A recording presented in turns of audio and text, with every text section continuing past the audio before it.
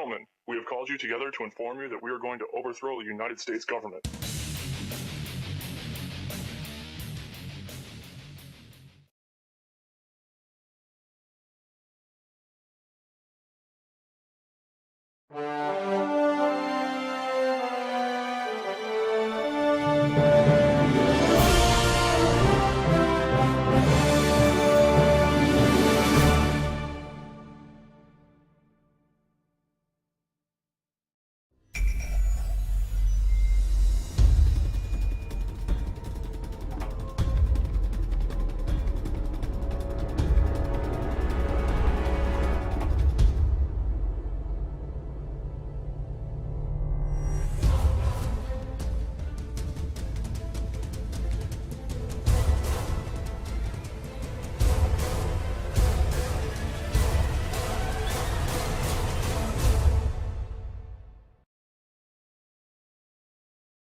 Okay.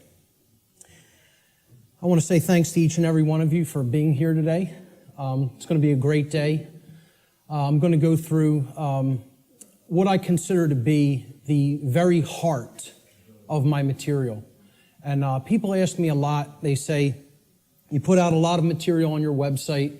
What is the main thing? If you had to tell me the main thing that I should check out if I check out nothing else that's up there, what would it be? And I always tell them the same thing. It's the material on natural law.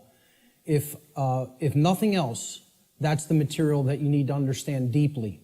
So that's what we're going to be covering here today in an extended presentation format. I want to go through a few things before we actually get started. So I call this section Before We Begin. And the word begin is actually important here because that's really what this presentation is actually about. It's initiation. This is an initiation into really, really deep, esoteric material that has been hidden from humanity for millennia. So I just want to ask people before we get started, how many of you are new or relatively new to my work? By a show of hands, please.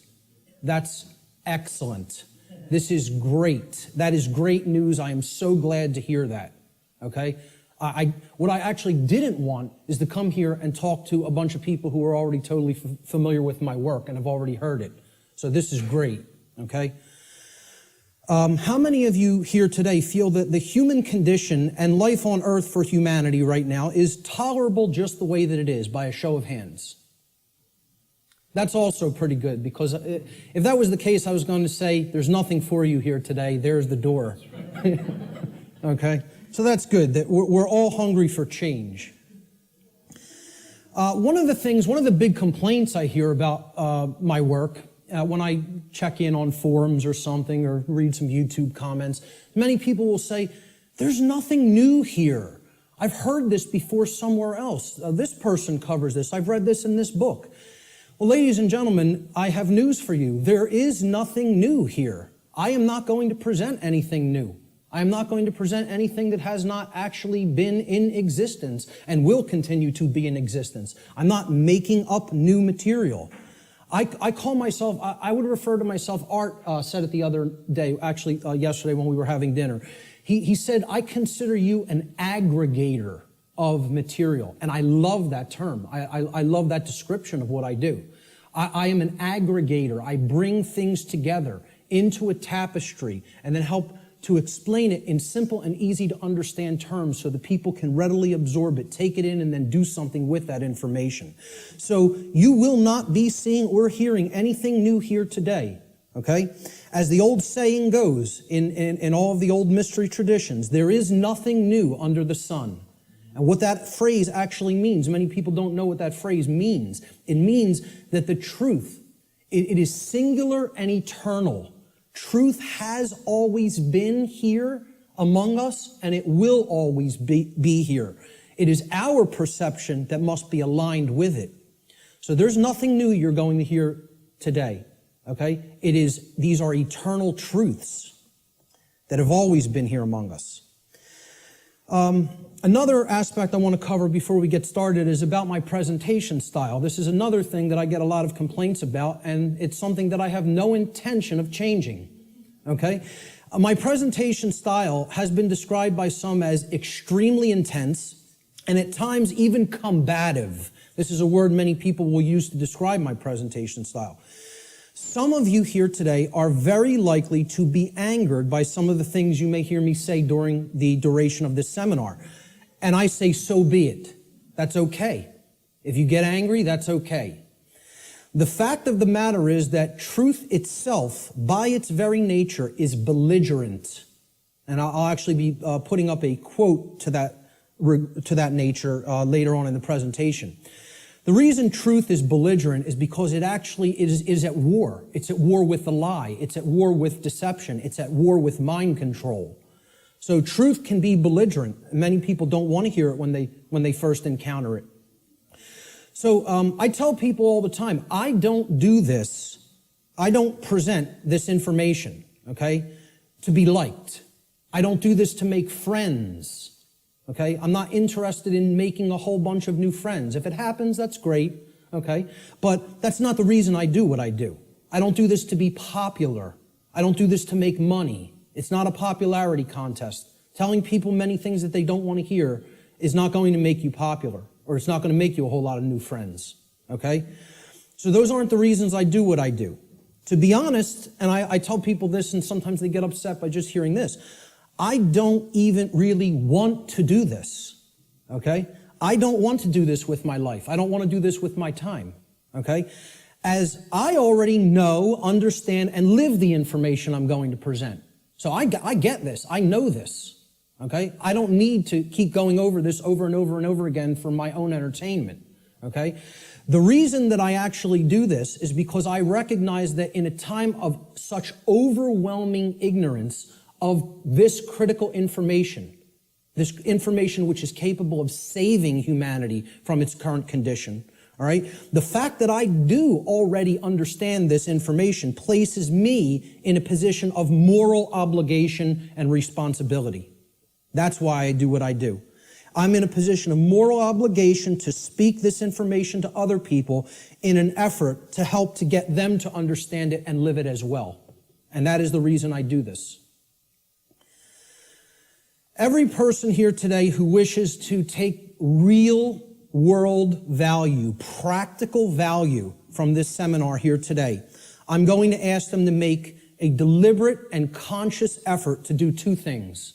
The first is try to set aside, to the extent that you are capable of doing so, your perceptions of me as the presenter, okay? And this includes things like how you think I look, how you think I dress, the sound of my voice, my mannerisms, etc.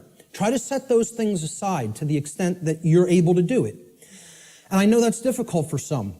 And I say this because paying attention to such trivialities will detract your own mental focus away from the information that is being presented today.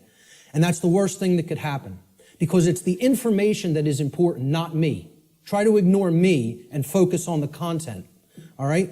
The second thing I ask people to try to do is to be consciously aware of any of your own impulses that you may have here today, to immediately reject the information that is being presented in this seminar based solely upon your own initial emotional reaction, your initial emotional response to this information, okay? This is a logical fallacy. Okay, you cannot think with the emotions. So if you hear something you don't like or that angers you, that's okay. Feel the emotion. But don't just immediately say, that can't be true. And don't believe me either. It's about checking it. It's about a process of truth discovery. It's about doing your own due diligence and actually researching this material. Okay? But if you try to gauge the veracity, meaning the truthfulness of this information, solely based upon how it makes you feel when hearing it, you are committing a logical fallacy. Okay? So I ask people to try as much as possible to suspend immediate reactions of disbelief, okay, and saying, no, I don't want to accept that, no, it can't be true, based on how something may make you feel that you hear today. That's very important to keep in mind. And lastly, this information the entire seminar is a tapestry. Okay, it's like pieces of a huge jigsaw puzzle. All right? It is meant to be seen and taken as a whole in its entirety. Now, I know I'm asking a lot here, too, because it's going to be a long day, okay? And my goal here, my work here, is to keep your interest and your attention and your focus throughout the entire course of this seminar. And that's a challenging thing to do. But what I'm asking people is, you have to try to see it as a whole, because if you took the time to be here and you gave a monetary donation to be here, I'm highly recommending that you stay for the whole duration of the seminar. There's a reason for that. You're only going to get the full tapestry, especially if you're new to my work, by hearing this information in its entirety, okay? So if you don't do that, you'll probably not recognize the patterns, which is what this is all about. That's what this day is all about, pattern recognition, okay? That are inherent to this tapestry of information. And more likely than not, you'll have wasted the time that you took to be here today and wasted the money that you spent to be here today.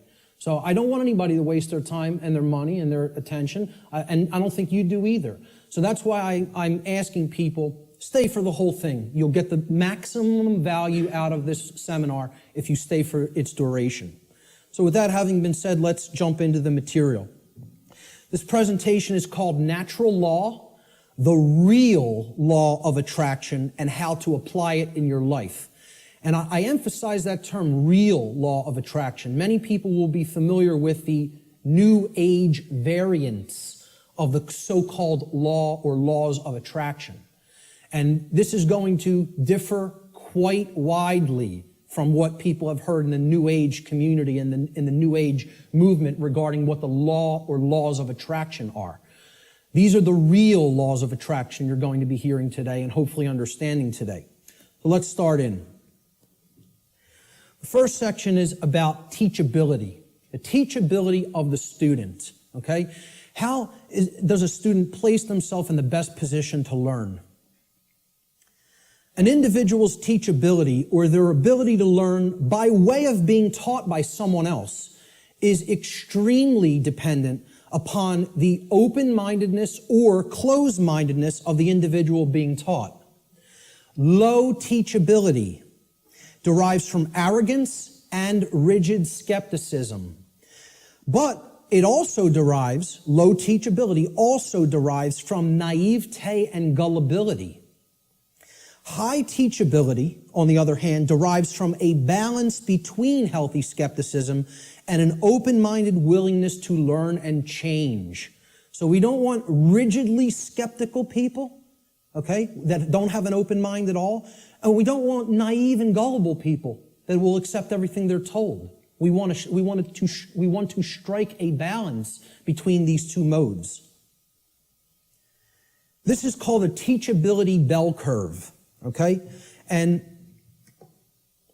down here is the mental state of the student, whether they are, and it goes from arrogance, cynicism, skeptical nature, a teacher, a student, and then up to being trusting, then being gullible, and then being outright naive. Okay, so that's the whole spectrum of teachability. The best position to learn is up here at the top of the bell curve. This means you will learn the most if you are here. And that means you're in the balance between teacher and student. It means that you're somewhat skeptical and you're also somewhat trusting. It means that you're able to hold a proposition in your mind without accepting it or rejecting it immediately.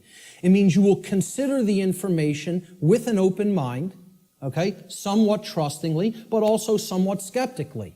All right? That's going to be the mental state we want to attempt to keep during the duration of this seminar, and therefore you will be in the best position to learn. Of course, as we already said, the poorest positions to learn, the things that, if you're in these mind states in arrogance and rigid skepticism and naivete and gullibility, you're not going to take very much away from this seminar. Okay? So we want to remain at the top of that bell curve if at all possible. Human beings should consider with great care where their information comes from, the source for the information. And this is because by refusing to present certain information and by influencing people to dismiss, to dissuade them from looking into certain information because they're telling you that it's unimportant or unnecessary to consider, many modern institutions like media, like so-called education institutions, are seeking to actually control human perceptions, or let's call it outright what it really is, to control the mind, okay? And therefore, to limit what human beings may even come to understand, and therefore by limiting what they are coming to understand, they're actually limiting what they're able to do, what they're able to change, what they're able to create in the world. Okay? So you have to be skeptical of where your information comes from. And that's why I tell people at the very beginning in my lectures, do not believe me.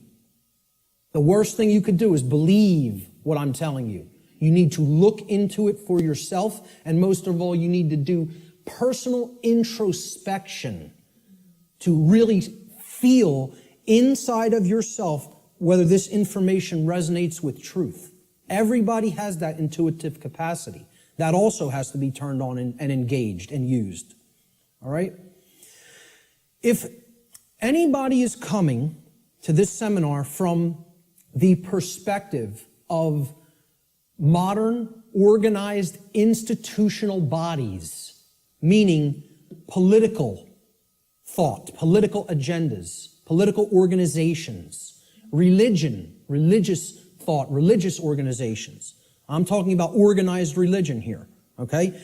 What I call scientism, not real science, but scientism, science as set up by institutional bodies to be rigidly skeptical belief systems that blot out anything that could possibly say anything to the contrary of their pre-existing beliefs.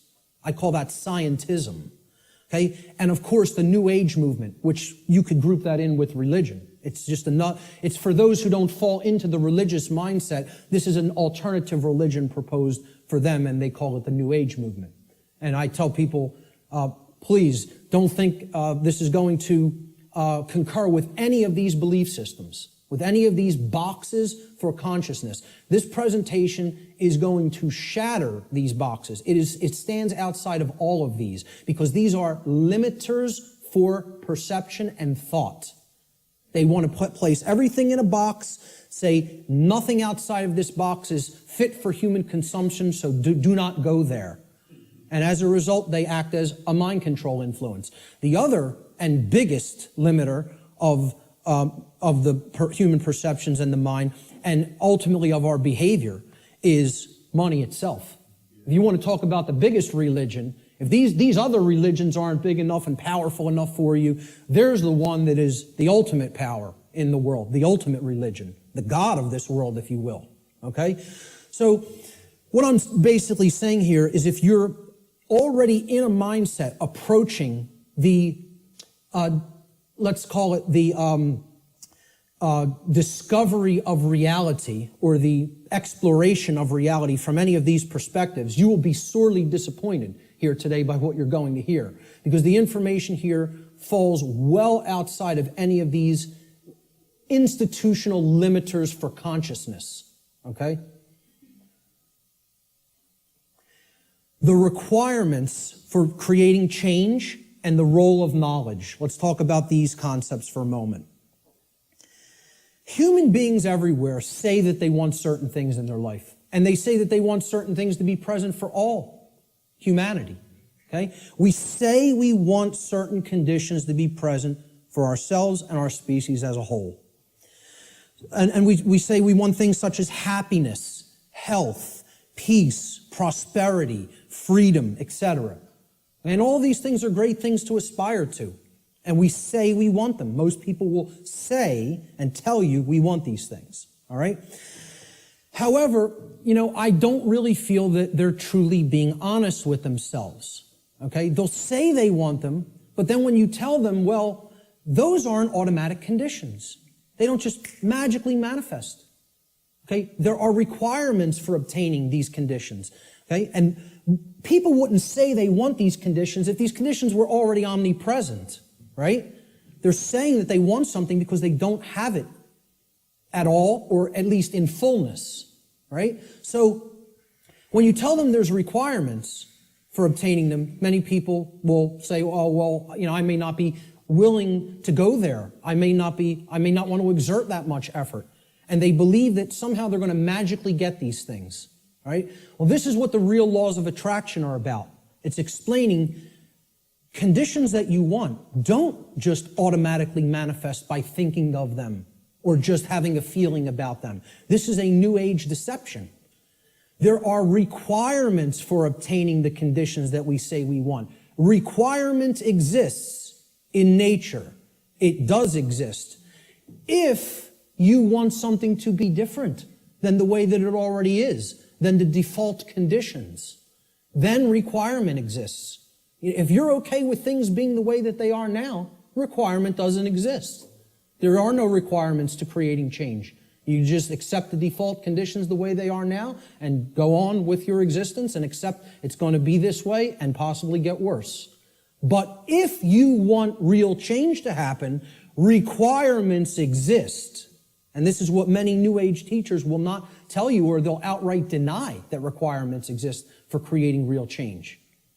Specific requirements exist in order for human beings to obtain the conditions that they say they want. If the requirements for obtaining those conditions are not met, those conditions do not just magically manifest by magical means automatically. That's not how it works, folks. And that bursts a lot of people's bubble right off the bat. But this is a key concept to understand. So what are these requirements? We need to know certain things. Knowledge is required. Knowledge. Knowledge that will spur us to action. That's what's required. Okay? Since human beings as a species do not already have the things that they say they want, and again, at least not in fullness. If we want to split hairs, we could say we have a modicum of what we may say that we want, but we don't have it in the fullness that we will say that we want it, especially societally, globally, okay? So since we don't already have these things, it follows logically that the knowledge of the requirements to obtaining these things, okay, either must be absent. The knowledge is not present anywhere. Or if it is present, if that knowledge for obtaining those things, the requirements for obtaining those things, if that knowledge is present, then it must be willfully being ignored. It is here, and yet people aren't paying attention to it. They aren't taking it in and accepting it and doing anything with that knowledge. So they're ignoring it because it's uncomfortable. As long as this knowledge continues to remain either unknown or ignored, the manifestation of the desired conditions that we say that we want is impossible. Cannot happen. It is an impossibility for it to magically, automatically manifest without the requirements being met. And that's what we're going to talk about here today. What are these requirements? What is this knowledge? This knowledge is occulted, meaning hidden. Okay, now, how many people here came here today thinking that they were going to hear information about the occult by a show of hands? Okay, about half the room. Good. Okay, for the rest of the people, that may come as a shock. But what you have to understand right off the bat is that the word occult, it's simply derived from Latin, the Latin adjective occultus. Occultus in Latin means hidden, hidden from sight. And it's derived from the Latin noun oculus, which means eye. Okay? The word ocular in English means related to the eye or related to sight or vision. So what the occult is something, it is a body of knowledge that has been hidden away for a specific reason. And we're going to get into what that reason is. Okay, so from the term oculus or eye in Latin comes the verb occultare. Occultare means to hide, to conceal, or to keep secret. To keep hidden from the eye so that it cannot be seen. The information regarding natural law is occulted knowledge. It is knowledge that has been hidden from humanity. Okay? It's held by the few, which is represented here at the top of this pyramid. You can look at this as a pyramid representing knowledge or ignorance. At the top of the pyramid, you have knowledge. It's the higher you go in the pyramid, the more knowledge. Okay? But the pyramid tapers because at the top, very few people understand that information. Very few people have that knowledge and have actually integrated it into themselves to the point where it becomes understanding. All right?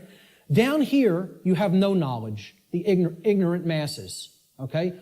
And up here, you have the people who are in the know, right, who have this knowledge about how natural law works and are actually using it for a certain reason. We're going to get to that next, what that is. So please, as you go through this seminar, please keep in mind, if I ever use the term occult, all I'm talking about here is hidden knowledge.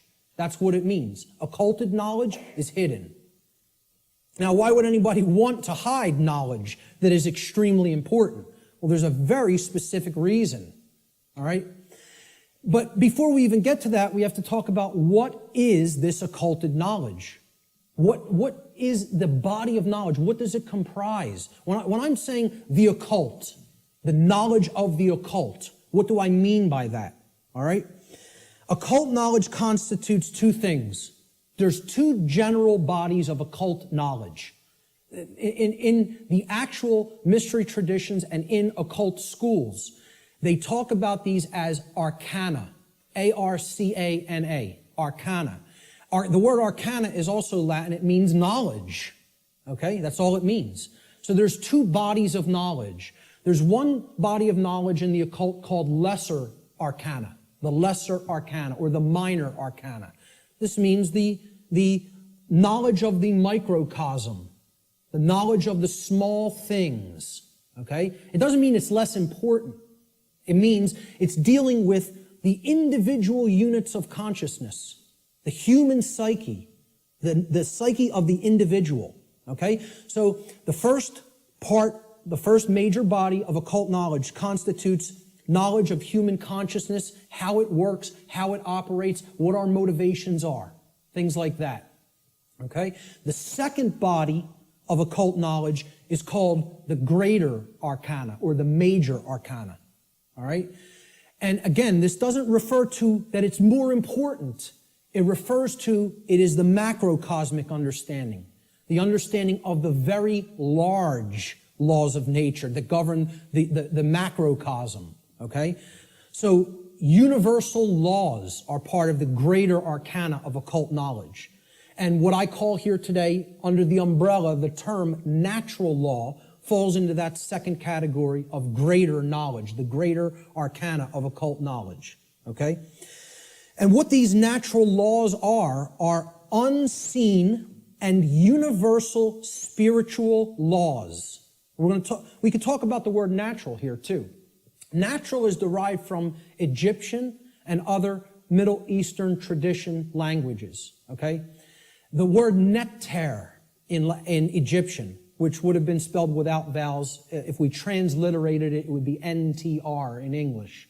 Neter means spirit in Egyptian, in ancient Egyptian. The suffix al, even in English today, but if you go back into Arabic languages and ancient Middle Eastern languages, al as a suffix actually means of or related to, or having come from, okay?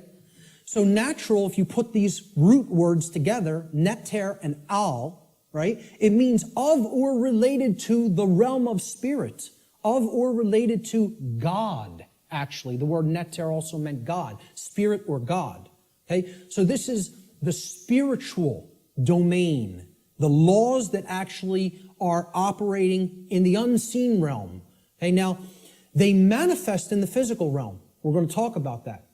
Okay, because that's the operation that it trickles down from. It starts in the spiritual domain and then it manifests in the physical domain. All right? So it's important to understand these two bodies of knowledge. The lesser arcana, okay, is about the monad or the individuated unit of consciousness. of the human being. And then the greater knowledge is about the laws that govern the macrocosmic universe. All right? So, what these laws do, this body of the workings of nature that I am calling under the umbrella natural law, they're universal spiritual laws which govern the consequences of behavior. They govern the consequences of behavior. And I would add a caveat to that. They govern the consequences of behavior for intelligent species, for beings that are capable of coming to their understanding. Okay? And I would delineate that from, like, the animal kingdom. Okay? The animal kingdom is not held to the same standard as human beings when it comes to this body of information, because I don't think you're going to sit down with your cat and explain natural law to it. Okay? So when people say, well, why doesn't the animal kingdom held to account in the same way that human beings are? It's because, surprise, surprise, we don't share the same level of consciousness. Okay? There is differences in levels of consciousness and abilities to comprehend information and to actually know how something works. Just like you will not be explaining physics to your dog anytime soon, okay? You're not going to explain natural law to the animal kingdom and have them grasp it, because they're not at the same level of consciousness as we are. Okay? So we are held to a different account when it comes to natural law. It governs human behavior. It would be an easy way of saying it. This body of knowledge has actually been called consequentialism by past researchers and teachers. And I have no problem with that term. I've actually looked into consequentialism, and it's quite similar, okay, in its scope and what it teaches. It's been called karma, karmic law, in many Middle Eastern and Eastern traditions, okay? And I have no problem with that term for it either. It has been called in some of the Western traditions and Christian traditions moral law, and I have no problem with that term either. Religionists have called it God's law, and I have no problem with that term either. I have no problem with any of these terms being applied to the umbrella of natural law, because that is essentially what it is. But we're going to get deeply into how it works and operates in our lives here today. Why is this knowledge hidden away from people? To what ends? The knowledge of the occult, the hidden knowledge about how natural law works and how consciousness works, is not commonly known. That's why it's not the exoteric. It's not given to the masses. It's the esoteric. It is reserved for the few. And there's a reason for that. It's been deliberately hidden away and kept from the general public in order to create and maintain a power differential. Because if someone else is an extreme level of knowledge, and they know how something works, like something as trivial as how human consciousness works, how human motivations work, how human perceptions work, how human beings can be manipulated. If somebody has deep knowledge of that information, and there's a whole bunch of people over here who have not one iota of how that works, what kind of a number do you think somebody can do on people like that? See, the way I ask people to look at this is real simple. Imagine a very, very, very advanced psychologist at the top of his field, wrote all the textbooks, okay? And he's got a house out in the burbs. He comes into the university. He's got tenure, okay? He's got the trophy wife, the house out in the suburbs, the 3-car garage, driving the Lexus into work at his tenured job. And he finds out that his trophy wife is having an affair because she's bored. She's not satisfied with him at home. And it's maybe the 19-year-old, captain of the local high school football team or something. He's a senior. He's a star football player, right? The jock, yeah. And she has a fling with him. Well, what if he decides, I'm going to become buddy-buddy with my boy here after finding out about his wife's affair? And this kid, this punk, who's cheating on, my wife's cheating on me with, he knows nothing. He doesn't study the mind. He doesn't know anything even about himself. He watches TV 6 hours a day, plays violent video games, is obsessed with football, you know? What kind of a number you think that psychologist can do on that kid? Total number. That's the answer, exactly. That's right. He could do a total number on him. He can gain his confidence, he can get into his head, and I guarantee you give him a little bit of time, he could screw up his life based on what he knows and how he would be able to manipulate based on his hatred of that person. Well, guess what? That's the position humanity's in. We're that punk jock. And I'm not saying we necessarily did something to deserve it, but we're in that same position where the people with this knowledge at the highest levels, they hate us. And they're doing a total number on us because we don't have this knowledge. And until that changes, don't expect the playing field to be leveled. Expect it to get worse. Okay? The knowledge is hidden to create and maintain a power differential between those who hold it and those who are ignorant of it. It's that simple. The knowledge of natural law and its operations constitutes what I call the most deeply occulted or hidden information that exists on this planet. You will not find any more hidden information. This is the thing that all the distractions are there for, to keep you from learning. The endless trivialities, the nonsense you hear on the news, all the video games, all of the nonsense television, the sports, you know, it's all there to keep people from understanding this. And I can't get you to accept that or believe it, and I don't ask you to believe it. I'm telling you that's what they're trying to, from my years of being inside occult traditions that are very, very dark. I'm telling you, this is what they don't want you to know. From firsthand experience. How many people here today know that I was involved in the dark occult in my past? Good. Great. Okay. The powers that be want to seek to keep this information hidden from the people of the earth at all costs, because understanding this information about natural law will level the playing field and put an end to the currently entrenched systems of control that are operating on the earth. We should very clearly make a distinguishment between nescience and ignorance so that people fully understand the difference between these two concepts. How many people even have heard the term nescience? Very few. This is a word that has practically been sanitized from colloquial English, practically been sanitized from the English language. And there's a reason for that too. There's two contexts to not knowing something. The first context is nescience. Okay? Nescience comes from the Latin. The prefix ne in Latin means not or not present or absent. Okay? And then sciere in Latin means to know. It's where we get the word science from. Okay? So you put them together, and nescience, it actually, those two roots form another word, nesciere. Nesciere in Latin means not to know, to not understand. But there's a connotation to it. It means to not understand because the specific information that you may be having a desire to understand is completely absent. It is not present, and you cannot actually aggregate that information. You can't bring those pieces of grammar together to form the sentence, okay? It's not present, okay? So you don't have it at all. It's unattainable. This should be clearly delineated from ignorance. Now, nescience is not someone's fault. The information just isn't there. Okay, you can't be blamed for nescience. There is no blame in nescience.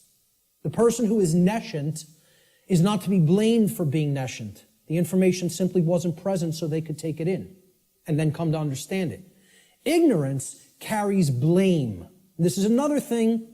People want to think in the New Age movement there's no such thing as. Nobody's to blame. And that goes to that there's no cause for anything that's happening, as you'll hear a lot in the New Age circles. Okay? I very strongly put down these notions, or attempt to. Okay? There are causes and effects. There are people who are responsible for what is happening. There is blame. Blame exists. Okay? There are people who are culpable. We're going to talk about moral culpability later. So ignorance has blame attached to it and responsibility attached to it. Okay? It comes from the Latin verb ignorare in Latin. And this means not to know, just like nescience means not to know, but in a completely different connotation. The connotation of ignorance means you don't know even though necessary information is present and right there before you, because you have willfully refused or disregarded that information. Whether you've refused it because it made you feel uncomfortable, or whether you disregarded it because you felt that's not important for me to know. I don't need to know that. Or you feel you already understand something that contradicts with what's, the new thing that you're hearing or seeing. Okay? So when you willfully disregard something, okay? If I wanted to willfully disregard the gentleman sitting in the front row, he's present.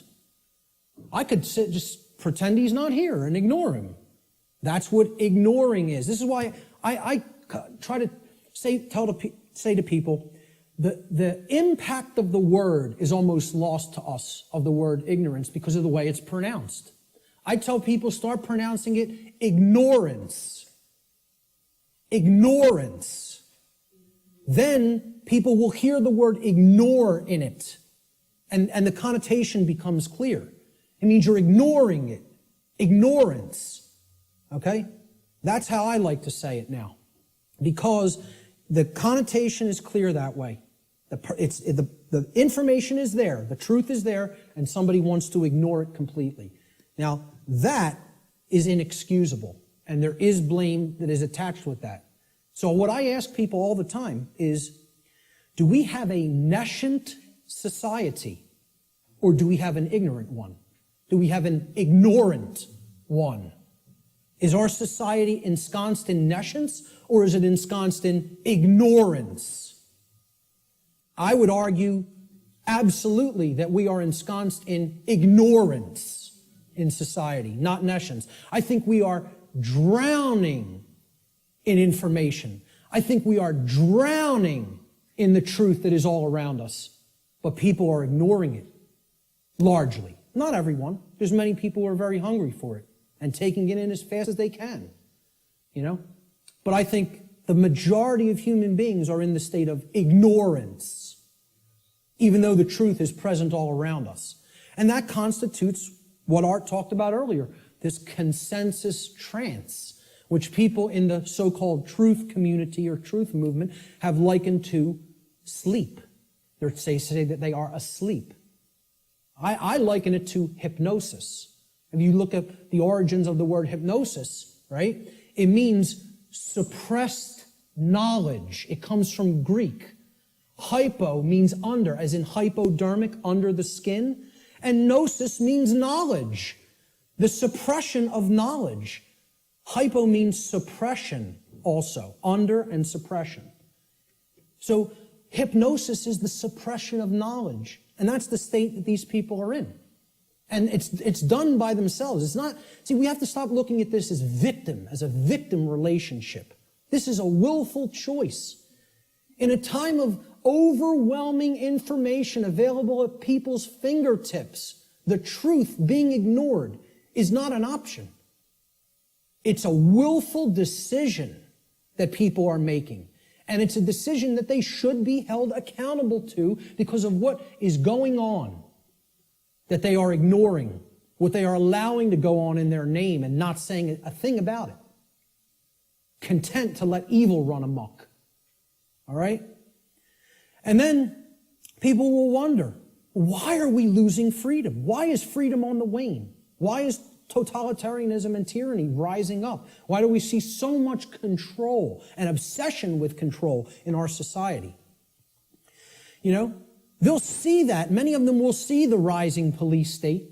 They'll see the injustices in our society. They'll see the restrictions on our inherent natural liberty. Okay? But here's the thing. Many of them will not make the transition to grasping. They'll say, yeah, this is what's happening to the earth. It's being turned into a huge prison everywhere. and at the most rapid pace right here in America. Okay? And they'll see this lock going onto the cage, but the question that they never get to, they don't even get to the question, let alone the answer, is why. They'll talk about the symptoms. They'll describe the prison. They'll describe every corner of the cage accurately in many cases. They can tell you exactly how it's working. They can tell you all the different aspects of the control system. But they can't tell you why it's actually going into place. Why is that happening? Well, that's what this presentation answers. Why are we losing freedom? And it gets to the actual heart of that answer. So what this presentation constitutes is a master key that unlocks all the locks to all the doors on all the cages in the prison, if it is accepted.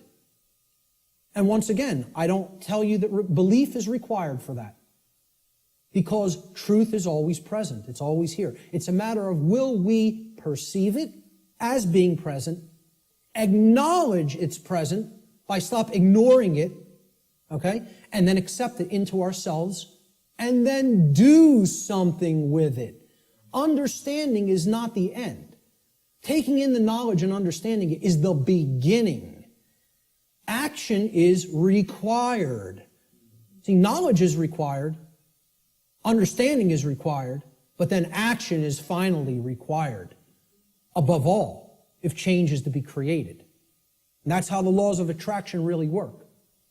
So, will people as a whole, as a society, accept that master key? I can't answer that question. All I could do is try to place it into their hands. After I have taken that key and unlocked my personal prison, my personal cages, and freed my mind, all I can do is try to help people to see, here's how this key works. Here it is. Here's the information that constitutes that key. And here's how you put it to work in your life. That's all I can do. Can't make anybody take it. Let's look at what problem solving entails, because that's really critical to understand if we're going to get past this stage and where we're at in our stifled evolutionary development as a species. There's a few main steps to solving problems, any problem. Doesn't matter what the nature of the problem is. The first is you have to recognize that the problem exists. Recognize that there is a problem to begin with. And I think by asking the question, is everybody content with the way things are, and nobody raised their hand, I think that's great, because it at least acknowledges to me that people here today recognize we have a problem. And that's healthy, that's good, okay? Many people out there don't believe we have a problem. You know, they like this place. They like the world the way that it is, you know, which is unfathomable to me, because to me it's a living hell. And that's not because of how my own personal life is going. I'm very content with my own personal life. I have no self-inflicted suffering in my personal life. I don't create problems for myself. My life goes on very well according to how I live it without hurting anybody else. The problem is other people. And that's another thing the New Agers won't acknowledge, and they'll flip out if you say that there's a problem with someone else. There are problems with other people, okay? And people will say people in glass houses shouldn't throw stones. My glass house has been taken down long since, long time ago, because I went through all that personal introspective work. And I dug deep into my subconscious and faced those problems and confronted them head on and healed them and came out of the mindset that I was once in. Okay? So, you know, people will say, if there's something you don't like, you're seeing in other people, that's something in yourself that you're seeing in them. This is New Age mumbo-jumbo nonsense, okay? If you're not part of the problem, I'm not part of this problem. I can say that honestly. I'm not part of this problem. I can look at every single person, anybody who's watching this, and say, I'm not part of the problem that's happening on the earth. With all honesty and knowing that I am telling the truth with that. Okay? But see, at one point, I was part of the problem. And a big part of the problem. Okay?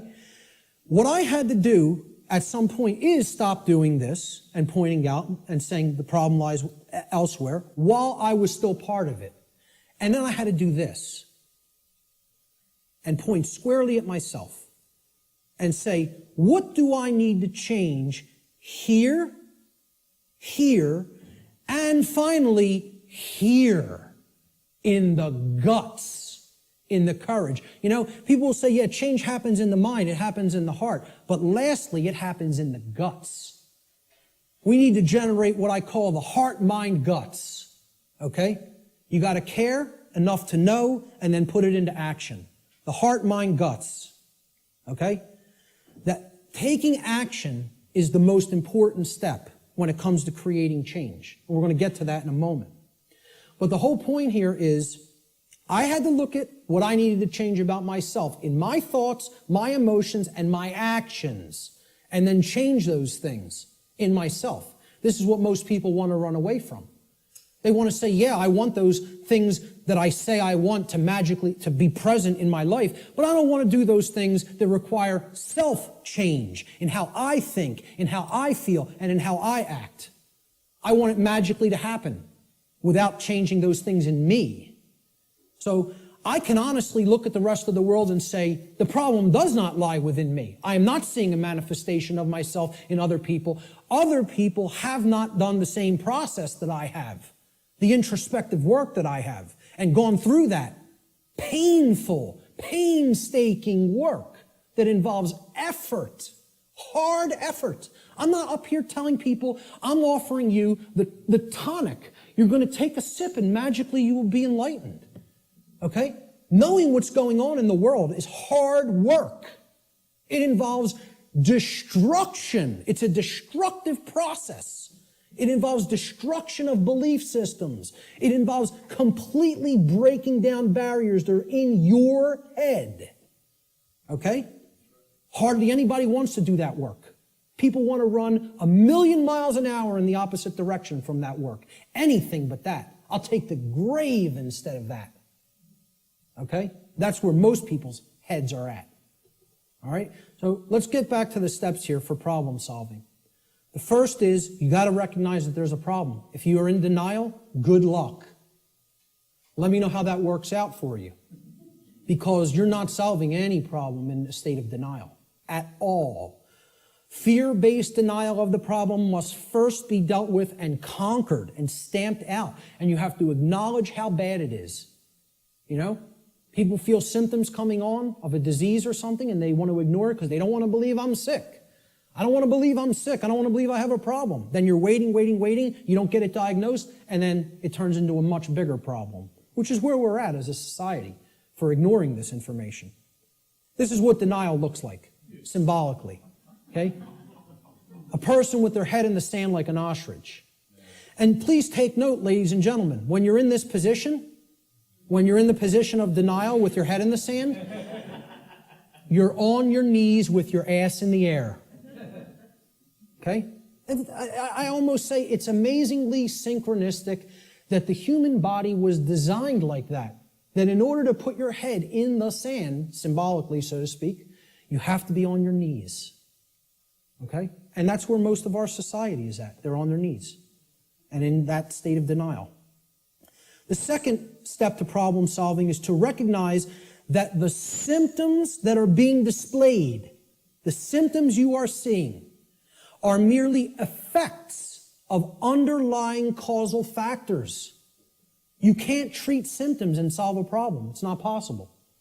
That's not how problem solving works. You have to get to what caused the problem. Okay? Instead of simply treating symptoms, make an accurate diagnosis of the causes of the problem.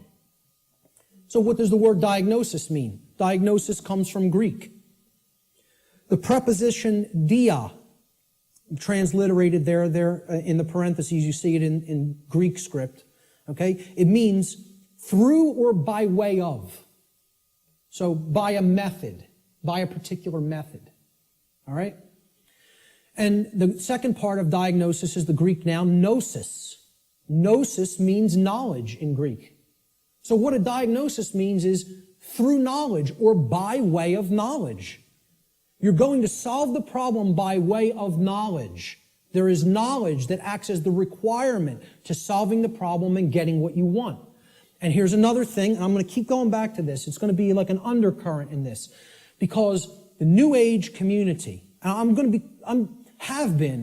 to become a more outspoken opponent of New Age ideologies, because they are lying to people, whether it be through direct, willful deception, or whether it be through useful dupes and useful idiots. They are telling people things that are completely inaccurate to how things really work. All right? Because they want to keep people suppressed and non-active. They want people in acceptance mode of everything. Accept, never rebel. Okay? Don't take action. Just observe, just watch. You'll hear all of these things in the New Age movement. Okay? The reason I bring it up is because when you even say the word knowledge to some New Agers, they almost take offense. Because what the New Age is becoming is the new modern day variant. It's a new form of what's known as solipsism. We're going to get to what solipsism is in a little while. Okay? But essentially, people don't want to hear that knowledge is what is required. Because the attainment of real knowledge, not pseudo-knowledge, real knowledge, requires work. It requires effort. It requires reading. It requires listening. It requires watching. And you know what most of all it requires that people don't want to give up? Who can tell me? Time. Thank you, sir. It requires time. There's one of the currencies people don't spend on many things that they don't feel they can get immediate gratification from, which is why immediate gratification is so stressed in our society by the control system. That's what keeps people in their ignorance. So a diagnosis means if you're going to get well, you got to have the knowledge of the underlying causal factors that led to the creation of the symptoms. You're not going to treat the symptoms and get well. You got to have the knowledge to get to the causal factors, to find out what cause put this into effect. And we're going to talk a lot about cause and effect. The third step to problem solving is, through the knowledge that you've acquired now, via making an accurate diagnosis of the problem of the causal factors, right? You're going to then put that knowledge into action. Understanding what created the problem is like step 2, right? Stop being in denial, understand what caused the problem, act on the knowledge you now have to solve the problem, to make it right. Okay? So action is required.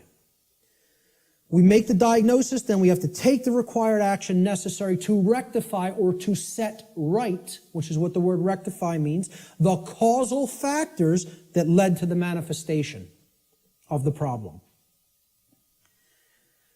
Let's talk a little bit about the concept of what truth is, how I refer to truth in all of my work. Because people have a real deeply mystified concept of what truth is or what it means. You know, they'll get into all these really deep abstract discussions of the mind of God and, trying to get into quantum theory and everything. This is mystification of the concept of the truth. And we have to demystify it.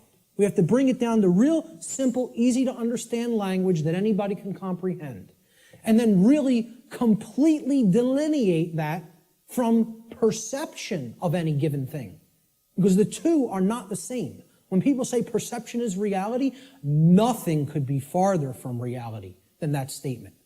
Perception is not reality. Okay? It is just what it says, perception. Seeing through, perceive, to see through something. Like a lens or a filter. Okay? I perceive things differently without these glasses. That's one perception. When I put them on, I perceive things quite differently and more clearly. Okay? Well, that's how human perception works, like a lens. It's a filter. Okay? But what's there is the same thing.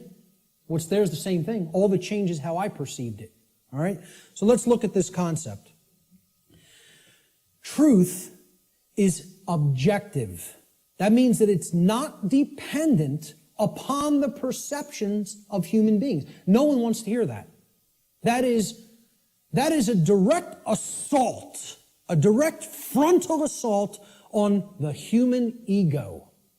Because everybody wants to hear, my perceptions are important.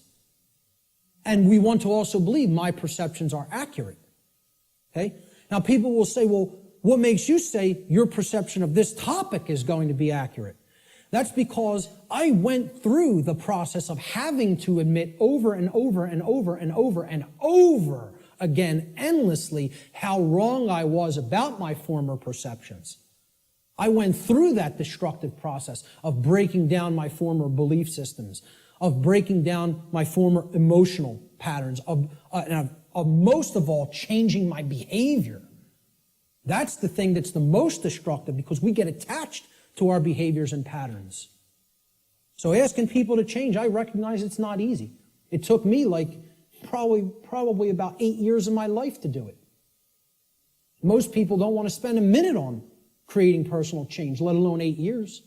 And when I look at myself, in all honesty, again, none of this is to sound egoic or to toot my own horn, but I look at it like I was a mild case of ego entrapment, a mild case compared to where I see other people at. I feel like I was the, a very brittle stone that just needed to be hit with a chisel a few times and it broke into powder. Other people are hardened granite or diamond. To break them down is going to take enormous effort and work. And most of them don't even want to do it. They're so calcified, they've been so compressed into that hardened state that they don't even want to start. So I realize telling people your perceptions are not what really matters. The truth isn't based upon how you perceive things, that it's independent from your perceptions. Most people don't want to hear that. They don't want to hear that. Human beings' perceptions are capable of wavering. They can waver slightly from the truth, and they can waver wildly from the truth. All right? What truth is that which does not waver. It doesn't move. It's that which is. It doesn't matter what anybody thinks about it. It doesn't matter whether anybody believes it. It doesn't matter whether anybody knows it. It doesn't matter whether anybody sees it. It doesn't matter whether anybody wants to see it. It's there. It's always been there. It's always going to be there. Nothing anybody does can change what has happened.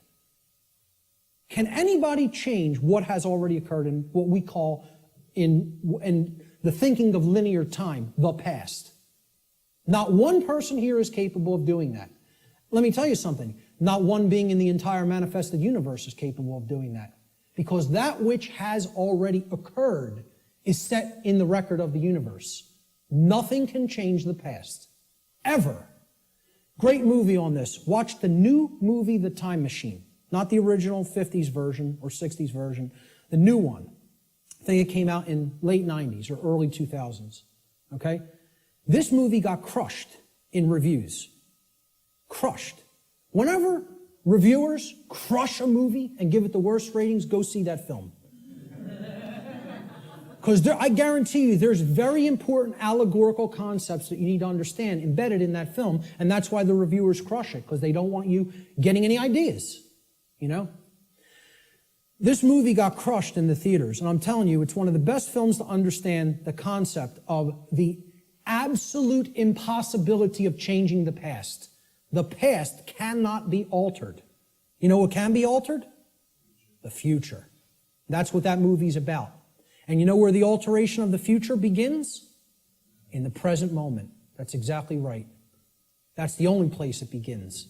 Okay? So what truth is, the demystified concept of truth, is it's simply that which already exists. It's that which has happened in the past and is happening in the present moment. The truth does not exist in the future. When we get to those future moments and it's the present, truth will be existent then, but not until, okay? So there is no such thing as truth in the future. Truth is that which has occurred in the past and that which is occurring in the present. It is simply that which is and that which has been.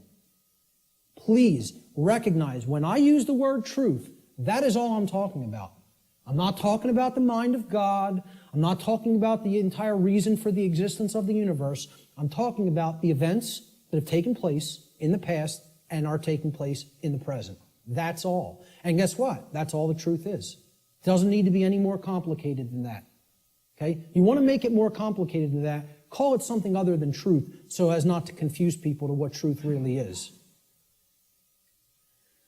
Truth versus human perception.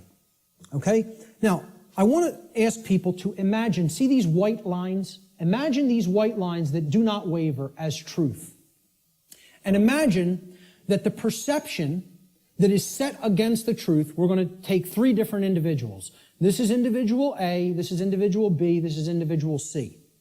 Okay? Their ability to perceive what has occurred and what is occurring is what I would refer to as consciousness. Okay? Consciousness is a being's ability to recognize patterns and meaning with respect to those patterns. Meaning you have an accurate understanding of what's taking place within and around you, or you have an inaccurate understanding of what's taking place in and around you. If your consciousness is high, meaning it's at a high frequency, okay, that means you're going to have more of an ability to understand and recognize the patterns. If your consciousness is low, you're at a low frequency, you're going to see the pattern less. You're not going to accurately perceive. So I liken this to a waveform. In simple, physics, a wave, this is a simple sine wave, okay? It has its crest here and its trough here, okay? And then the pattern repeats, goes up to the crest, down to the trough, and it repeats over again. The distance between the either crests or troughs of the wave is called the wavelength, okay? The longer the wavelength, the shorter the frequency. What that means is how frequently is it going to be intercepting the line that represents truth? How frequently is it going to be aligned with this line, which we are calling truth? Okay? Now, can everybody just, with that explanation, understand this simple model and what I'm talking about here? Is that clear? Okay, because it's important. Because this is a low frequency vibration. It's a low frequency wave. A wave like this, if it was an audio wave, would produce a low frequency, would produce a low bass tone. Okay? As we go up to a higher frequency, you can see the wavelength is shorter, meaning that it intercepts the line which represents truth much more frequently. We can count them. 1, 2, 3, 4, 5 here. 1, 2, 3, 4, 5, 6, 7, 8, 9 there. Okay? So this is a higher frequency vibration. And we go up to an even higher frequency. Let's say person C has this consciousness. They have a higher frequency. Okay? And they're intercepting the line that represents truth, much more frequency. I won't count those out because there's a lot of them, okay? The higher the frequency, the more in tune with truth we are. What would happen if this frequency became infinitely high? What would it become? It would be indistinguishable from a line. And therefore, someone would be aligned to that which is. The higher the level of consciousness or frequency, which is their perception of reality being accurate, okay? Not wavering as much from the truth, because it's hitting it in more places. We would basically, this wave would turn into a line at some point, the higher the frequency went.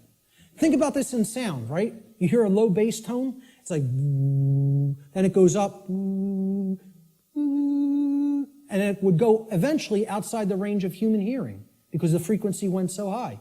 Same concept here.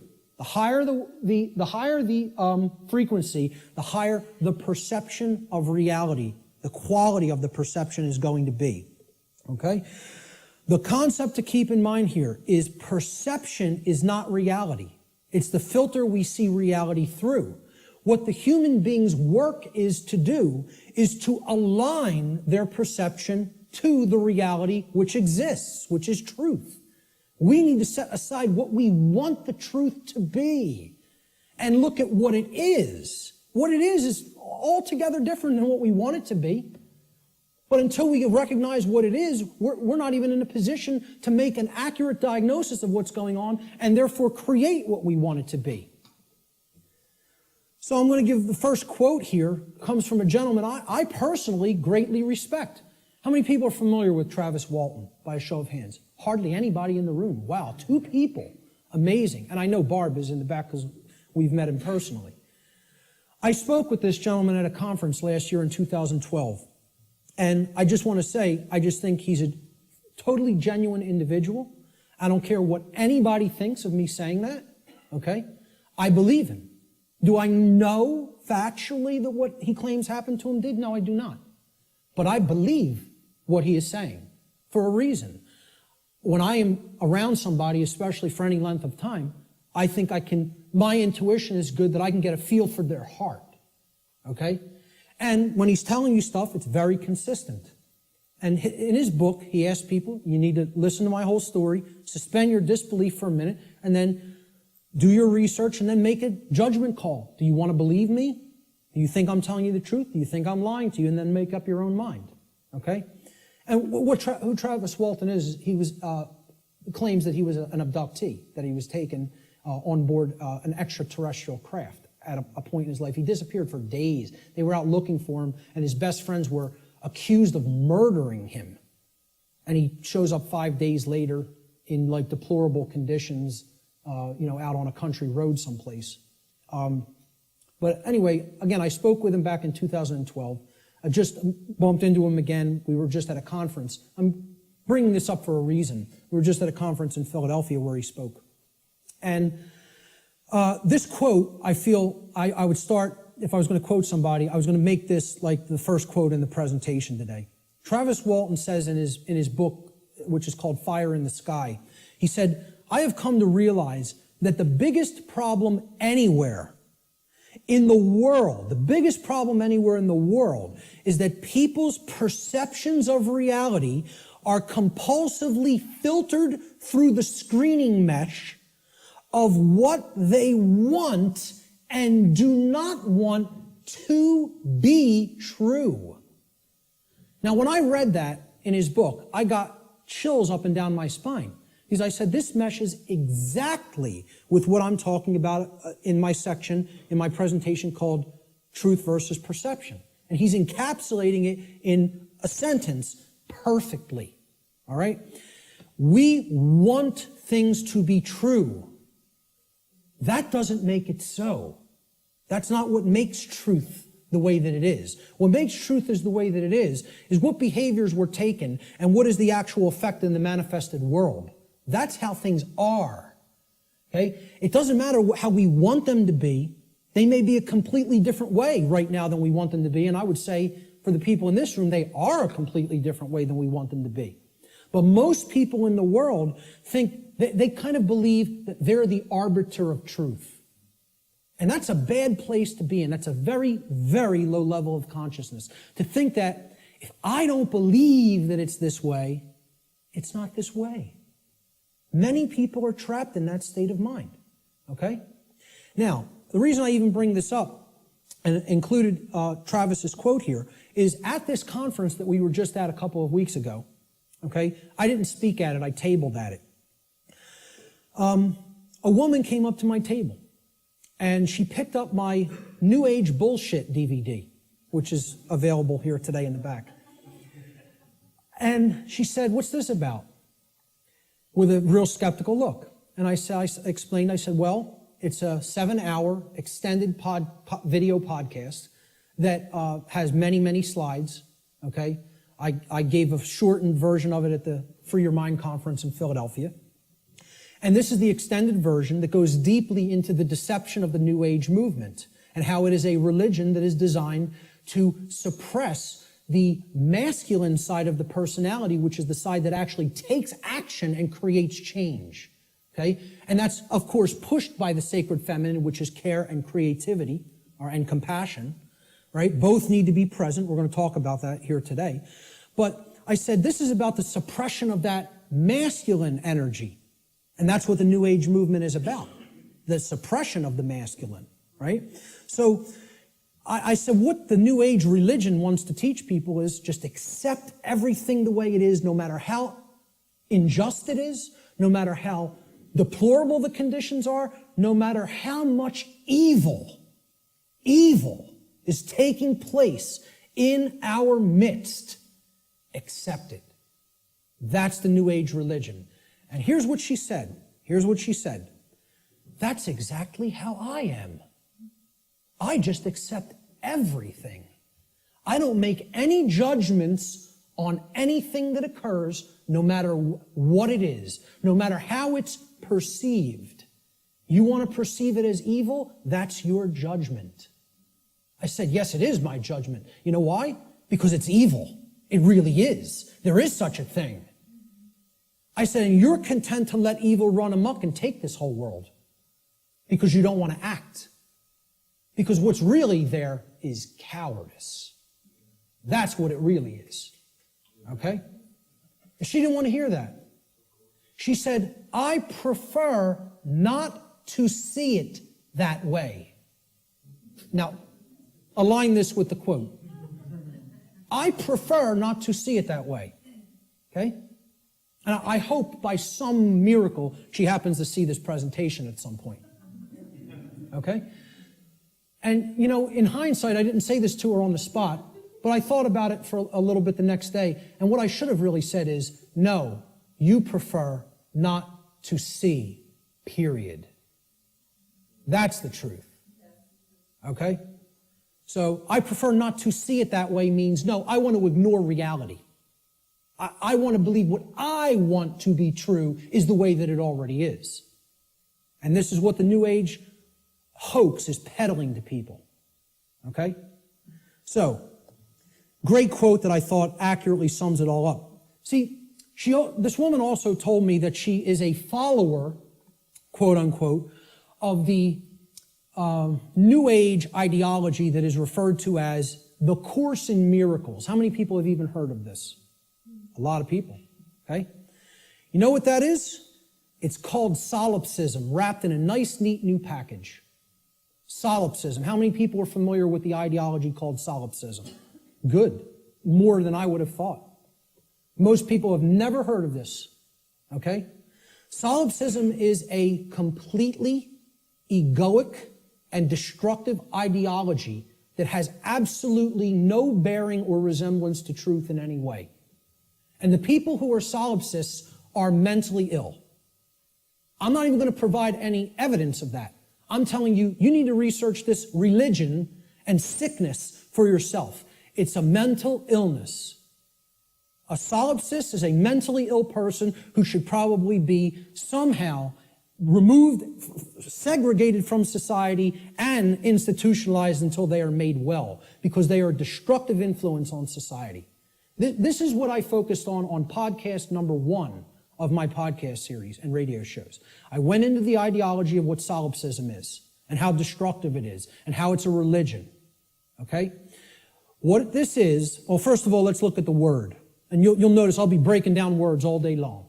Because if you don't understand where words came from, you don't really understand what they really were intended to mean. Regardless of whatever connotation they may have taken on in the modern world, the intended meaning of the word, the original meaning, is derived from its etymological derivation. You need to go into the ancient languages, Latin and Greek roots and other languages, Germanic, Arabic, etc., and you need to break down the words from their etymological origins. Then you will understand their real meaning. And I'm telling you, you do this, and the top of your head will blow off by what you will find, by what words we speak on a daily basis actually mean, and we have no idea what they mean.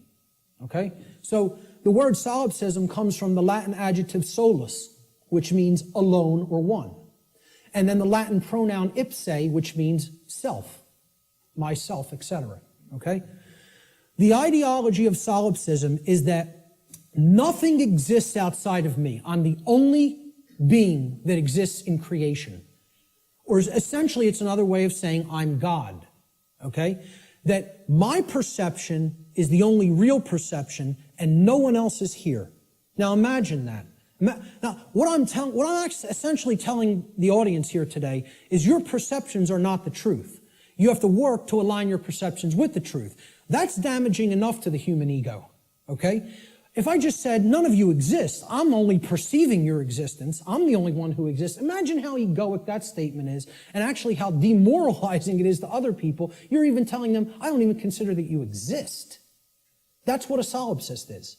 They believe the universe is a big illusion created somehow for their amusement, and that there's no objective reality, that you don't exist, you don't exist, you don't exist, you don't exist. I'm the only one who exists. And that's not mental illness. We don't diagnose that as mental illness, okay? I don't care if you want to accept the notion everything is one. I personally accept that notion. I do accept that we are all one. That doesn't mean you're not existent in the physical domain right now as I'm talking to you. Of course we all exist here. We are in the physical domain, okay? The whole point is these people want to believe the entire spiritual physical domain is such an illusion that nothing that takes place in it matters or has any significance and should just be watched, and nothing should be done to change it. And let me explain what this is, folks. When I was a Satanist, okay, and I was working inside the Church of Satan and other dark occult organizations, they have a set of sins, believe it or not. They don't look at them as sins in the same way that, religionists look at sin. But they have the things that, these are behaviors and thought patterns that should not be engaged in by the dark occultist themselves, by the magician, if you will. You are not to engage in these behaviors, but we are to peddle them to other people. We are to get them to engage in these behaviors. Okay? You know what the first one is? No, it's not. That's the second or third. I think it's the third, if I'm not mistaken. I don't have the list handy. But the first one is stupidity. That's the first satanic sin. Okay? For the dark occultist.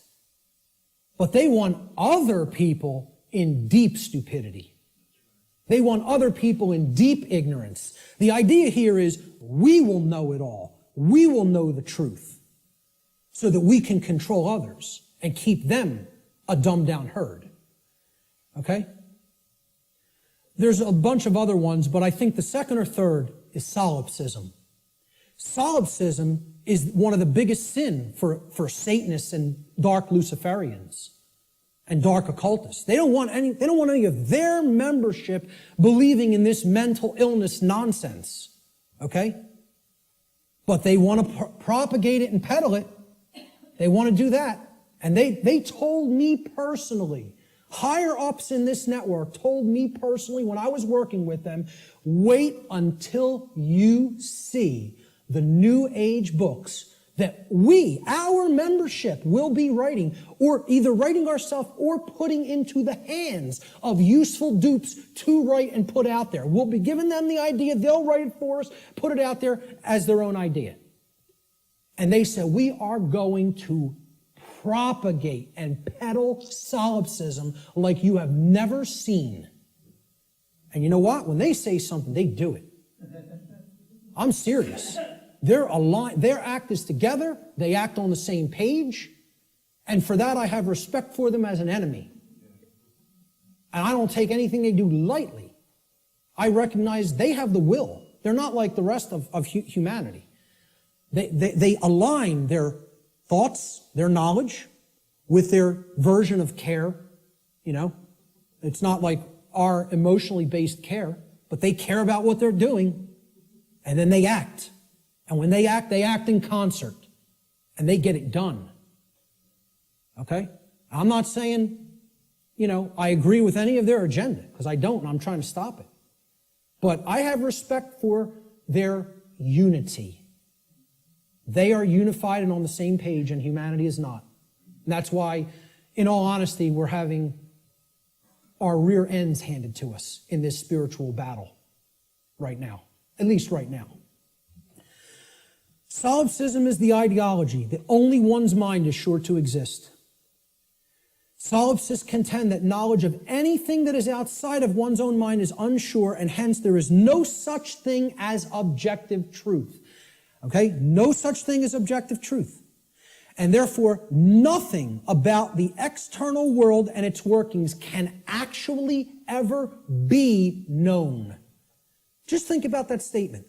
It's saying no one can ever know anything. You cannot come to know anything at all. There is no such thing as knowledge. So what I would say to somebody who's following the quote-unquote Course in Miracles, or a course in solipsism, or a course in acceptance of all forms of evil in this world, is you can't know anything by reading the Course in Miracles, because nothing can be known. You know? Why would a solipsist ever pick up a book? Why would a solipsist ever watch anything, any video? Why would a solipsist ever engage in a conversation with another human being? You know? Tell a solipsist you can't know that you're going to fall off that cliff, so why don't you go try to walk over it and see what happens? Because you can't be sure of anything. They won't do that, though. You know? The whole point here is this is a religion. This is a New Age religion. And I'm telling you who it's peddled by. It's peddled by the occultists who have the knowledge of how natural law works and are trying to put out whatever ideologies they can, destructive ideologies they can, to get people not to understand it. Or to even go so far as to believe that nothing can be understood. Why would you bother to look into natural law? Nothing can be known. It's unbelievable that anybody would be so gullible and naive to fall into this mindset. Let me just tell you what it really is. It's a person who has given up on life. They feel that it's so difficult to know anything and they don't want to do the work to come to that level of knowledge that they've just said, I don't believe it can be known. That makes me feel more comfortable in my ignorance and laziness. That's the truth about what solipsism is. Okay? And that's the truth about my friend I bumped into at the MUFON conference. And I'd say that to her face. Okay? So, we have to realize we're battling this force. This religion is on the rise. Solipsism is on the rise. More people are becoming solipsists or solipsistic in their beliefs, in their thought processes. Let's look at some basic definitions and working definitions. Now, first thing we're going to define is definition. Let's define what a definition is, okay? A definition is an exact statement, a statement of the exact meaning of a word, all right? We're looking for an exact meaning, not a connotation, not a maybe or a like or a somewhat. We're looking to narrow the focus. That's why it definites it. It makes it finite. We're taking it not infinite, we're finiting it, we're making it finite, okay? We're actually limiting through words what something means so we can be clearer about what we're saying, okay? It's an exact statement or description of the nature, scope, or meaning of something. Another way we could look at a definition when we're talking about visual or audio definition is it's the degree of distinctness or clarity of an object, image, or sound, okay? So why do people buy HD TV sets? They want higher definition. They want a higher clarity of the picture, okay? If you have high definition audio, for audiophiles, they won't accept anything but high definition audio because in comparison to low def audio, the clarity of the sound is very good. It's much better, okay? So that's what definition is. It is all related to clarity. When we use it in conjunction with words, it means the clarity of the meaning is amplified, okay? And when it's with a picture, the clarity of our vision, of ability to see what the picture is, the information in the picture is amplified. And same thing with sound. The more accurate the definitions that we have for words or concepts, the better our clarity of meaning and therefore our understanding of those concepts, words or concepts will be. So definition simply means clarity of meaning when we're applying it to words and concepts. So therefore, let's define natural law. So this is what we're going to be talking about for the rest of the day. We have to define it. The simple definition of natural is inherent, having a basis in nature, reality, and truth, not made or caused by humankind. So if it's natural, wasn't made by man. Mankind didn't make it. Okay? And again, the origin of the word, neter in Egyptian, means spirit, and all means of or related to. So of or related to spirit. It is all of nature, the spiritual domain. See, this is the other part. People believe that the spiritual domain is separate from the physical domain. This is a huge thread and a huge central focus in all of my work. If you think the spiritual domain is not where you are at now because you're in the physical domain, you're mistaken. If you think that the spiritual domain is someplace other than the physical domain, you're also mistaken. If you place emphasis on one above the other and say, well, this one takes precedence and this one's not important, either way you do it, whether you say the spiritual is more important and the world of matter should not be given any significance, it's imbalance, and it's not true, okay? Or if you say, hey, like scientism does in many, left brain scientism, the material world is all that there is. This is just a dead mechanized clockwork called the universe, and it happened by accident for no reason.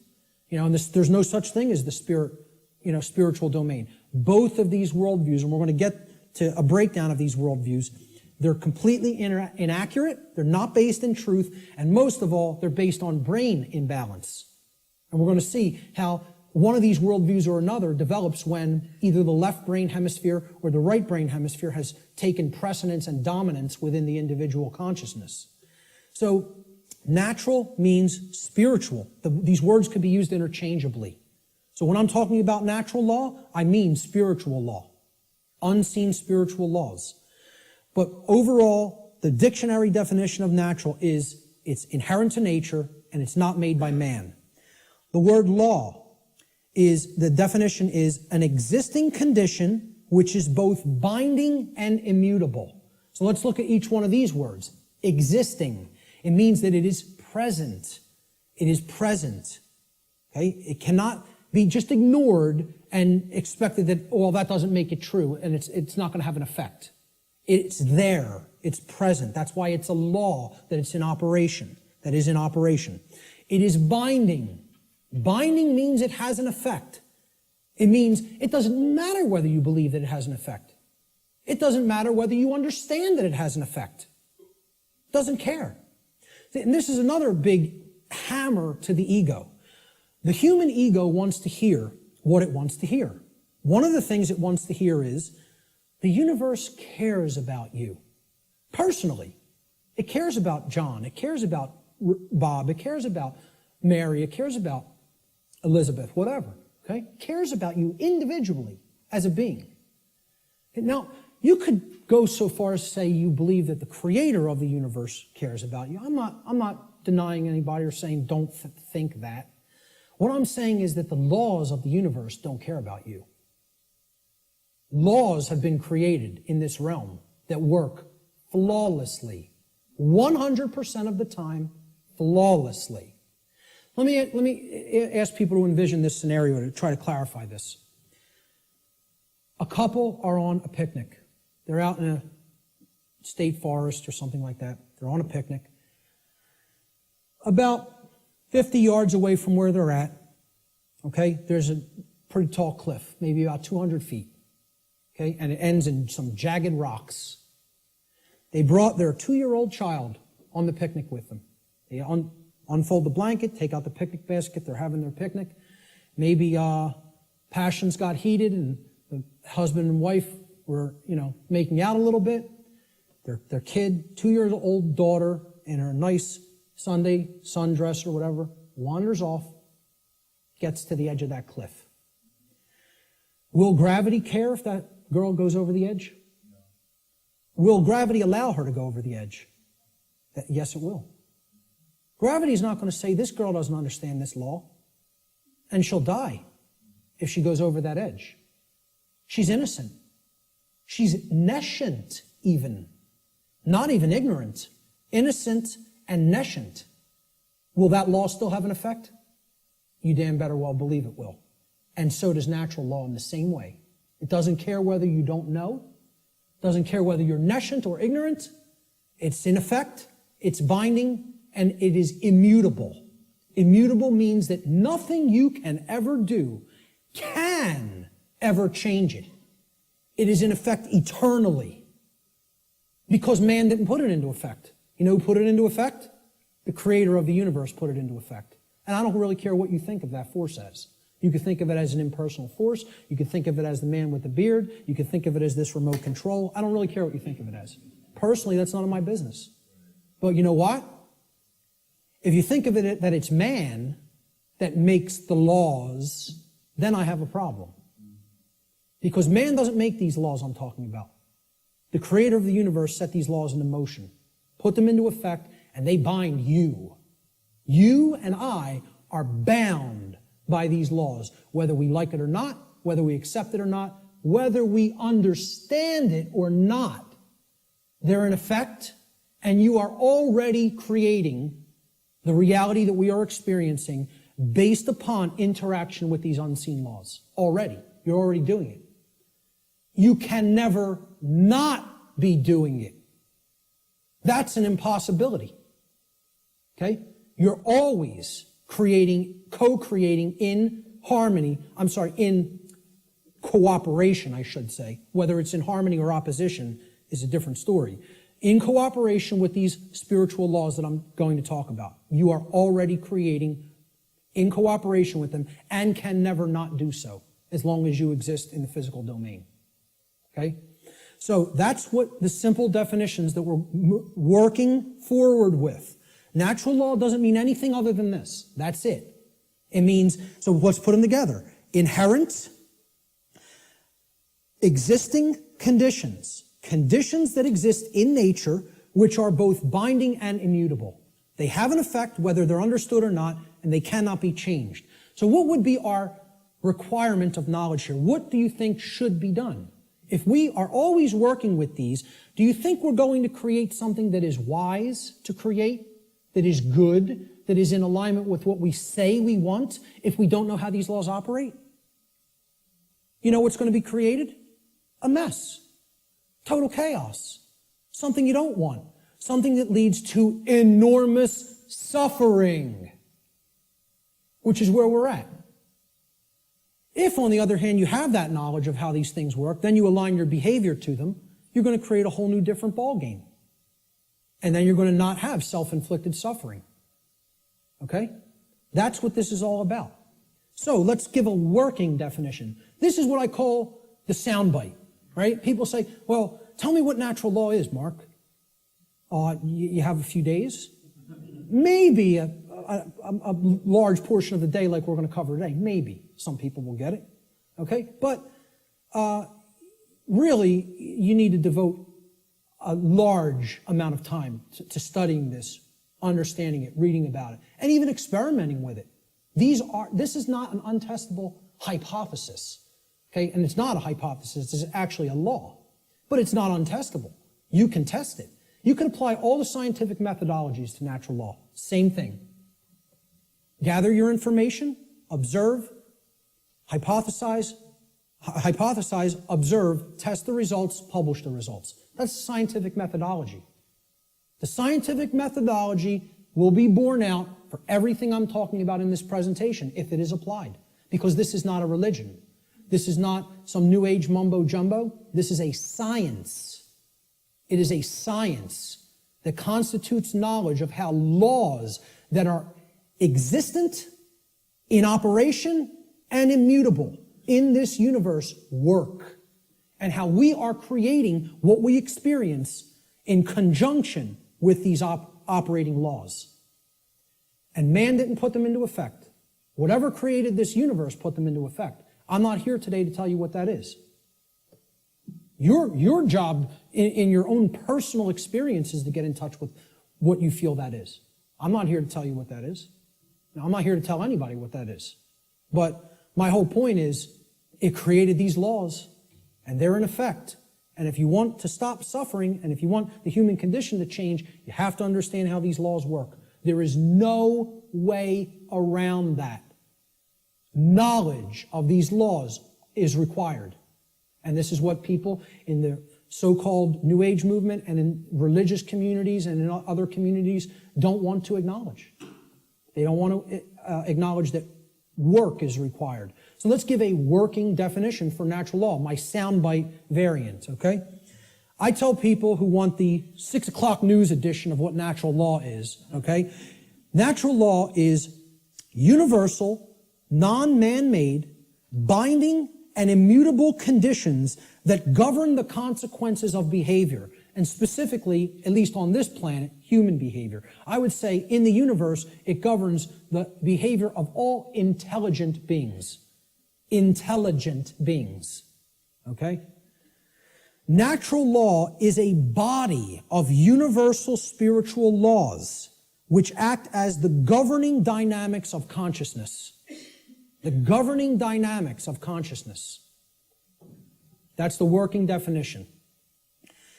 Let's look at the dynamics between discovery and belief, the difference between discovery and belief, because again, natural law is capable of being discovered, understood, and harmonized with.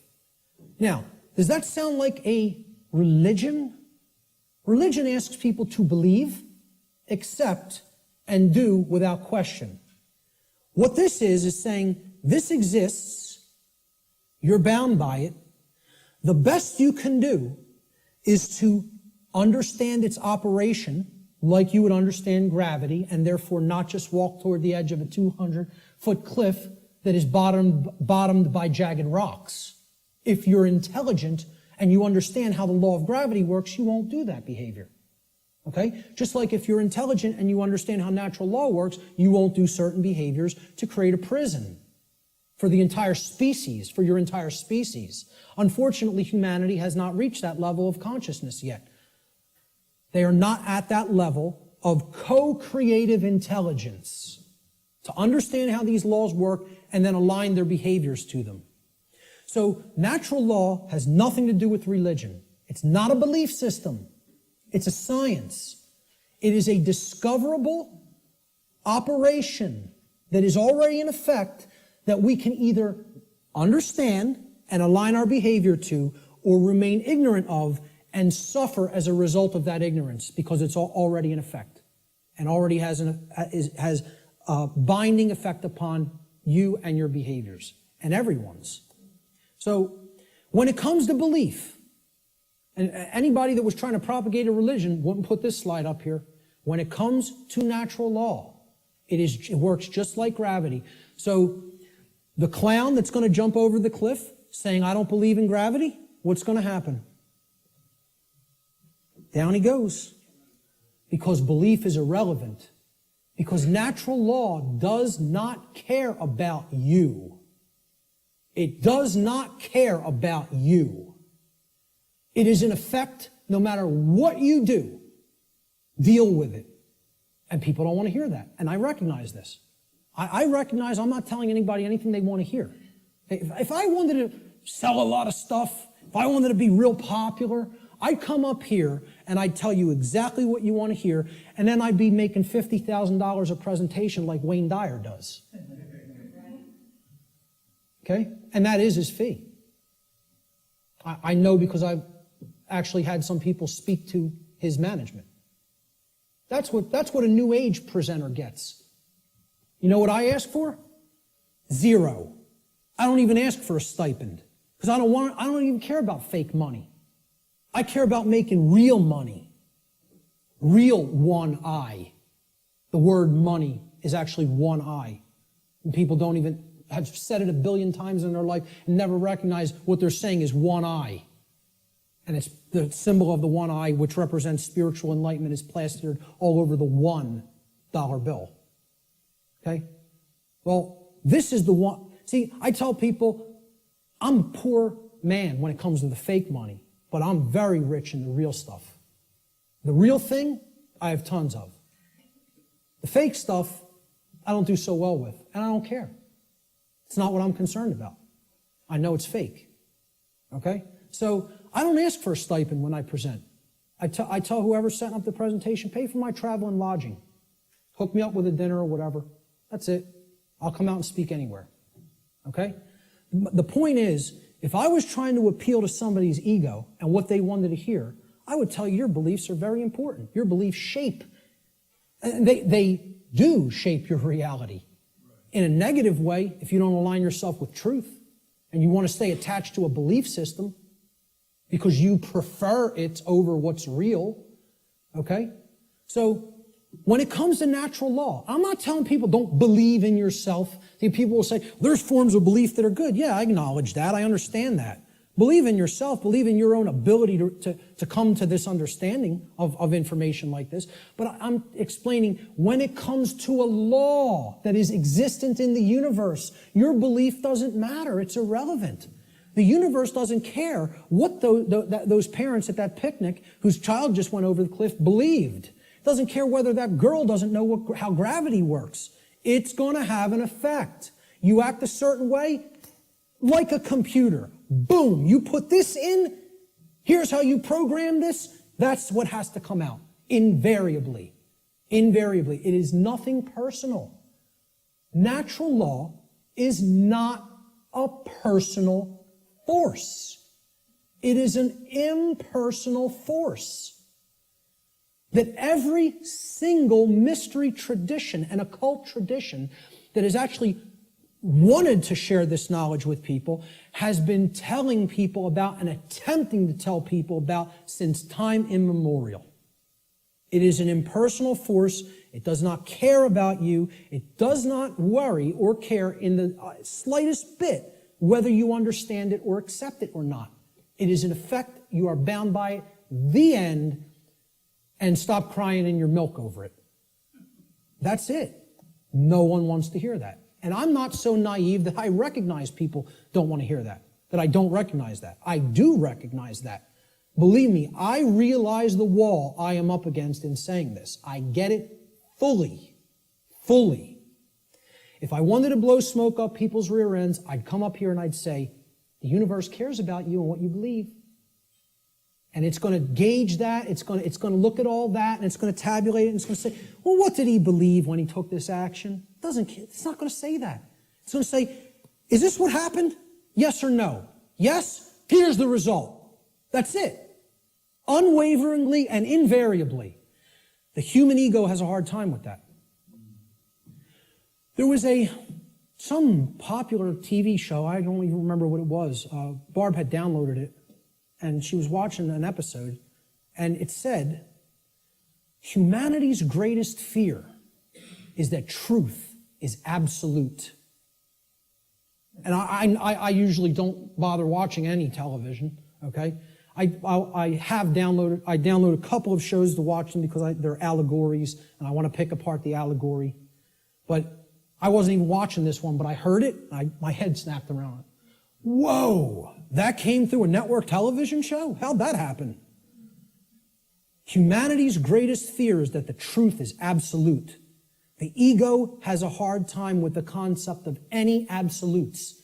It loves relativism. That's another part of the big trap of where we're at.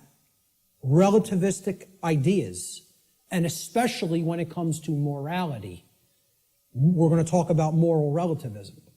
But the concept here is natural law does not require your belief to be in effect, no more than gravity requires your belief to be in effect. Okay? That needs to be understood. Human belief is completely irrelevant when it comes to the existence and operation of natural law, just as it is irrelevant in relation to any of the other laws of nature such as gravity, inertia, momentum, thermodynamics, or electromagnetism. Similar to such other phenomena of nature. The workings of natural law require no belief in order for them to be discovered and known. So what I'm saying is, your belief will not change natural law, but your inquiry into it can lead to an understanding of it. You can develop the knowledge of it if you are willing to open your mind and look at how these laws function and what we're getting as a result of our disharmony with them. The philosopher Soren Kierkegaard said that there are two ways to be fooled. One is to believe what is not true, and the other is to refuse to accept what is true. Okay? So, believing in untrue notions, which is what religion is, all forms of it, all the 5 religions I posted at the beginning of the presentation. Organized cultural religion, money, scientism, politics, and the New Age movement. There's the world religions, folks. People think of religion as only the cultural religions. No, there's 4 other ones. One's called government and authority, okay? Or politics, however you want to name it. The other one is money, finance. There's another religion. One of them is the New Age movement, and one of them is scientism, which I'm not going to refer to as real science because it is not. It is a belief system and a religion. So what Kierkegaard is saying here is you could believe things that aren't true, and that will hold you back. And you can refuse to accept what is true, and that will also hold you back. I say these are the only 2 ways that humanity ever creates self-inflicted suffering for itself.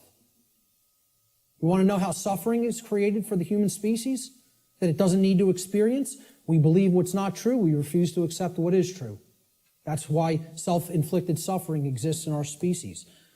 And if we are to become wise, we need to stop doing both of those things, and then we'll stop creating suffering for ourselves. So let's look at consciousness and the human brain. Okay? Because consciousness is an intangible force. Okay? It's something that exists, but you can't really see it. Many people even have a hard time explaining what it is. But there is physiological expressions for consciousness in the physical domain, and the brain is one of them. And of course, people will say, well, don't leave out the heart. Of course, the heart is also very important. Heart has an even bigger electromagnetic field than the brain and is tied into the physiology in an even more complex way than the brain is. But we need to understand the basic structure of the brain to understand the types of imbalances that go on within it that lead to these debilitating conditions within humanity that continue to create suffering for us. And also, what these belief systems do is they prevent the activation of the heart and the actions, of care and action. Not only do they prevent real knowledge from manifesting within the being, they prevent care, and they create apathy, and they create inaction, laziness, inaction, and cowardice, so that we don't actually act and take action based upon what we've come to know. So let's look at how the brain and consciousness actually work. People will also try to give ridiculously overcomplicated and mystified definitions of what consciousness means. And many people are even scared of the term, okay? We have to demystify these terms and bring them down to real simple English and real simple concepts that the average person can grasp, okay? And stop trying to make it more complicated than it is. Being conscious of something, meaning having consciousness of it, is an ability of the being to recognize patterns. Remember, this is all about pattern recognition. To recognize patterns and meaning with respect to events that are taking place or have taken place, okay, both within oneself, okay, in the inner realm, in the lesser realm, the realm of the individuated consciousness, and in the realm in which the self exists and operates, the macrocosm. So let's break it down, right? Ability of a being to recognize patterns and meaning with respect to events taking place within oneself, the microcosm, and in the macrocosmic world, the world at large. And the events taking place is the truth. So it's our ability to accurately perceive truth of what has happened and what is happening. That's consciousness. That's consciousness. And it's made way overly complicated by people. It's mostly made overly complicated in the New Age movement, again, which I can't stress enough how big of a deception it is. For people, really have to go and check out my work on the New Age deception. Okay? It's on my website. It's in the video section and it's in the podcast section. And it's a 7-hour presentation. But I'm telling you, it will be as worthwhile for you to check out as this seminar. So that's what consciousness is. Now, how does consciousness express? There's a difference between what it is and how it expresses in our life. Consciousness expresses. I ask people, just tell me, what are the ways you could ever make yourself known to any other being? How can any other being come to know who you are in this incarnation, in this physical manifestation? How could they possibly come to know you? How could you manifest yourself or make yourself known to them? And there's only 3 ways: thoughts, emotions, and actions. Okay? And I would say speech falls into the line of the combination of thoughts and emotions. And speech is also a form of action. I'm using force to, make the air flow over my vocal cords to make sounds come out so that you can hear what the concepts I'm trying to express. So it is a form of action. And it derives from what we have thought up to this point and the emotions that we have, and we could express it through speech. So thought, emotion, and action. Thought you have to look at as the creative force that is the expression for consciousness within the individual. Okay? So it's a neutral force. You don't look at your thoughts as masculine or feminine, do you? But you do look at them as creative forces. In order for anything to manifest in the physical domain, it had to first exist as a thought. This computer, somebody had to envision all the parts, how it works, how it's put together. Okay? This camera equipment, the clothes you're wearing, the seats, everything that exists had to first exist in the realm of thought. Had to. By law. Then it comes into physical manifestation through action. Your emotions are a polarized component, you could look at it as. It is a feminine aspect of consciousness. Because other people don't feel your emotions. They could perceive or sense them. You're the one who's feeling the emotions in your physiology. It's an internal expression. You feel emotions inwardly, inside in the physiology. Hence, this is a feminine expression for consciousness. It is something that is not externalized and put out. It is something that is felt within. So the emotions in the mind-body-spirit connection are the spirit in which we do something. Okay, so that's the feminine force or the spirit. Of course, thoughts are within our mind, hence that's the mind component of the consciousness. Then there's a marriage between them. Okay, so you can look at thoughts as the creative essence, which then blends with or marries to the feminine. Now, see, we're getting into a notion that is taught in many different religious traditions. It's called the Trinity. And I challenge anybody, go and look in any of the trinities that exist, in any of the religions. You can go back to Babylon. You can go to the Indus Valley traditions. You can go to the Egyptian and Cometian traditions, the Christian traditions. Every single religious tradition that has talked of a Trinity, okay, it is always a Father Creator, a sacred feminine figure, okay, of some kind that the Father then impregnates or inseminates in some form. And then from that offspring is born a male child. Always. Okay? What we're talking about here is the Father being the mind, the creative essence. Then the spirit or the emotions being the sacred feminine essence. Okay? Or the Holy Spirit, the emotions. And then the child, the male child, is behavior. It is the active or masculine principle that actually interacts with the physical world to change it.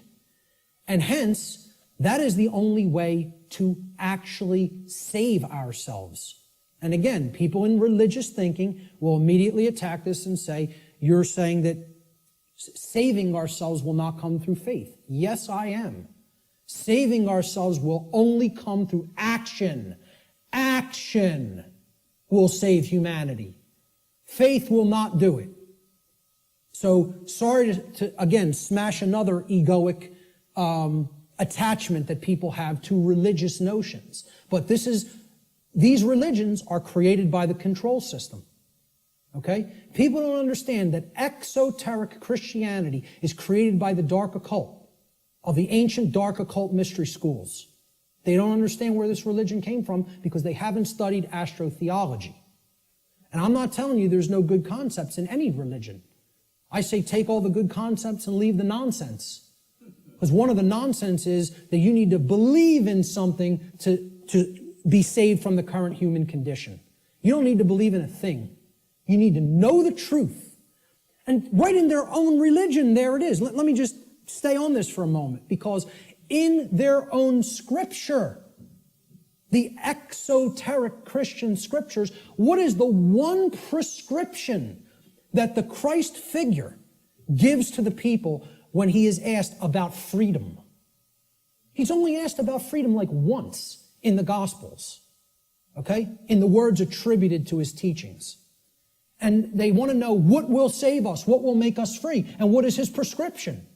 Truth shall make you free. No, that is not. There's something missing there. You're close. What is the actual saying? Know the truth. Knowing the truth will make you free.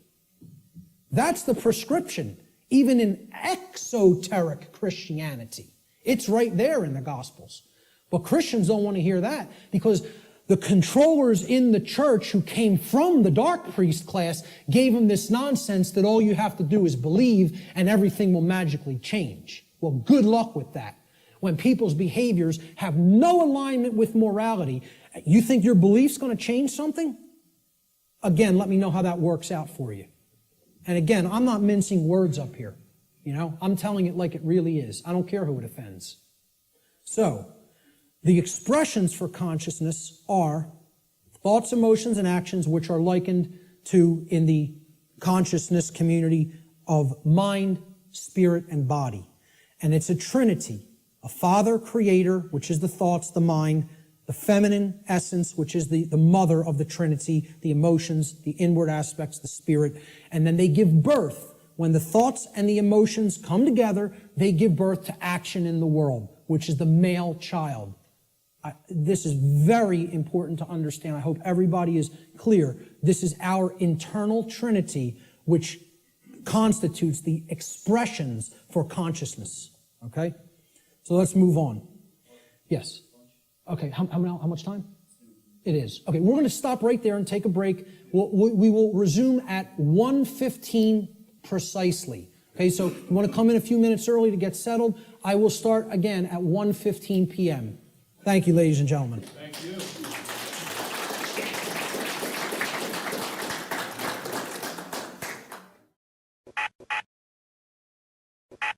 Okay, welcome back, everyone. I hope everybody had a really good lunch and is energized for the afternoon session. We're going to have, I'm going to go until about 3:20 p.m. In the first part of this, and we'll take a 10-minute break there, and then we'll start in again about 3:30, and we'll go until 5, and then we'll come to our dinner break. So let's pick up where we left off. I was talking about brain structure and human behavior and how these two things are completely interrelated. Brain health plays a critical role in human behavior, so it is extremely important for human beings to become familiar with the brain's basic structure and function. Now, I'm not telling you that this is the totality of neuroscience, what I'm going to show you here today. I'm saying that this is the basics. It's the essence of how the brain structure works. So this is part of understanding the physiological aspects of how consciousness works, all right? So there's three main complexes, structures, that comprise the total human brain. The first is the R complex, or the reptilian brain. So this part of the brain facilitates basic survival functions. It's the part of the brain that goes to work and becomes active when we're in what's called fight or flight mode, okay? when survival is at stake. It also controls basic motor functions and respiration, okay? The second part of the brain is above the R complex. This is called the limbic system. It's also known as the mammal brain, the mammalian brain. This part of the brain facilitates human emotions, and it makes human emotion possible to be felt in the physiology. It does this by releasing what's known as neuropeptides into the bloodstream through different glands that comprise the limbic brain, or what's called the midbrain also. So the final part of the brain, the highest structure structurally, and the newest part of the brain, evolutionarily, it's called the neocortex. Now, really what this part of the brain is really called is the telencephalon. That's what we traditionally think of as the gray matter of the brain, okay, with the hemispheres, okay? The neocortex is where all of the actual electrochemical activity that comprises our human modes of thought takes place, and that's in the outer shell of the telencephalon, which is known as the neocortex. So this part of the brain actually facilitates all human functions of thought, what we consider the things in thought that make us a human being and separate us from the animal kingdom. Higher thought functions, logic, intuition, creativity, okay? So we'll break down these parts of the brain and give you some visual understanding of them. So down here,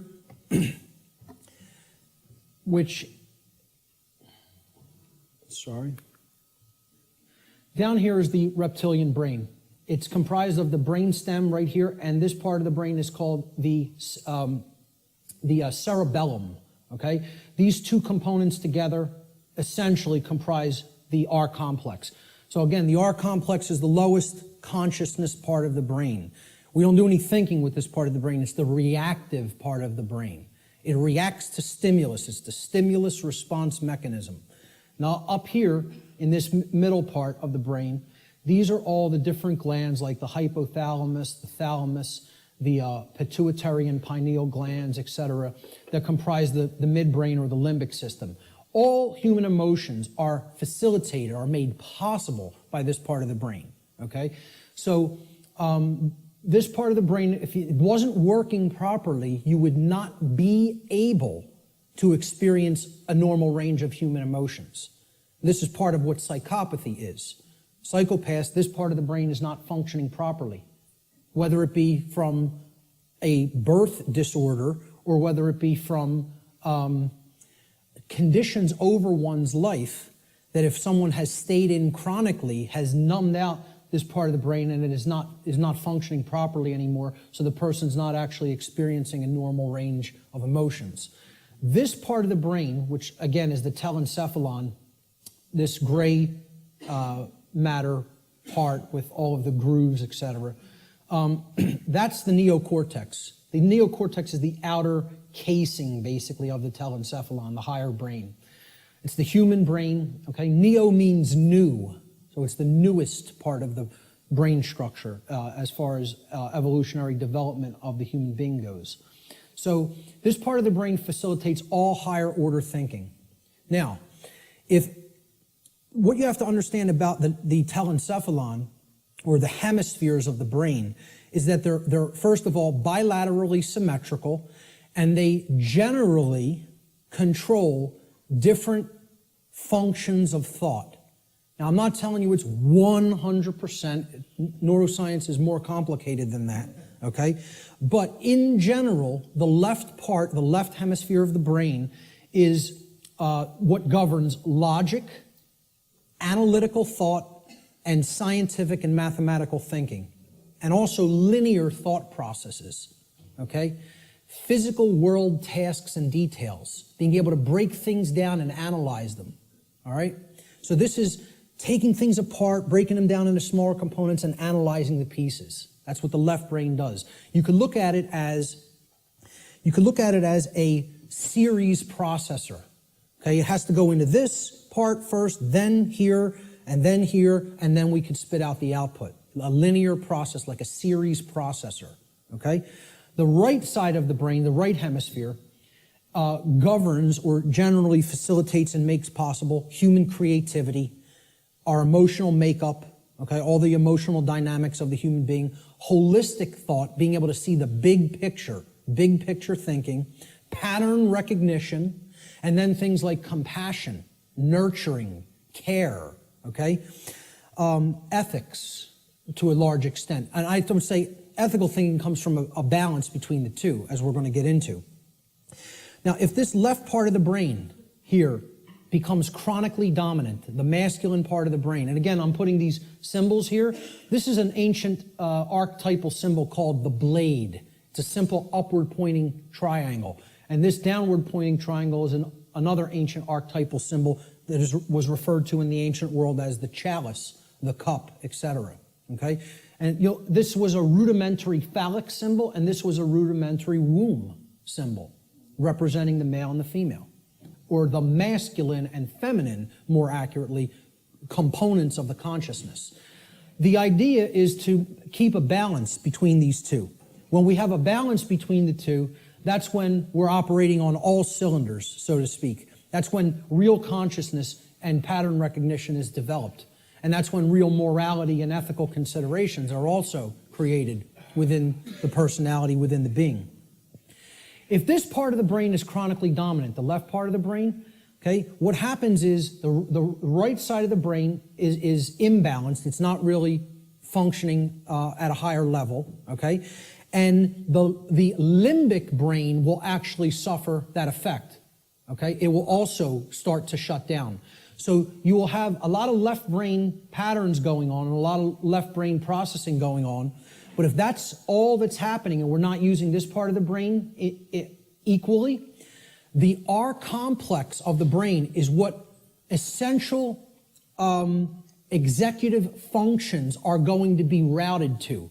We're going to be living from the R complex in a kind of stimulus response only mode instead of living from a holistic brain balanced mode, which is when we're in that balanced state, the neocortex, which governs higher order thinking and makes higher order thinking and ethical thinking possible, is what rules the personality. Okay? Now, conversely, if the right side of the brain is chronically dominant, so let's put it this way. The left side of the brain being chronically dominant, you have the controller. That's the master mentality. The right side of the brain being chronically dominant, that's the slave mentality. That's the I won't stand up for myself and I'll just accept everything. The total new ager, in other words, okay?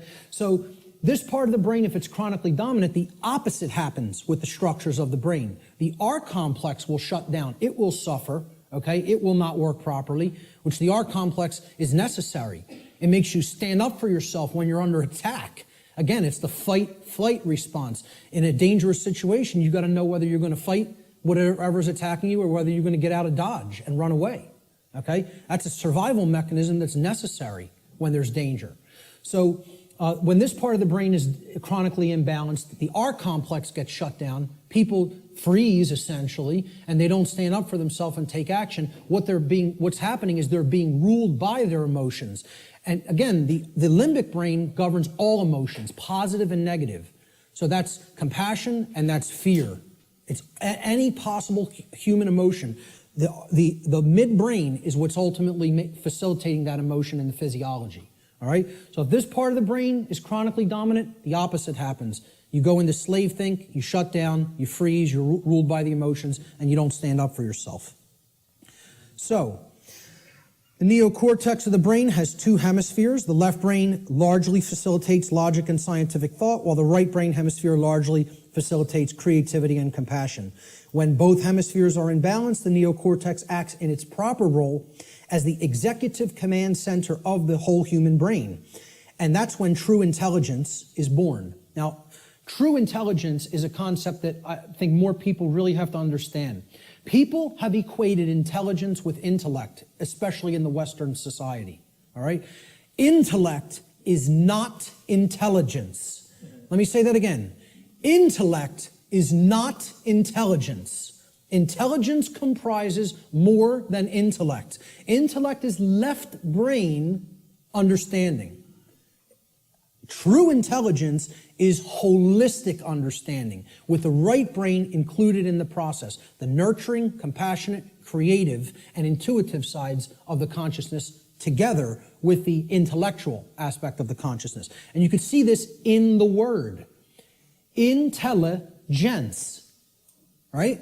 Intelle is where intellect comes from, okay? And gens, G-E-N-C-E, comes from the Latin verb generare. Generare means to generate or to create. So it's the creative aspect of the personality, or the right brain. So intellect plus creativity, logical thinking plus nurturing and compassion. That's real intelligence, holistic intelligence. And most people in our society are not in holistic intelligence. They're in one form of brain imbalance or the other. So let's look at how this manifests. If a human being's left brain hemisphere becomes chronically dominant, the R complex will take over executive function of the brain, and the person will become ruled by selfishness and base desires. And they will develop a personality that is based in domination and control.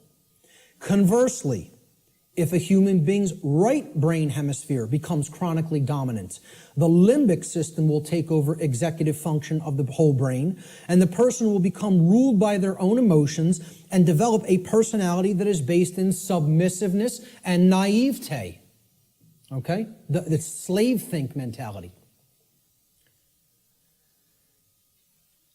The schism of the individual. Okay? Now this is critical, because this is not only a schism within the individual consciousness, it's a schism of worldview, of the way we view ourselves in the world and the way we view our relationship to others in the world. So I call this the mental schism. And it highlights basically what will happen, what kinds of thinking will manifest when certain types of brain imbalance are present. So when we're in this schism, and again, most of humanity is, if we're overly intellectualizing everything and we're too much in the masculine hemisphere of the brain, okay, we're not using the right or intuitive capacities of the brain, the right brain hemisphere. What this can lead to in the world is, again, rigid skepticism. Now, what did we say about that? It's not conducive to learning. People aren't really going to learn when they're rigidly skeptical. This is a hallmark of scientism. Scientismists, I don't know what other thing to call it, worshipers of the altar of scientism, okay, they have this rigid skepticism because they're purely intellectual. They're not really intelligent. The creative aspect is missing from their personality makeup, okay? Atheism is a hallmark of overly dominant left brain thinking, because that, shuns all aspects of spiritual reality. There is no spirit. The universe is a grand cosmic accident. From there you get things like solipsism. People will say, well, isn't solipsism purely left brain? No. It is right brain. I'm sorry. Is it purely right brain? And I say no, it is left brain imbalance as well. Solipsism can be generated from both forms of imbalance, of believing nothing can actually be known. There is no truth. Truth is a dirty word to many left brain individuals. You'll note. So solipsism plays into left brain imbalance as well. All of these states here inevitably lead to these things down here. Moral relativism comes next. The idea that there's no such thing as the difference between right and wrong, that we just get to make those things up. They don't exist inherently in nature, We just can decide on what's right and what's wrong for ourselves and make it up, randomly. So very, very dangerous ideology, which we're going to be talking about a lot. Social Darwinism inevitably comes after that, all right? This is the idea that a certain class of society can get to direct how the lives of everybody else will go because they're the intelligentsia, so-called, okay? Or the intellectual people, really is what it is, the over-intellectualizing. And we'll direct society because we're the fittest. Like Darwinism postulates the survival of the fittest, well, social Darwinism postulates the survival of the most socially ruthless. And many people believe that's the natural order. They believe that's the natural order, and nothing could be farther from the truth. What that is it's the psychopathic chaos. It has nothing to do with nature, and it has nothing to do with order. It's the exact opposite. So, this state, and these are hallmarks of dark occultism as well. Okay? I think I should know a thing or two about it, as I was a priest in it for almost 10 years.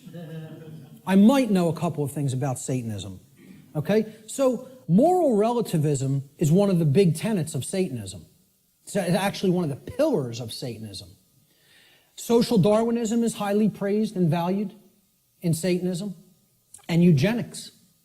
Okay? Because if people don't understand what eugenics is basically people, who have gone so deep into this form of left-brain imbalance that they believe they're God and they can get to decide who lives and who dies. That's really what it is. We will control who breeds and who does not get to breed, who gets to live and who does not get to live. All right? That's essentially eugenics in a nutshell. And again, these are all authoritarianism, forms of authoritarianism. Okay? And it's the idea that man is the author. Man is the creator. Man is the God. Man will make the law. Man will decide who, life and death at any given moment. We will decide what's right and wrong, etc. That's essentially what all of these forms of thought are. Extreme left-brained imbalance. And I was there. I was in this state in my life. I was in it for years. For years. All right? Let's look at the other form of imbalance. If the right side of the brain is chronically dominant, this leads to, similar kind of imbalance, but in the exact opposite form. The brain is still completely imbalanced, therefore the person's not in a high state of consciousness. They're completely unconscious to what's really going on within them and around them. But the manifestation is generally the opposite of the left brain forms of imbalance. So if you're in real right brain imbalanced state of consciousness, this will lead to naivete, believing anything you're told, accepting things from quote-unquote official channels and official sources without actually checking into them for yourself. Blind belief. You'll believe the next religion that comes along. We just have to tell them what they want to hear, and I'll believe that. So, New Agers are basically in this category. Naivete and blind belief. People who trust government, of course, are in that category, because again, it's about creating the masters and the slaves. That's what brain imbalance is for. And that's why the controllers want to propagate this imbalance and keep it in place. Again, religious extremism, that's hallmarks of right brain belief, right brain imbalance. Solipsism, no such thing as truth, all from right brain imbalance as well.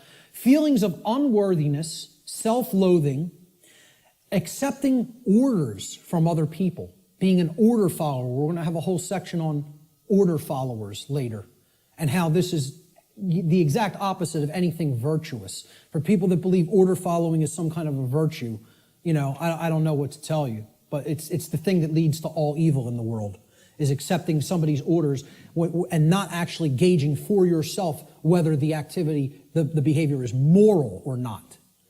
Okay? And it creates a willing slave. This form of imbalance is ultimately generating a willing slave, whereas this form of imbalance is ultimately generating a psychopathic master. And they're all forms of mind control. It's just another aspect of how mind control works. The propagators of mind control are just doing this to keep that imbalance present in one form or another. They don't even care which it is. As long as they have some that are imbalanced toward one direction and some imbalanced toward the other direction, that's how the dynamic plays off against itself. And you have a world that is continued to be kept under lockdown. So let's look at the worldview schism that goes hand in hand with the brain schism or the mental schism. And again, worldview is exactly what it says. How do you view the world? How do you view yourself in it? How do you view others in it? Well, when there's chronic left brain dominance, the worldview that emerges is one of randomness. And again, this is a hallmark of scientism. The world is this grand cosmic accident. All right? The whole universe is a grand accident. There's no purpose. Right? There's no creator. Everything just magically manifested on its own for no reason from a single singularity, a single point in space-time for no reason. You give me that one, and I'll tell you everything else that happened after that. But you got to give me that one, and I have some bridges to sell you, you know. So, you know, there's no underlying intelligence in nature. Nature is dead. That's what this worldview is about. Nature is dead. It's a dead thing. It's a mechanized machine that is there for no reason. Okay? There's no such thing as the spirit at all. No such thing as spiritual dimension. No such thing as natural law, certainly. Because for one to accept natural law, well, where does it come from? You know, I ask people like whether they accept that natural law exists or that, you know, there's actual objective truth and morality. And like 2/3 of people don't accept it. They don't believe that it exists. They don't think there is objective reality and objective truth and objective morality. You know, they think it's all relative and we get to make it up. I've actually done a psychological, small psychological profiling or study, you know, just asking people this question at random and collecting results and analyzing them. We're at about 2/3 of people who are moral relativists and believe that truth is relative also, that it's not objective. Okay? Now, you ask the same people, do you believe in karma?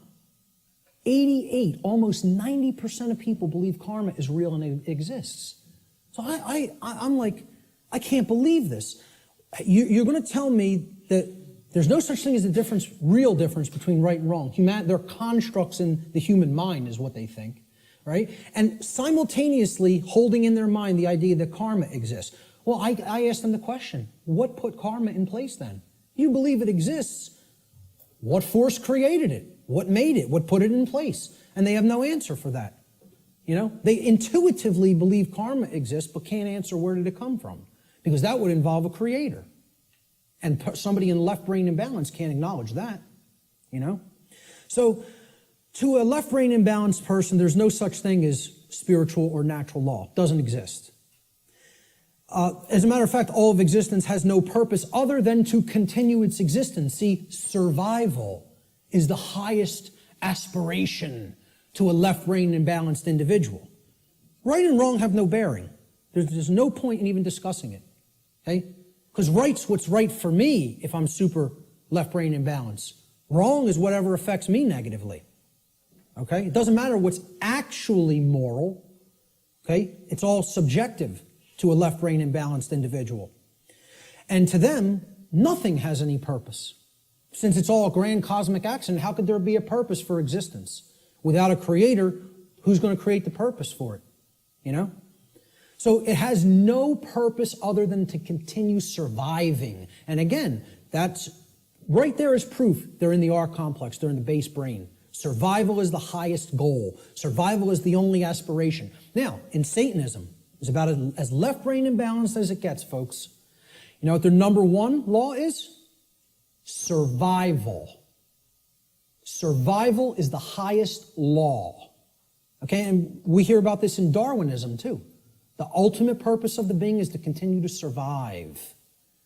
I would highly debate that. I would highly disagree with that. There are laws higher than survival. Okay? But in Satanism, they simply refer to it as self-preservation.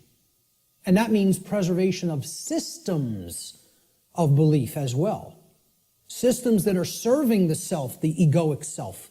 They must continue to survive. Self-preservation as the highest law.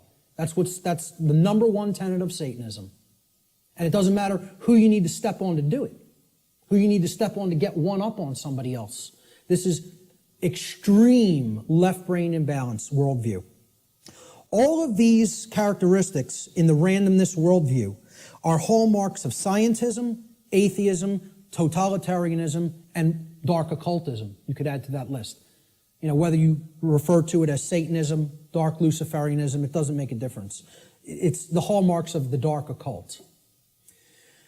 On the other side, on the right brain imbalanced side of the worldview, there's another worldview called determinism. Okay, determinism is based in right brain imbalance and is defined by, in general, helplessness, religiosity, and the dismissal of free will. This worldview will eventually lead to a society of blind order followers and willing slaves who accept their conditions as their lot in life. So hallmarks of deterministic worldview. God controls every event in creation. Nothing happens at random. There is no free will. So you can never throw anything a curveball through free will. Every event is preordained. Okay? And religionists believe in this. See, I like to say, my presentation is going to piss everybody off. And that's what it should do. Because if you're in one of these forms of belief systems, it represents one form of imbalance or another. So people who believe in government and science are in that left brain imbalance. They're going to get pissed off that I'm talking about that form of imbalance. And then the people who are in religion and the New Age movement, they're in that right form of imbalance, so they're going to get pissed off at that. Good. Let them all be pissed off. The truth will piss you off, and then it will set you free if you accept it. So, all occurrences are preordained. Free will is an illusion. No, you know who just said this in his latest book? Stephen Hawking, who you would think is the most left-brain person that you could think, worships at the altar of scientism, believes the universe is a grand accident, okay, and a mechanized machine, okay? It's like this comes full circle. It feeds off of each other like a feedback loop, these forms of imbalance. He went so far through left brain imbalance, he's so in the left brain, that he actually developed the hallmark of right brain imbalance, which is that there's no such thing as free will. No such thing. Since it's all a mechanized machine and there's no consciousness, there can actually be no choice. We are actually robots controlled by matter. Hawking believes this. He actually wrote this in his book. He said free will is as dead as God. Okay? And millions of people buy this moron's books, and I'll call him a moron right to his face. There's not a drop of intelligence in that man, and people think he's one of the most intelligent people in the world. You might be one of the most overly intellectual people in the world, but you have no wisdom at all. Zero, if that's how you think. And again, put him in front of me and I'll tell it to him to his face. Okay? Because these people actually believe he's smart. That person isn't smart. He's dumb. He's intellectual, but that doesn't make you intelligent. Okay? He has no part of the big picture. None. Just because you can theorize something and visualize it and calculate it mathematically does not make you an intelligent person. That means you're great at using the intellect. You're great at mathematics. You're great at linear and logical thinking. That does not make you wise. All right? So, to continue with the right-brained imbalanced worldview, since God controls everything in creation, nothing is possible to change. Human beings are powerless to create change. Everything is being made to be this way by God. This is what religionists and right-brain imbalanced people think. So, therefore, why take any action? Action is ultimately meaningless. A big hallmark of the New Age community, because it's a religion. The Course in Miracles. Oh, we just need to accept everything the way that it is, right, folks? Doesn't make a difference if evil is running amok in our midst. No, accept it all. Don't try to change a damn thing. Take no action, just observe. And see how far deeper that gets you into bondage. Because that's the best way to get real deeper into chains. Okay? So these are all hallmarks of religious extremism and what I call simply slave think. Because that's what it is. Let's not euphemize anything. Let's call them what it really is. This is master think, that's slave think. And if you want a world that continues to propagate slavery, you'll stay in one of those forms of brain imbalance. And this right brain imbalance, in addition to religious extremism and slave think, is the hallmark of the New Age movement and their followers, their religious followers. Now, there's a balance that is struck between these, okay? And that's what everything really is ultimately about, creating a balance. Because there are components to these two worldviews that if they come together, it shows us what the truth is. And here it is right in the middle here. There is a deterministic component to reality. And there is a random component to reality, existing in cooperation with each other, in conjunction with each other. The deterministic component is what I'm talking about here today and referring to under the banner of natural law. That is determined. It is law. It is set. You're not changing it. It works that way flawlessly 100% of the time. That's determined. Natural law is determined. Okay? It's the deterministic component to reality. Then there is a randomness component to reality that works continuously in conjunction with natural law. And this is a little thing called free will. Our ability to choose our behaviors, to do certain things and to not choose to do certain things. And we have it. Every individual has it, no matter what position, no matter what situation they're in. I don't care what institution you're in. I don't care who you've listened to up to this point. I don't care what background you come from. I don't care what economic class you come from. Every single solitary being that is capable of thinking at all is gifted with free will. You have free will to choose your behaviors, and so does every other human being. Everyone. Okay? It's a gift of creation itself. Okay, we can choose what we will do and not do. Nobody can actually make anybody do something like a robot. Oh, believe me, there's people who are trying. Like Art talked about, Jose Delgado.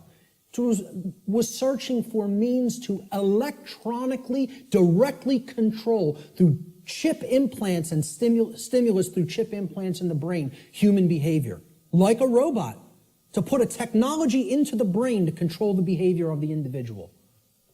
And that went on right here. This is where that took place, folks, right on Yale's campus. Okay? Read some of his stuff. You want to be disturbed? You think what I'm telling you is somewhat disturbing. Read some of Delgado's material.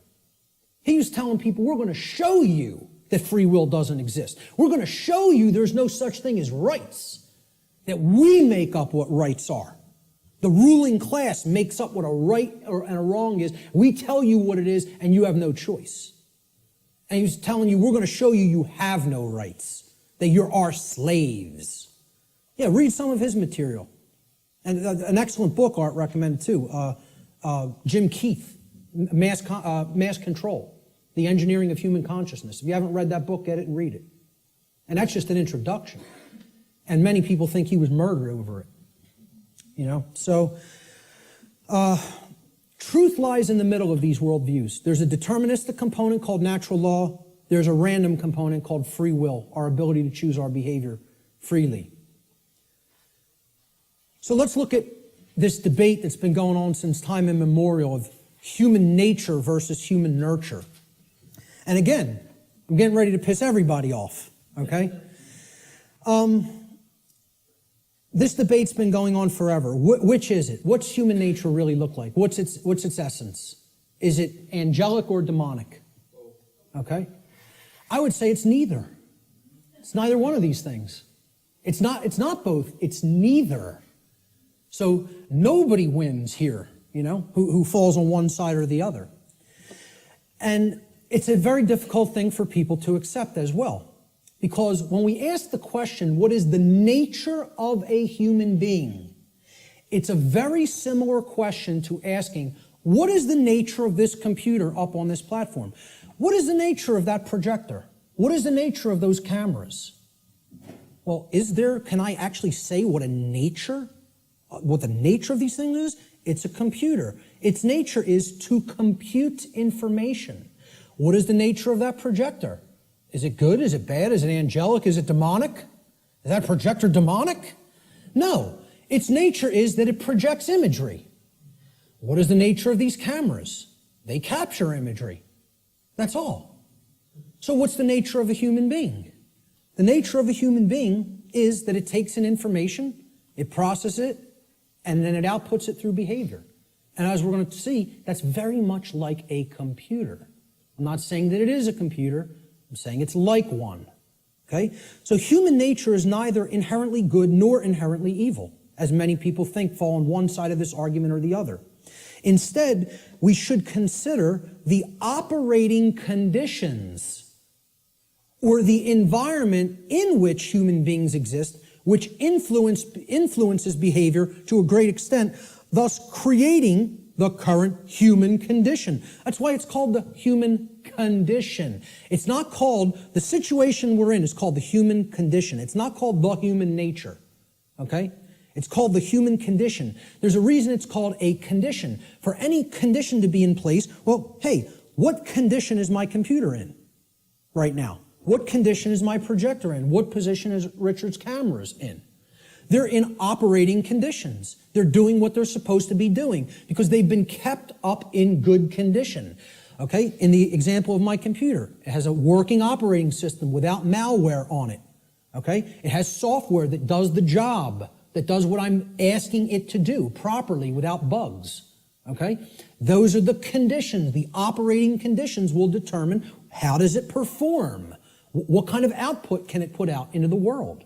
All right, so again, what I'm saying here is that human beings are like computers. Not that they are computers. Let me just state that emphatically. We're not computers. We're like computers. Okay? We are programmable. That's the nature of a human being. How many people have ever heard anybody say that the nature of a human being is that a human being is programmable? To my knowledge, I'm the only person or researcher that is calling that human nature. Our nature is that we can be programmed. And there's another thing, that's another thing people don't want to hear. They don't want to hear this because they liken it to a mechanized machine. And I'm not saying, again, to emphasize, I'm not saying we are computers. I'm saying we're like them in the ways that we can be programmed.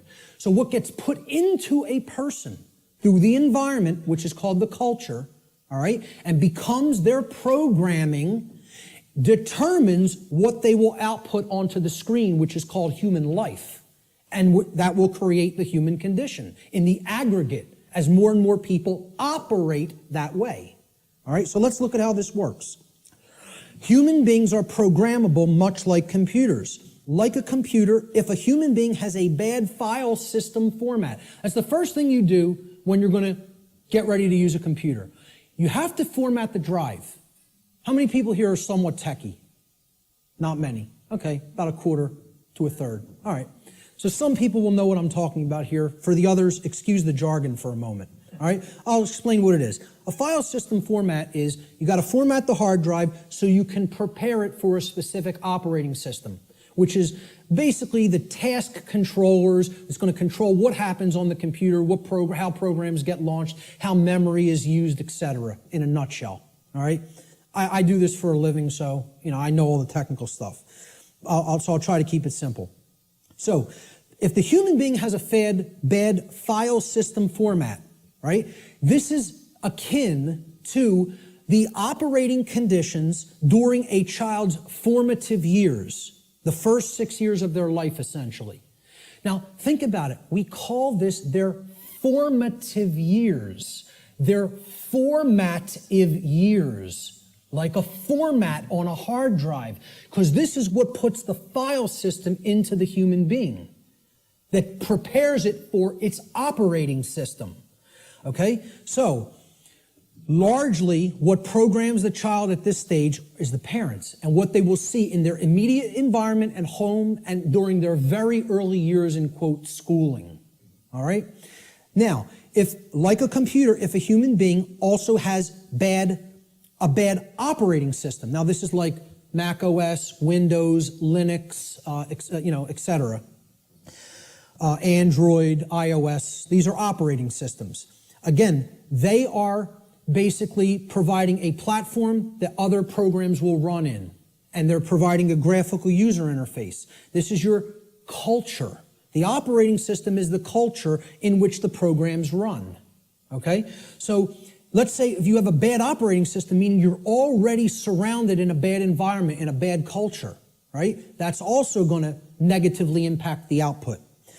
And then they have bad software programs. Now, these are the programs that you run. Now, if I didn't have a good presentation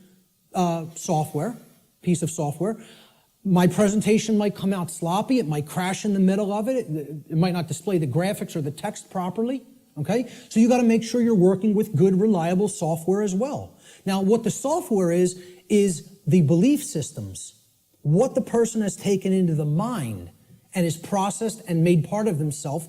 And now, if all of those things are bad, we have three bad components. The format is bad, the file system format, which is the formative years of the child, okay?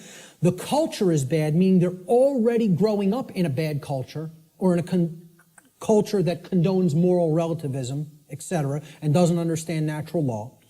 And the software programs that have been input into the child are bad, meaning their belief systems, okay? What do you think the output of that, quote, computer is going to be like? Is it going to be good? Is it going to be chaotic? If I screw up my system's hard drive format, if I put an operating system that is like at alpha state and it's not ready for prime time because the development's not finished, it's half-baked, okay? And then I load crappy software that's full of bugs and the developers didn't really care about programming them correctly. Do you think that computer is going to operate properly and give me the output on the screen I'm looking for, or output on the printout I'm looking for, or output on the internet that I'm looking for? Good luck. If you know a little bit about computers, you're laughing now because it would be ridiculous to assume that it could do that. Well, why do we think that we're going to have that in our environment when all of these things are badly programmed? See, the output onto the screen is also going to be horrible if all those three things, that determine how the system works are also bad. So it will contribute to deteriorating conditions on a mass scale. Like a computer, the behavior of a human being largely depends upon its programming. And its programming is the quality of the information that is being input into it. The quality of the information it's taking in. The quality of the information it's taking in is going to determine the quality of the information it's outputting, like any other computer. So if garbage goes in, surprise, garbage is going to come out. If good information goes in, quality will come out. And the output will be as one wants it to be. It will be able to process and create efficiently, effectively, not chaotically. Here's a very simple diagram. Again, if people understand it, they really get how natural law functions. And again, it's very unpopular. People don't want to look at what the bottom base foundation or platform of this structure is. Because once again, this idea that knowledge is what's required makes many people upset because they want to believe they're going to achieve these things they say they want without doing the work to acquire that knowledge and therefore understand the requirements for obtaining those conditions. So we start with available information.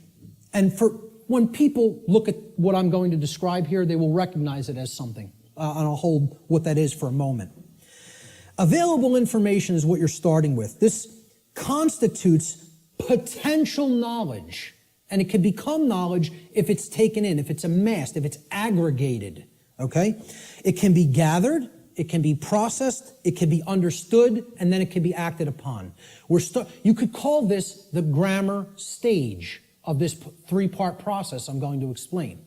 Okay? You could also refer to this as the input stage. If we're looking at it in a computer model, this is the stage of inputting information or programming something. Okay? Now the next step that's built upon this is once you've taken information in, necessary information, you then come to a position of understanding it. You know what it means, you recognize the patterns. All right? So this is the second step in this process.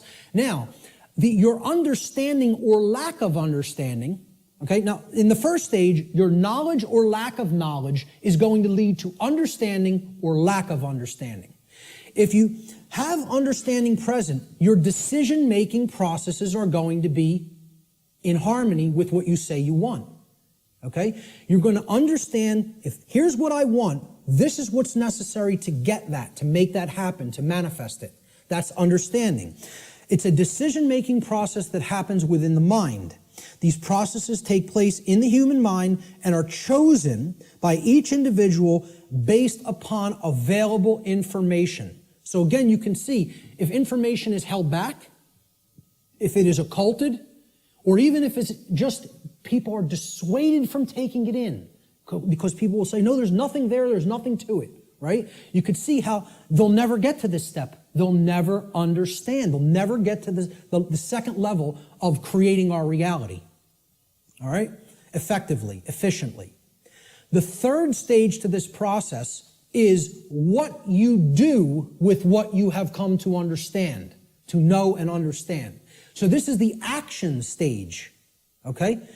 Each individual's behavior, the behaviors that they choose through their own free will, is based upon the quality of their decision-making processes that are happening within the human mind, okay? That process, as we've already seen, is in return based upon the quality of available information. So this is behavior. See, people don't think of wisdom as behavior. They don't think of wisdom as action. They think of it as something that you just know. No, wrong. Wisdom is not knowledge or understanding. Wisdom is action. Let me say this again. Wisdom is action. It is knowledge and understanding that has been applied. Application. That's the program that you're going to run on the computer that you've put an operating system on and formatted properly. The application is the action. When you're working in a computer doing things, you're working in an application. You're not building the things you're building with the operating system. The operating system is what's supporting the program that allows you to be creative. Okay? And in return, the file format supports the operating system. So, we start with available knowledge. That can be converted in available information, which can be converted into knowledge, which can then, through decision-making processes and filtering of that information to eliminate inconsistencies, can lead to an understanding. In continuation, the understanding can then lead through our free will decision-making processes to be converted into behavior, into action in the world. That, when it's done properly, it's wisdom. When it's done with morality and ethics in mind, it's wisdom. When it's done without that, it's folly. Okay? And it leads to more and more chaos. So, based upon these three processes, something is generated. Something is created in the physical manifestation, physically manifested reality, the real world, so to speak. So, the manifested reality is based upon the aggregate behavior. Aggregate behavior. No one person is creating the reality we are experiencing. Okay? It's another fallacy of the New Age movement and thinking. In the aggregate, we are creating our shared reality. All the behaviors put together creates the output on the screen, or the generated result. Is it orderly? Is it chaotic? Well, that's going to be based upon whether someone took in the information, processed it efficiently to come to an understanding, and then acted upon it. The manifested reality is the quality of the condition which manifests in any given society based upon the aggregate quality of human behavior within that society. This is how our reality is actually created. The conditions that we experience as the daily events of our life. It's a simple three-stage process that leads to a result. And for many people here, you will recognize, if you've looked into this discovery process and this creative process, is known as the trivium. This is what the trivium is. Okay? In the ancient traditions, this is what the trivium was labeled. It was labeled knowledge, understanding, and wisdom. In the later aspects, when they passed out of mystery school tradition hands and went into some other think tank and society hands, the knowledge of the trivium was termed grammar, logic, and rhetoric. Grammar being the knowledge stage of aggregating available information, logic being the understanding stage of making using processes to analyze and filter said information and come to an understanding of it. And then the rhetoric stage was the application, the action, taking action based upon what you've come to understand. Now, there's a third way of looking at the trivium in computer jargon, and that is input, processing, and output. And then you get the result on the screen, which is called life. All right? Any way you want to look at the trivium, I don't care. But understand it, know how it works. Okay? Because this is why a big part of why we're in the situation that we're in is that the trivium methodology of truth discovery has been completely obliterated from public consciousness. Completely obliterated. And I ask people how many people have even ever heard the word trivium. Raise your hand if you've heard the word. So a good portion of the people here have. Many people have never heard the word. And if you do a Google search on it, most people are going to get back the band, the metal band, the trivium, which is not a bad band. But, but the whole point here is the results that are going to come back through Google or Bing or Yahoo or whatever are going to give you a metal band, a heavy metal band, instead of the trivium method of learning, the classical liberal arts education methodology. Because they want to try to sanitize that as much from human consumption as possible. They don't even want you to understand how that works at all. And that's why it's been removed from public schooling. And that's why, as long as this society stays the way it is, it'll never be put back into public schooling. I tell people a little anecdote. When I was in high school, and thank God I went to the high school I did because they really hammered Latin and Greek into you. You were going to know your Latin and Greek when you came out of my high school, okay? For whatever other indoctrination they put into you, that's a different story. But I'll tell you what, you came out of there knowing your ancient languages. It was still part of the curriculum when I was in high school. And, again, I think I came out better out of there because of simply the linguistics knowledge that I gained from it. And we read Gaius Julius Caesar's war journals in their original Latin and translated them. And in one of them, he's absolutely lambasting one of his centurions. Okay, they're on a campaign in Gaul, which is France now. And Caesar is, making his rounds of his troops, and they're getting ready to, push deeper into Gaul. And he finds, when they would have their encampments, they would have a lot of, slaves of the Roman Empire that they would take with them on their campaigns that would do a lot of the lifting of the equipment and the carrying of the equipment for the centurions to do battle in the next battlefield location. And the slaves would have to do all that manual labor. And Caesar says to one of his centurions, he's passing by their encampment, and he sees one of the actual centurion leaders teaching one of the slaves the trivium method. And he flips out on him in this journal. He says, I caught one of my centurions, teaching the trivium, and freaks out on him. How dare you teach a slave our method of learning? Soon they won't want to be a slave anymore. There'd be an uprising if they knew what we knew, if they knew our truth discovery methodology. He said, I forget how it really ended, but I think how it ended was he told this centurion, if I ever catch you doing this again, I will personally cast you into the wilderness of Gaul and let the Gaulians deal with you, who knew that the Roman Empire was trying to conquer their people at that point, which is basically saying it would be a death sentence, but I won't even carry it out. I'll let our enemy carry it out on you. That's how much he didn't want their slaves to understand their methodology for learning. And that's the trivium. And that's why most people have never heard the word. So you got to look into it and understand how it works. That's all I can say about it. It is how we build our reality, either efficiently or destructively. So let's look at some of the principles of natural law. Now, in my extended seminar, which goes over a 6-week class of lessons, I get into these principles deeply in an extended form. We're not going to do that today because time doesn't allow. I'm going to briefly touch on each one. Okay?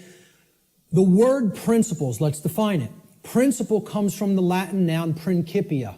Principia means first, foremost, leading, chief, or most necessary. It is that which matters most. It is the first things that must be understood before anything else can be understood. Principles have to come first. And this is the problem. Our society does not put principles first. It puts trivialities first, and we're no longer a society that even cares about principles or first things. So first things first. First things or principles have to come first. So let's look at what the principles that underlie natural law. These are the things that are most important. That's what principles should mean to people. If we ask people to define what a principle is, first thing they should say, that's the most important thing. The most important thing in my life. Now, when in the natural law seminar, we did a homework assignment. We asked people what the most important thing was to them. Very few responded with principles. Most people responded with saying that people or the family was the number one response. The familial connection was more important to them than principles. Now, when people hear me say that that's backwards, they'll say, how cold are you? That's so cold, okay? What I'm telling you is that the familial connection, no matter what it is, between a mother and a son, a mother and a daughter, a father and a son, father and a daughter, husband and wife, doesn't matter as much as principles. I'm not telling you they don't matter at all. I'm telling you you have to put principles first. Otherwise, those relationships are just meaningless. They don't really have any real value unless they're based upon principles first, which is why so many relationships are dysfunctional. Principles have to come first before you can even build a solid relationship with another human being. So, let's look at what some of the principles of how natural laws work first before we can actually find out what the expressions of these laws are in our lives, which will be the next section. These are what I call the general principles of natural law. Natural law is expressed through 7 basic underlying principles, plus what I have referred to as an 8th or hidden principle, which you hear very few other researchers, even people who are studying this from the occult perspective, who are studying this from the consequentialism perspective, you very hear them incorporate the 8th and all-encompassing principle, which I'll get to last here. This 8th principle, which I call the lost principle, binds all the other 7 principles together. All right? These principles together constitute a master key through which universal wisdom, including the knowledge of the requirements to obtaining what we desire, is then unveiled or de-occulted. When people ask me, well, what do you consider yourself in your performance of presenting what you present? I tell them, I consider myself a de-occultist. I'm no longer an occultist. I'm a de-occultist. I'm attempting to take this information out of hiding. It's been hidden. The hiding of it is destroying the fabric of our society and putting us into bondage. It needs to come out and be non-hidden. It needs to be unveiled and shared widely and freely with anybody who's capable of accepting it and comprehending it now. Because we're not in a position where we could wait longer. We're at the precipice. Okay? There is a moral obligation to bring this information to the public now. Okay? So, I consider myself a de-occultist. One who takes things out of hiding and presents them openly. These are the 7 general principles of natural law. Many people who have studied some variants of occultism may recognize these as what are known as the Hermetic principles. Hermetic essentially comes from Hermes. Hermes Trismegistus, the thrice great one, as he was referred to in the ancient Greek mystery traditions. Okay? He was considered a messenger of the gods. He brought the wisdom of the gods down to humanity. Okay? In the ancient Egyptian and Cometian traditions, he was the scribe of the gods known as Thoth. All right? He has other incarnations as well. But the Hermetic tradition is named such because it's hermetically sealed, like natural law is. Natural law is hermetically sealed. It is binding principles that are immutable. They are laws that are in operation that cannot be changed. Hence, they are hermetically sealed. So, these 7 general principles, they are mentalism, correspondence, vibration, polarity, rhythm, cause and effect, which is a huge one, which we'll be getting into, and gender. So I'm going to briefly describe what each of these are and what they are about. The principle of mentalism states that the all, everything in creation, is actually a manifestation of mind. The all is mind. Okay? What this means is everything that happens has to be a result of a mental state which preceded it. Everything. For anything to exist, thoughts had to form first, and then they formed the physical reality after. The universe itself is a mental construct of the Creator. Thoughts lead to the manifestation of things and events. Thoughts create conditions. Thoughts create things and conditions. They cannot just magically manifest themselves. Thought comes first. Thoughts create our state of existence and the quality of our experience here on earth, ultimately. Therefore, be responsible for everything. We should be responsible for everything that we create by being responsible for that which we think. Because the thought processes are what are driving the behaviors. People behave the way they do because they have certain belief systems embedded in the mind and running like a program. Their thoughts and their emotions are driving their actions. So the behavior is not magically suddenly going to just change. The thoughts and emotions have to change because they're the driving force behind the behavior. That's when reality will change. See, people don't want to hear that, once again. They don't want to hear, if you want to change reality, you, yourself, have to change the way you think. Because the way you think is not conducive to the requirements for getting what you say you want. They're doing the exact opposite of that in many cases. So that's the principle of mentalism. The principle of correspondence states that that which is above is similar or like to that which is below. So what this means is that which is below, and that which is below is like to that which is above. It's a mirror, okay? The above is like the below is like the above, all right? The above, in this case, is the macrocosm, okay? The laws of the very large things, okay? The laws that govern the creation which we consider is seemingly outside of ourselves. We know at the deepest level that it's not, that we're one with it, but, you know, we perceive this as out here, the laws that govern the large aspects of things. So the macrocosm, or the very large, the totality of everything, and the microcosm, which is the very small, or the individuated units that comprise the whole in their aggregate, okay? They are reflections of each other. They cannot be separated from each other. As one goes, the other goes. The universe is actually a holographic system, okay? It's a hologram is an image, okay? You pass a laser through it, and it then projects a 3D image, okay? It's like a flat image, and it projects a three-dimensional image. But the aspect, why they call it a holo, like holistic, hologram, holistic image, is if you break a hologram into multiple components by cutting it. So if I take a hologram and I cut it in 4 pieces, you don't have a quarter of the image on one part of the hologram and a quarter on the other and a quarter on the third and a quarter on the fourth. You have 4 whole images that only lose their resolution by a quarter. Okay? So everything is contained in all the smaller parts. Okay? That's like the reality that we're living in. Our universe is a holographic one. So the universe is inside the individual. And the entire universe is like an individual. They're reflections of each other. To know the workings of the individual will help lead us to an understanding of the macrocosmic laws.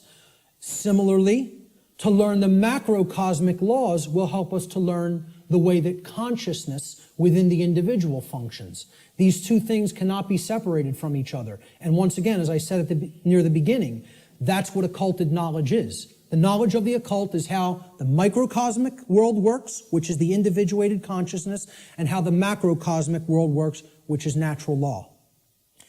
So the other part of the principle of correspondence is that our reality is also fractal in nature.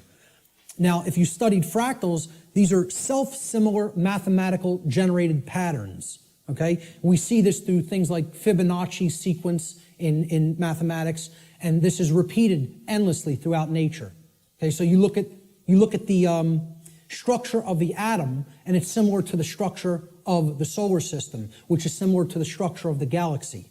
They work the same way. They look the same. You pull back enough, you'll keep seeing the same pattern repeat.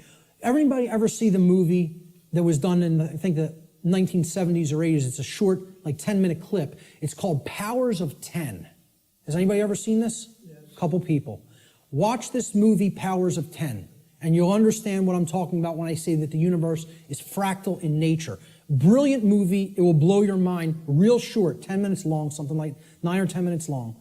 They basically zoom up into the cosmos to show you how everything is self-similar. Then they zoom down into the cells of a human being and in the atoms that comprise the hand and cells of the hand, and show you how everything is similar there, all the way down to the atomic level, okay, and the subatomic level. So the universe is both holographic, meaning that the whole is contained in the parts, and vice versa, and it is fractal or self-similar across all scales of its existence. That's the principle of correspondence.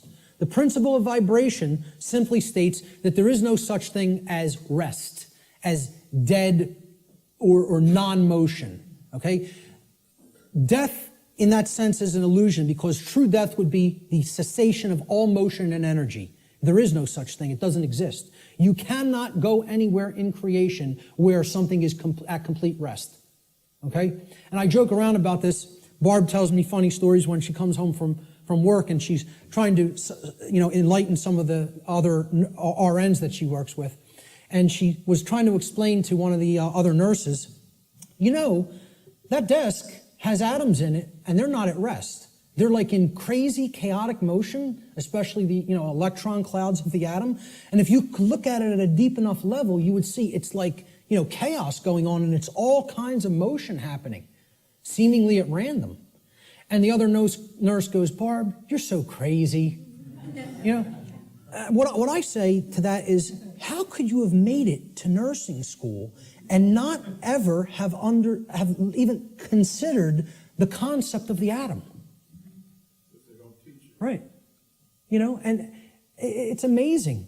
She actually thinks perceived stillness is actual stillness, and didn't comprehend. If you zoom into that with a powerful enough microscope, you're going to see all kinds of motion, and nothing's at rest. And she thought Barb was the weird one for trying to explain that to her. Okay, so there is no such thing as true rest. It doesn't exist. If something's in existence, it's in motion. Everything moves, everything vibrates, and at the most fundamental level, the universe and every single thing which comprises it is ultimately pure vibratory energy that is manifesting itself in different ways, different frequencies, different vibratory forms. The universe has no true solidity as such, as we imagine solidity at the macrocosmic level. Matter is merely energy in a state of vibration. And what this is, if we truly understand this, and many sciences are now finally really understanding this and trying to propagate this knowledge out into the public, we will come to the understanding that this is a spiritual construct for experience to be gained, to have an experience and learn and grow in consciousness. That's what the purpose of this whole thing is for, So nothing is truly solid. It's again, like we say, we are spirit having a human experience. The whole universe is spiritual, having a experience in solidity. All right? That's how you have to look at the principle of vibration. The principle of polarity states that everything has a dual nature to it. There are polarities in everything that exists. Okay? Everything has poles. Everything has its pair of opposites. However, opposites, they are identical in nature, but they're different in degree. So let me give you an example of what that means. Are hot and cold really opposites? Or can we simply look at them as the presence of heat energy or the absence of heat energy? Meaning that they're the same thing, energy. And whether it's concentrated in a specific area, which would make it hot, or whether it's absent from a specific area, which would make it cold. Okay? that's what hot and cold are at the fundamental level. At our level of perception, they're opposites, but at the fundamental level, they're the same thing, energy or lack thereof. Just like those 3 stages of the trivium. Are knowledge and ignorance the same thing? Yeah, actually they are. Because truth is always present. It's a matter of whether it's taken in and processed or whether it's refused to be taken in and it's not processed. Okay? So it's just like that. They're identical in their natures, but they're different in their degree. Okay? Extremes can meet and blend and, play with each other, like as depicted in the yin-yang symbol, masculine and feminine. They need to be blended. And at some level of reality, everything that is seemingly contradictory may be reconciled. Now again, I stress the term at some level. At the unified field level, everything is consciousness, pure consciousness. However, at this level, there are differences in consciousness. At this level, there are things that are taking place that we need to understand. At this level, there are things that we need to set right and rectify because it does matter. It does matter. Okay? So, again, be careful with some of the New Age-isms that get put out there. Yes, can all paradoxes be reconciled? At some level. In this realm, we need to have our feet on the ground in the physical domain. This is the concept in the Hermetic tradition, which is where a lot of this understanding derived from. Out of ancient Egypt, what was known as Kem, the land called Kem, was what the actual Cometians referred to it as. The word Egypt is a bastardization of the capital, the Greek pronunciation of the capital city of Kem, which was Memphis at one point. And that city was referred to as Hygeptos in Greek. And that became Egypt in English. But the original name for Egypt was Kem. That's simply called black or dark in their language. It was the black land. And we get the word alchemy, which means, again, from. Okay? It means from the black land. Al-Kemet, which is where alchemy comes from. And that means out of darkness, this knowledge will come and bring light. Because a lot of these mystery tradition teachings do come from Kem. And also the people who took it from Kem and started to propagate it in other areas were the Greeks in the Greek mystery traditions. And again, there was light sides and dark sides to all these mystery traditions. Okay? There were some who used the knowledge wisely and tried to propagate it and tried to elevate human consciousness, and there were those who wanted to use it selfishly for their own benefit and to control others. So my point was that in the Egyptian mystery tradition, I lost my train of thought there. I'm sorry. I was talking about all paradoxes may be reconciled at some level, and I brought up the mystery traditions. I can't remember why I went into that, so I'll just keep going.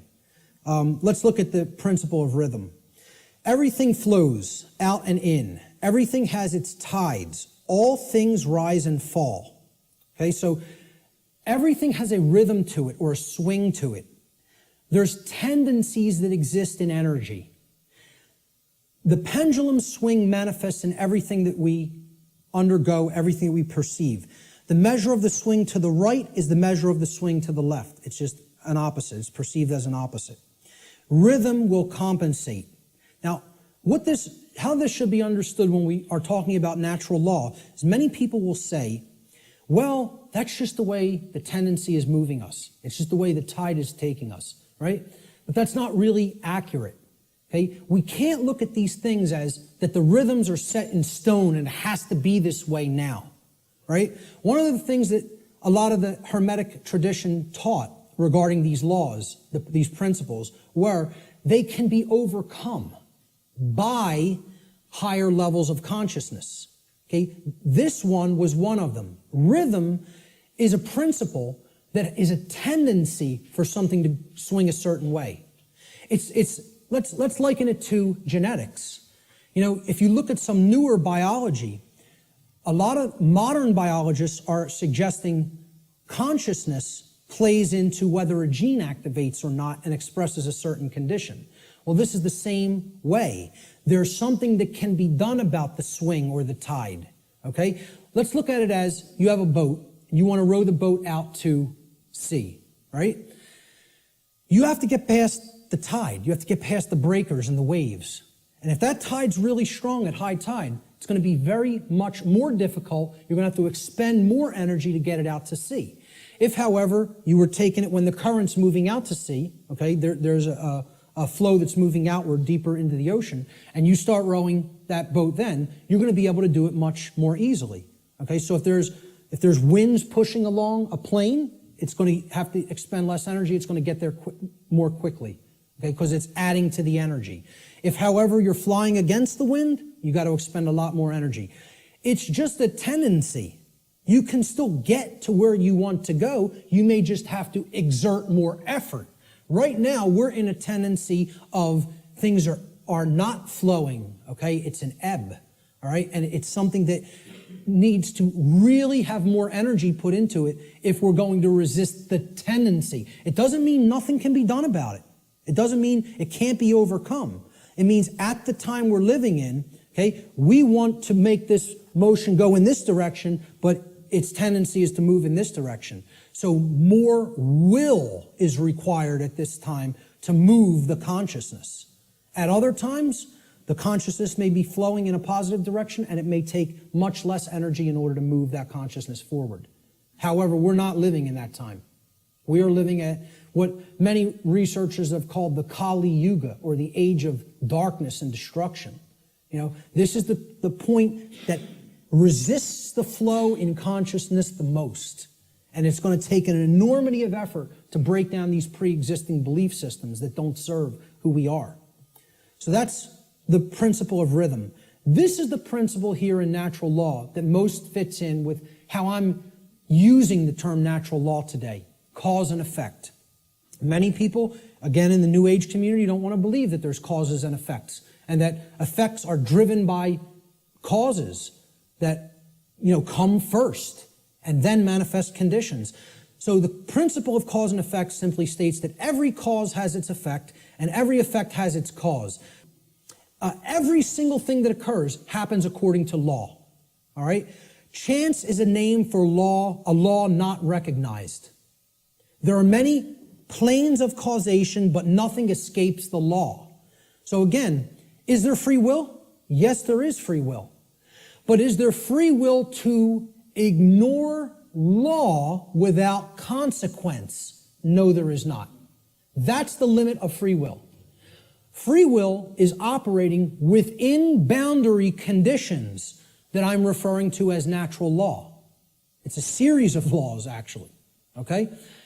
Free will operates within these parameters or boundary conditions that cannot be exceeded or gone beyond without consequence.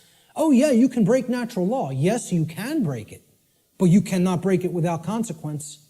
You cannot break it without consequence, negative consequence. And that's why this body of knowledge has in the past been referred to as consequentialism. It is the knowledge of how consequences are generated by our free will decision-making processes within the boundaries of natural law. So this is the law of cause and effect, the principle of cause and effect. And I think this image, I was searching for images that encapsulate cause and effect, and I found this cartoon, and I think it does it brilliantly. Most of all, because will the effect happen immediately? No, it will not happen immediately. There is a time lag. You set the cause into motion. The universe is going to intelligently bring to you, through a rearrangement of all the dynamics that it needs to rearrange, the effect of what you've generated by setting that cause into motion. And there is a time gap between the cause going into place and the effect coming around and hitting you. This is why the pattern recognition of cause and effect is more difficult, because it is separated by a time lag, by what we perceive as linear time. Now, if you did a wrong to somebody and immediately you were stung by a wasp, every single time you did a wrong to somebody, It showed up and bit you immediately within 2 seconds of you hurting somebody, stealing from somebody, lying to somebody, etc. Would you start to connect the stinging to the wrong that you did? I think most people would see the pattern. They would recognize the pattern. But since that doesn't happen, and there's a time lag to experiencing something harmful to ourselves once we do something harmful to other people, it's very difficult for people to see the connection through the time lag. And moreover, it doesn't exactly happen in a one-to-one ratio like this, okay? Karmic consequence is more complicated than all of that, all right? What's happening is that all of us are experiencing in the aggregate the wrongs that the human species is conducting on a daily basis, which we do not attempt to rectify and stop through our inaction. Karma is being accrued. People think that karma can only be accrued from action. No, it cannot. It can be accrued from inaction as well. And that's where many people in our society is. They're not taking any action, and they're willing to let evil run unchecked. So this is ultimately going to come back and bite us, and what we set into motion is going to actually topple over onto us if we don't change our thoughts, emotions, and behaviors. Nothing escapes law. We are bound by it eternally. Let me just go back. I'll leave it on this slide for a moment. For some people familiar with my work, you've seen me break down the Matrix trilogy. And the law of cause and effect is brought forward extensively in the second Matrix movie, The Matrix Reloaded. And the scene that encapsulates this the most is the character of the Merovingian, who tells to the heroes who want to be free from the Matrix and its control, okay? You are coming to me without an understanding of why you are in this position. You don't understand the causal factors that have led to the current conditions that are in place. Therefore, you are coming to me with no power to effect change. You are powerless. So why should I help you? You're powerless because you lack knowledge and understanding of what set these events into motion. Why? The question why, he says, why is the only source of real power. Without why, you are powerless. He's talking about cause and effect, and he says it specifically. Causality, he calls the only real truth. And this is the villain. The words of truth come through it's a big technique in Hollywood too. The words of truth are spoken by the villain in the movie or in the series, okay? But if you listen, and there is a twist, a dark twist to what he says. He says free will is like an illusion. No, it is not. That's where the dark occultist is trying to trip up the heroes. There are both free will and natural law. He tries to say free will. The Morpheus character says to him, everything starts with choice. And Morpheus is correct. Our choices set that causality into motion before it becomes an effect. And the Merovingian tries to tell him, no, there is no free will. That's where the dark occultist will give you the bulk of truth and then poison it with that one thing he wants to get you to accept. Okay? So the next thing that needs to be understood is the two planes. All right? There's the plane of effects and then there's the plane of causes. No power to affect any change lies on the plane of effects, which is the physical manifested reality. Again, what already is, nothing can be done about. What already is, you cannot change. You cannot change the past. You can change what it is starting now and make sure that it gets changed in the future. But right now, what is the truth, and all you can do is accept that or reject it. You can't change the past. So the physical world that is manifested up to this point happened because of things that occurred in the past. The causes happened in the past. Nothing you can do about that right now. Okay? The plane of effects or the physical world is where manifested realities have already occurred, have already taken shape, have already formed due to their underlying causal factors. The plane of effects constitutes that which has already occurred. As such, no power to effect change lies here, because that which has already occurred cannot unoccur.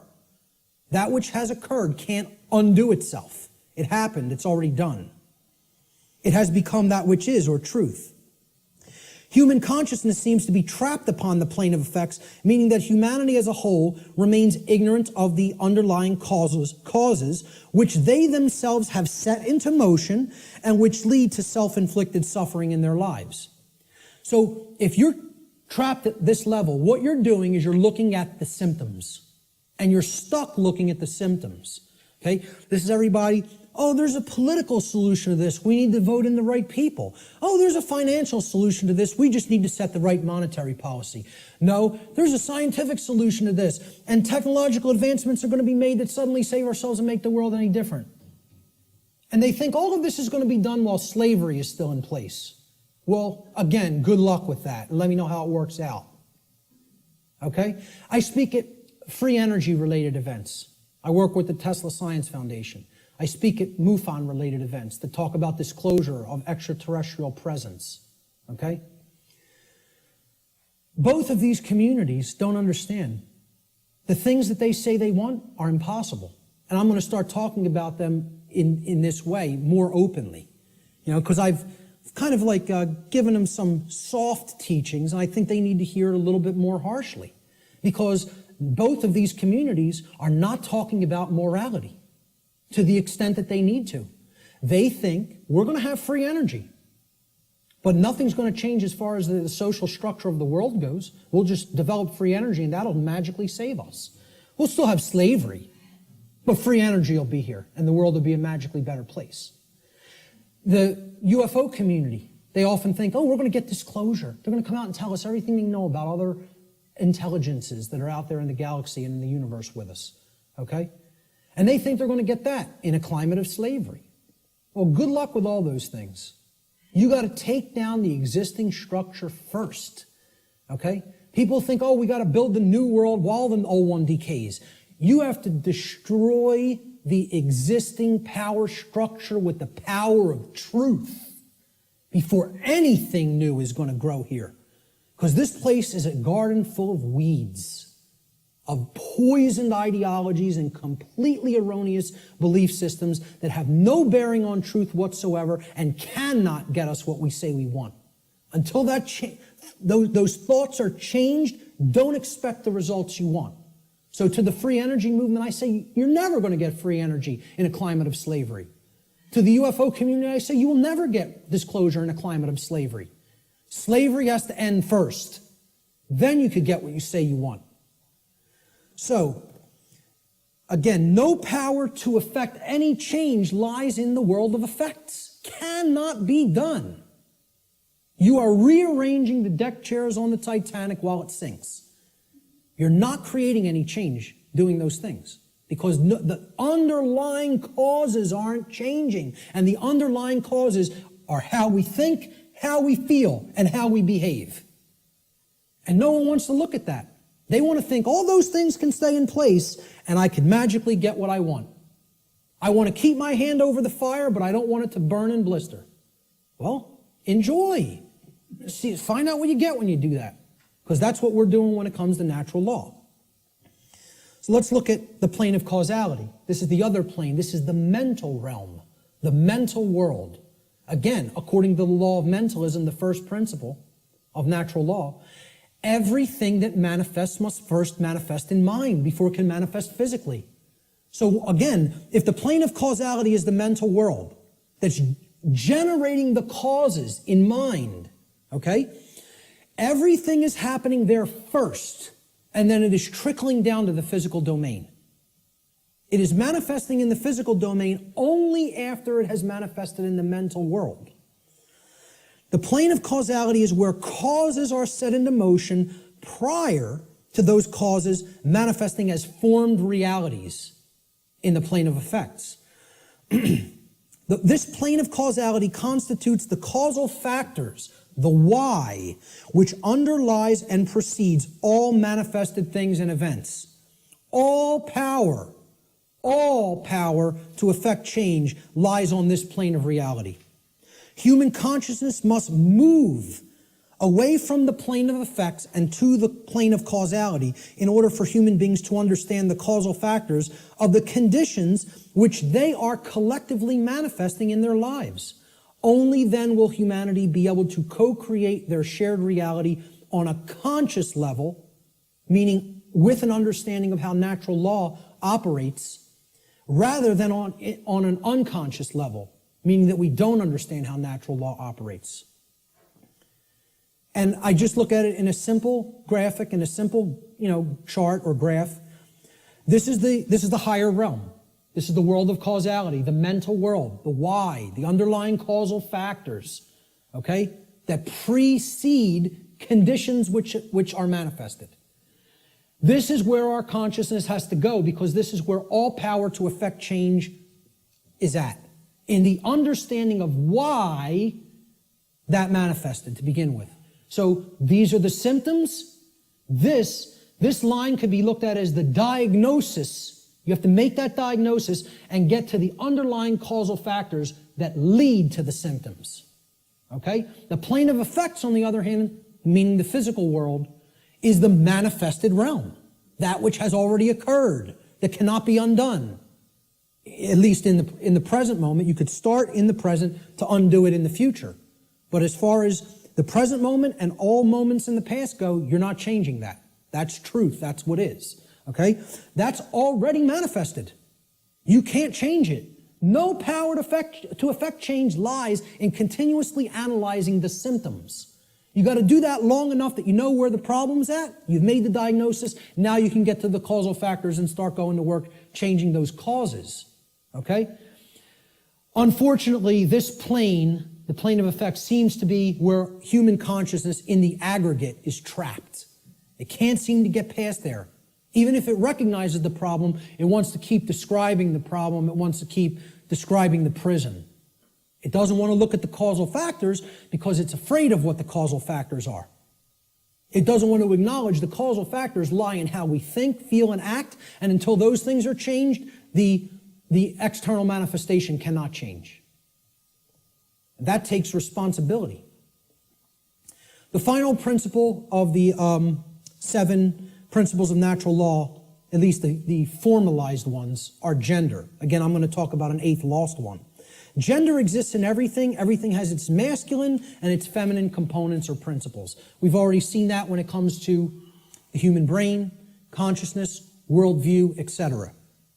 Gender manifests on all planes of existence. Spiritual, mental, physical, everything.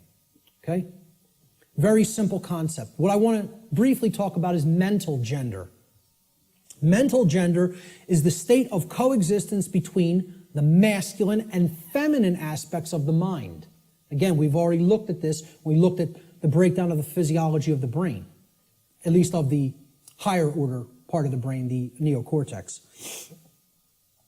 Our left brain hemisphere largely facilitates the masculine aspects of the mind, or the intellect, logic, analytical thought, linear thought processes, while the right brain hemisphere largely facilitates the feminine aspect, or intuition, meaning creativity, compassion, and holistic thought processes. This next section is what I call the lost principle. This is the 8th principle of natural law, which binds all of the other principles together. Okay? It is what I would call the encapsulating principle. Okay? It's the container inside which all the other principles fit very nicely and neatly. However, it's lost because we're not exercising it. See, we already looked at 1, 2, 3, 4, 5, 6, 7 principles of natural law. And there they are represented by these circles overlapping each other. Okay? Can anybody see an 8th circle anywhere? You got it. Correct. Here's the 8th circle. And this might look familiar. You might have seen this somewhere. Okay? This pattern is called something. Does anybody know what this pattern is called? What is it? Not the flower of life. The seed of life. The seed of life. Okay? Now, what happens from a seed? It grows. It generates something. It creates something. A seed has an outer casing, an outer shell, okay?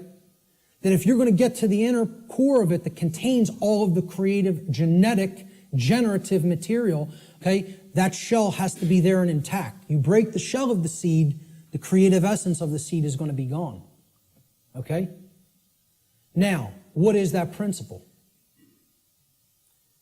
Here's what that principle is. It's the eighth, or what I call the lost principle. And it's the thing that has to be present in order for any change to manifest itself.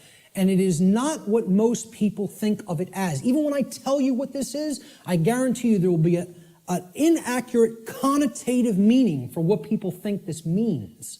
Okay? Here's what the eighth principle is.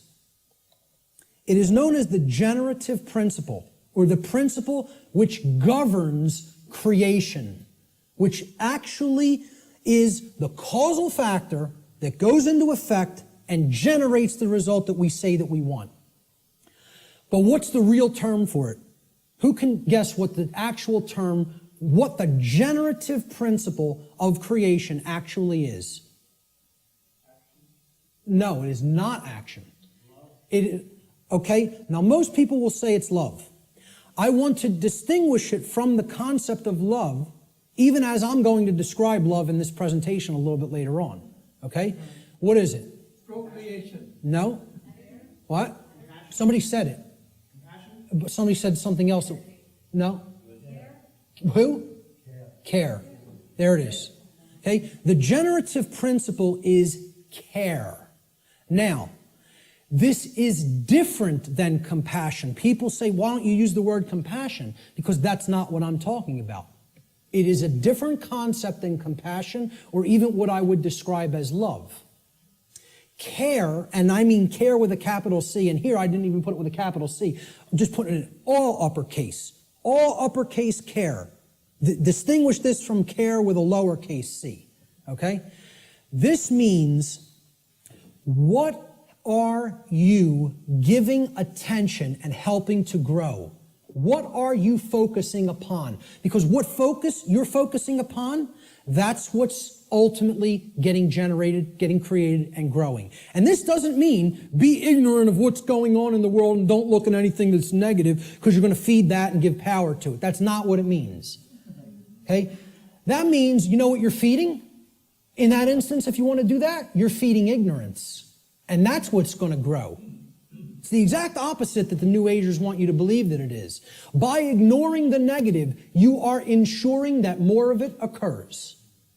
You are fueling it by ignorance, ensuring that it grows and takes over. Okay? What care has to be looked at here as is, this is what you're giving your energy to. This is what you're focused upon. This is what you actually care enough about to do, to spend your time on, to put your attention on, to manifest in the world. That's what I'm talking about as care, okay? That's what generates our experience in the aggregate. Most people don't care about what's really happening. Therefore, it is an impossibility for us in the aggregate to change the direction of energy, to change the direction of consciousness, and ultimately to get what we say we want. That's how the real law of attraction works. All right? Here's how it actually operates. The lost principle is the dynamic of care. What we care about on a day-to-day basis acts as the driving force of our thoughts and actions. What did I say we need to develop? The heart, mind, guts, right? Heart, mind, guts, in that order. Care comes first. You got to care enough to know, to develop the knowledge, okay? Then you got to act on it and put it into practice. Apply it. So that's the order. Heart, mind, guts. Care, knowledge, action. Those are the steps, okay? And all three of those have to be in place. All three, That's what unity consciousness is. It's unifying thoughts, emotions, and actions. The three aspects of consciousness, such that there is no contradiction between them. Our thoughts, what we say, what we think, how we feel, and how we act are one and the same. There's no contradiction. That's unity consciousness. Okay? Therefore, okay, since care is the driver of our thoughts and actions, it ultimately can be seen as the generator of the quality of our shared experience here on the earth. Care is what generates the whole thing. Hence, it has been called the generative principle. Liken the heart to a pump in the body. Well, what does a pump do? It's a generator. It provides energy. It moves the life force through the blood in the body. In every ancient tradition, they talked about the life force being in the blood. The heart is what pumps that through the whole physiology and enables us to continue to sustain life. Okay? The heart is the generator. It's the pump. It's the center of the being. As important as the brain is, which we just talked about the importance of it, the heart is ultimately what's generating the experience. Because what we care about determines what we think about on a daily basis most of the time, and therefore how we behave. All right? So, this principle has often been referred to as the generative principle. Is anybody familiar with the compasses and square symbol of Freemasonry? With the G in the middle? Well, that's what the G stands for at the highest level. They'll talk about many porch masons. These are the exoteric masons that are given the teachings of the profane and they think they're in the know. Okay? They're given the information, well, this only means geometry, it only means God, etc. Okay?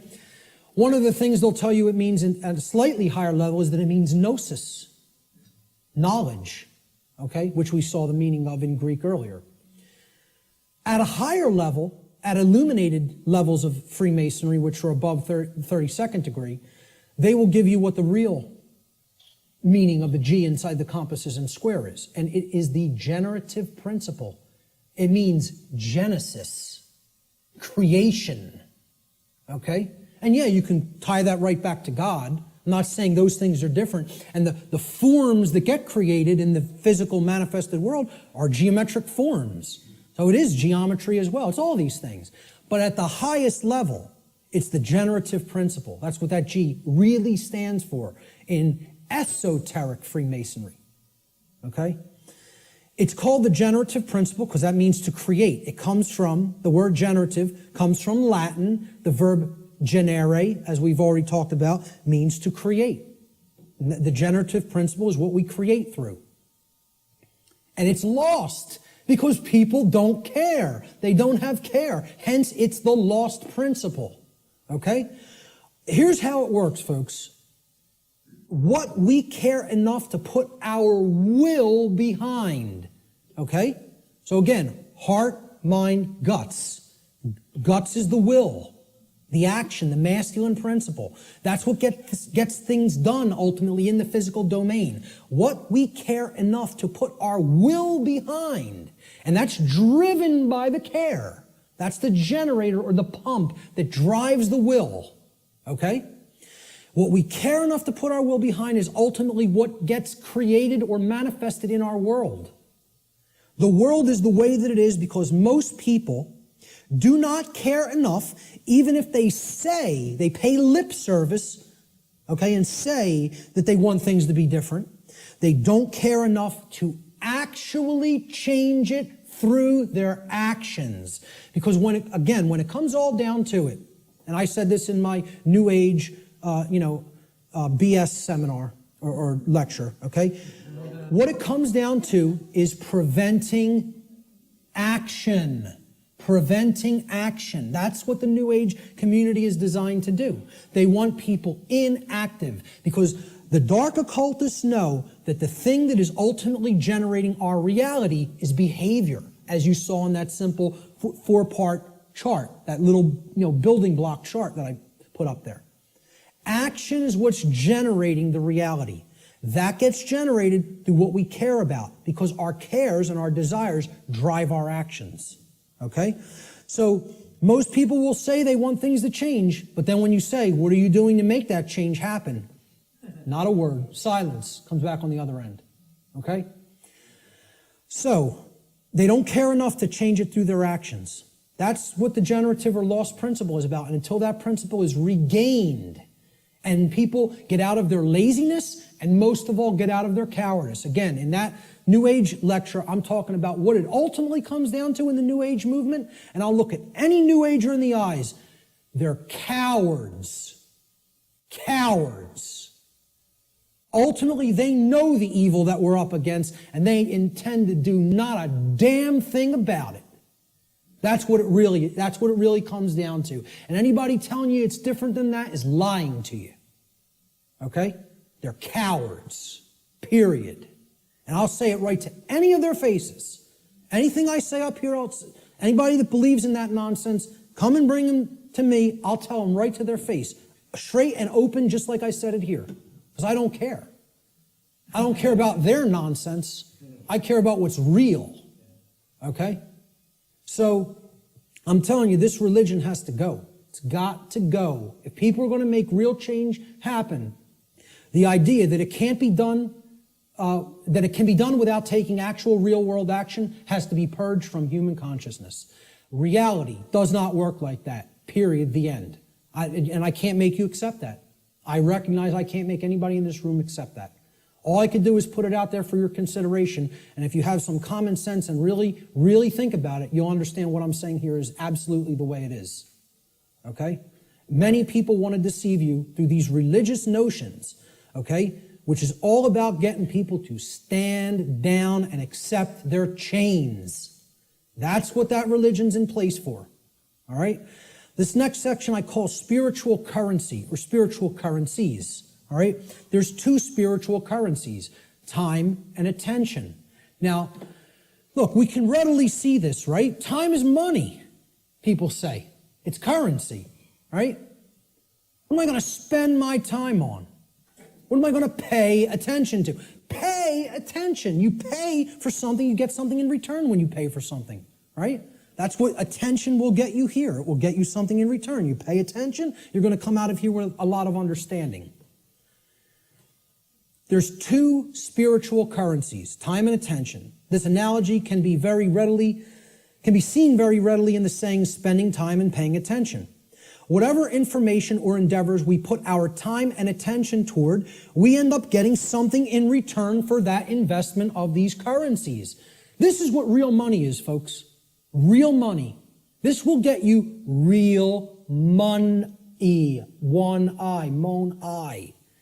Okay? If you want real money instead of the fake Federal Reserve nonsense, fiat paper currency money that isn't worth the paper it's printed upon, then keep thinking that that has value. Okay? And people who say gold is value, gold is real money. You know, well, I ask people, what intrinsic value does gold have? And they say, well, it's been traded with throughout time immemorial. People valued it all the time. Does that make it intrinsic? You answered my question. It's like saying, why does that projector have intrinsic value? And you say, because I find it valuable. No, that projector has intrinsic value because it's capable of projecting an image, and if I want that task done, that's what I use a projector for. Okay? Well, what's gold used for? Can you build clothing out of it? Can you build a house out of it? Is it malleable enough to be molded into a weapon of some sort? You're going to take shelter under it? Well, maybe if you have enough of it. But, you know, the whole point is there is no intrinsic value to this. It's something that's, the idea of it having, of any precious metal having intrinsic value, other than, you know, okay, in a technological society it's used for computers. This is true, okay? But I'm talking about in nature. You know, where would this idea of intrinsic value of gold come from in the ancient past? People will say, well, it's used as a medium of exchange, okay? Money is not a medium of exchange. People think of it as a medium of exchange, and it's not. It's incorrect, okay? Money is the limiter of energy in the system. See, people think of money as currency. Even the name is a mind control technique because it's supposed to be about, it's the current in the energy system. This is the current. It's the amperage, right? No, it's not. It's not the capacitance either. It's not a store. That's another thing people will tell you money is, what they say is real money. Okay? It's all fake. It's all fake. It's not a store either. You know what it is? It's the resistance in the system. It's the resistance to change in the system.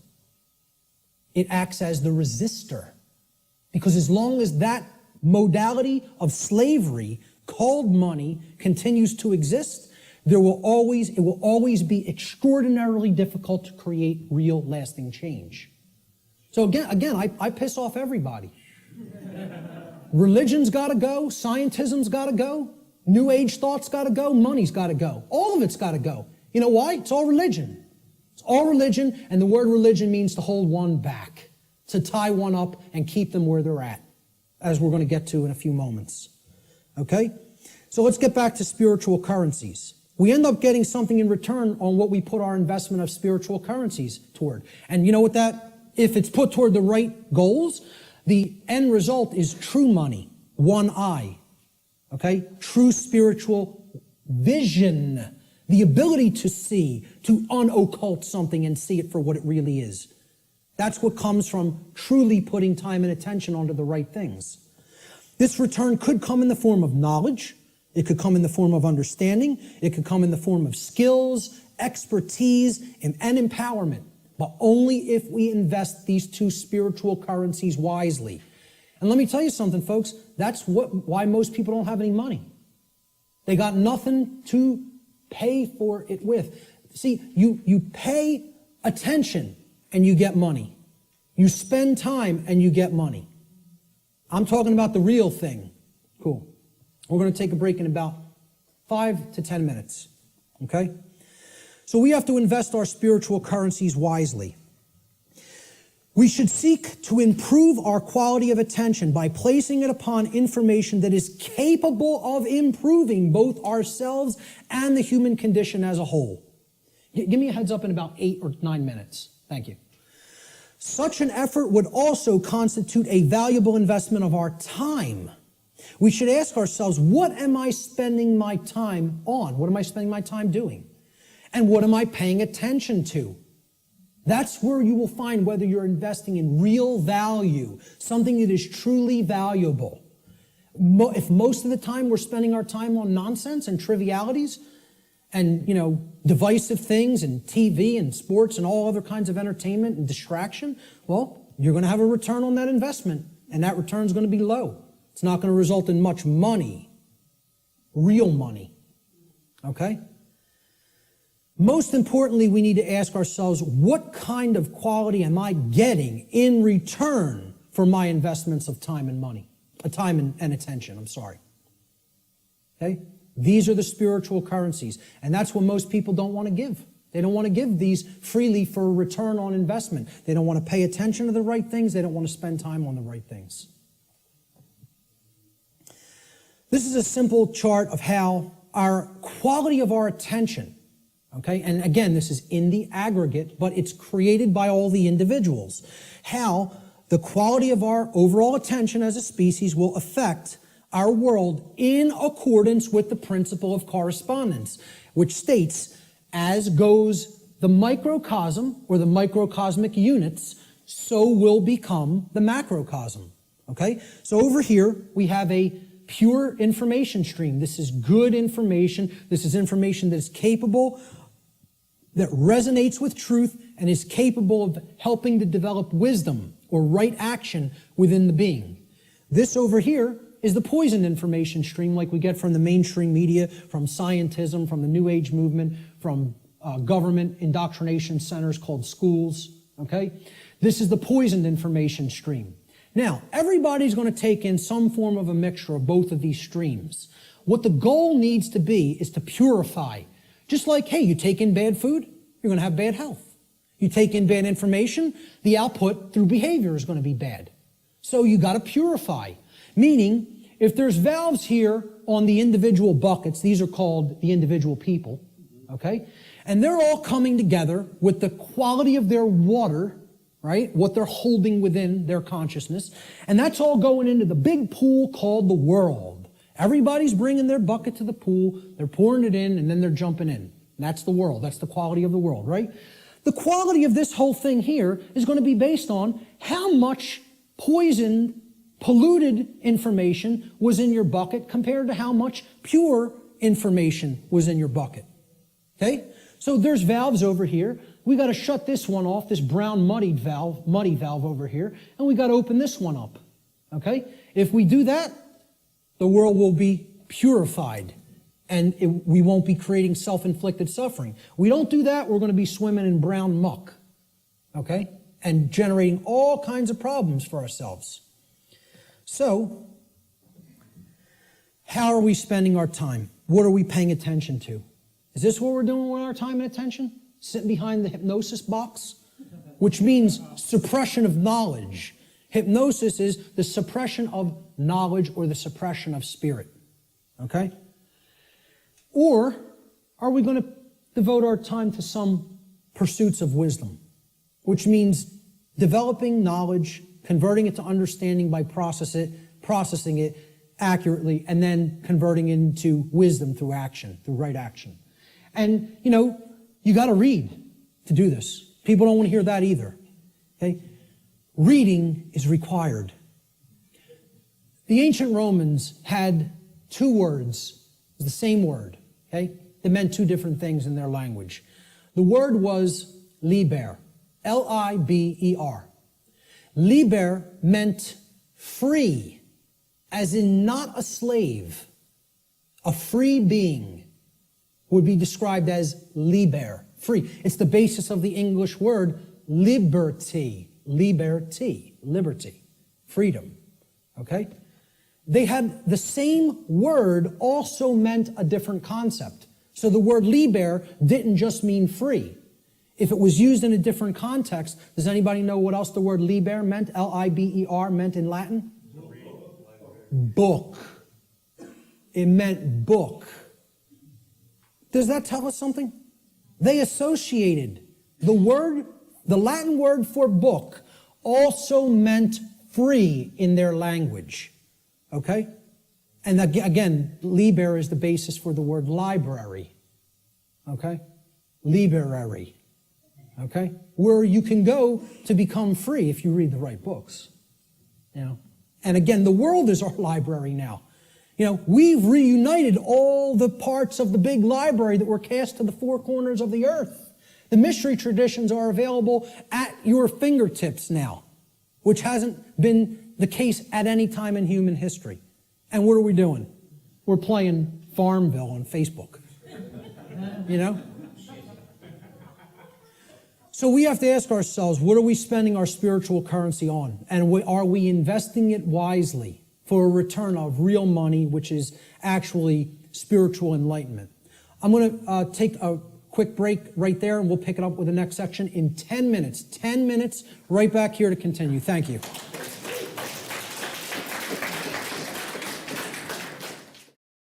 So natural law has been called many different things in different traditions throughout the world at different times in history. Let's look at what some people have called it. It's been called the law of cause and effect, or the laws of cause and effect. And there's a scientific connotation to this concept of cause and effect too. Even scientists will say an effect invariably follows a cause. And they'll also say things like, for every action, there exists an equal and opposing reaction. So there's a consequence when an action is taken. In the more New Age circles, you've heard it referred to as the law or laws of attraction. Okay? I call this presentation the real law of attraction. So, however, there are some good things that the New Age community, and I don't tell you it's all bad, I don't make that blanket statement, okay? It is a religion in many respects, but however, there are some truths embedded in it that can be taken on their own and, value can be gleaned from. So one of those sayings is, the energy that we emit is the energy that we attract. This is true. What we're putting out into the universe is what we're getting in return from the universe and what we're creating in our reality. Energy flows where attention goes. I just talked about this in the last section. What we put our attention on is what ultimately gets manifested in the world. As you think, feel, and act, so you shall be. Some of the teachers of different variants of law of attraction teachings have only put the first part in that. As you think, so you will be. No. As you think, feel, and act, so you will be. And most of all, as you act, so you will be. Most of all. Okay? So, It's been called karma. It's been called moral law, as I talked about before. And this is, captured beautifully by the phrase, what we sow, we reap. The seeds that you scatter, that's what's going to grow, and that's the fruit that you're going to harvest. So, a very accurate way of looking at it. Again, it's been called consequentialism. That's another thing I could put into this chart. In other words, that there is free will, but there is no free will without consequence. That's called consequentialism. That would be another very accurate way of referring to natural law. And finally, the golden rule, it's been called. Okay? And it's been stated in the affirmative as do unto others as you would have done unto yourself. I find this much more powerfully stated in the negative, or what I call the apophatic variant. And we'll talk about what apophatic and apophasis means in a few moments. I think it would have been much less ambiguous, the golden rule, if it was said like this. Do not do to others as you would prefer not to have done unto you. Now the ambiguity goes away because people want to be treated slightly differently. Hey, a masochist might want to get beaten by a sadist. Okay? But that doesn't mean, do that to others because you like it. But people know what they don't want. They don't want their rights taken. They don't want their property taken or damaged. They don't want to be harmed in their person. They don't want any of those things. They don't want to be lied to. They don't want to be deceived. So don't do those things to other people. So let's jump into this is the heart of the presentation here. It's how natural law actually works in our lives. What are its expressions? How can we come to understand how this operates? There are ways of knowing, and they're through these expressions of natural law. So we defined what natural law is. We talked about the underlying principles that it's based upon. Now we are going to talk about how it works in our lives, okay? So we're going to build a chart of the natural law expressions in a moment. What these expressions are the recognizable workings in our life. And they take place through 5 basic expressions. Each of the 5 expressions of natural law have a positive aspect and a negative aspect. So that gives us a total of 10 overall natural law expressions. And we're going to build a chart regarding these expressions. Okay? So here's the expression, and then there's a positive aspect to the expression, and there's a negative aspect to the expression. The first expression of natural law is known as, and again, this is what I call these things. There's no hard and fast rules. It's just terminology. It's jargon to try to explain them in words. Okay? These are unseen concepts and laws in reality, in nature, in the nature of the universe. Okay, these are just English word terms that I'm applying to these concepts. Okay? So the first principle of natural law I call the generative polarity. Or in other words, this is the force or energy that we are using at the base level to start the process of creation. Or you could say of co-creation. Okay? We're co-creating the reality that we experience with the laws of nature. So you could look at the first first expression of natural law, which is the generative polarity, as the force that we use to set all of the other events which are to come, which are to manifest in our lives, into motion. Or in other words, what we use, the force that we use to generate or create the quality of our experience. That's the generative polarity. The positive expression of the generative polarity is love. Now, this is not what many people think of as love, okay? It's not familial love. It's not relationship love. It's not Hollywood movie variant of love. It's not romance novel variant of love, okay? I call love consciousness. Love is the force which helps us to expand consciousness and become open to truth if we are in it. If we are in that vibratory energy, we become open to truth. All right? So here's what it looks like visually. I try to put a visual aspect to all of these concepts, okay? And people would think I'm going to put two people together kissing or hugging or something like that, okay? Love is inside each individual if it's present, okay? It doesn't depend on any other person. You can express love with another person, and there's no problem with that. I'm not saying that's a bad thing. That's a great thing if it's present in your life. The capital L, capital O, capital V, capital E definition of love that I'm giving here is not that. It is this force that opens up our consciousness. It's the flowering expression of consciousness, okay? So how I word this is, the positive aspect of the generative polarity, the first expression of natural law, is love. In regard to natural law, love should be seen as the expansive force for consciousness. It is the force which helps us to become open to truth and expand our awareness. That's the connotation that I'm giving for the concept called love here. Okay, that's the positive expression of the creative polarity. Now, the negative expression of the creative polarity is the exact opposite of love. So people will automatically think, well, that's hate. And it is not. Because the thing that puts consciousness in a box and prevents it from growing and keeps it where it's at is what? Fear. There it is. Fear. Fear is the basis for unconsciousness. You cannot be unconscious of anything in particular unless you fear it.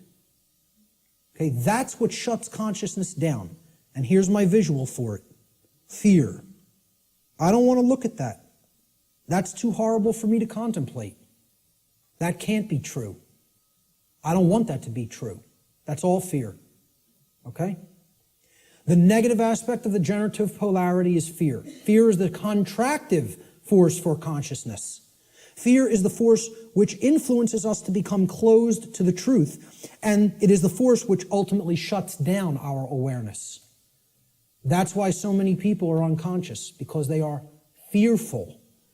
They are fearful of the responsibility that comes with knowledge, and most of all, they are fearful of having to act based upon knowledge, because that requires courage. The second natural law expression is the initiating expression, what I call the initiating expression, just my term for it. Okay?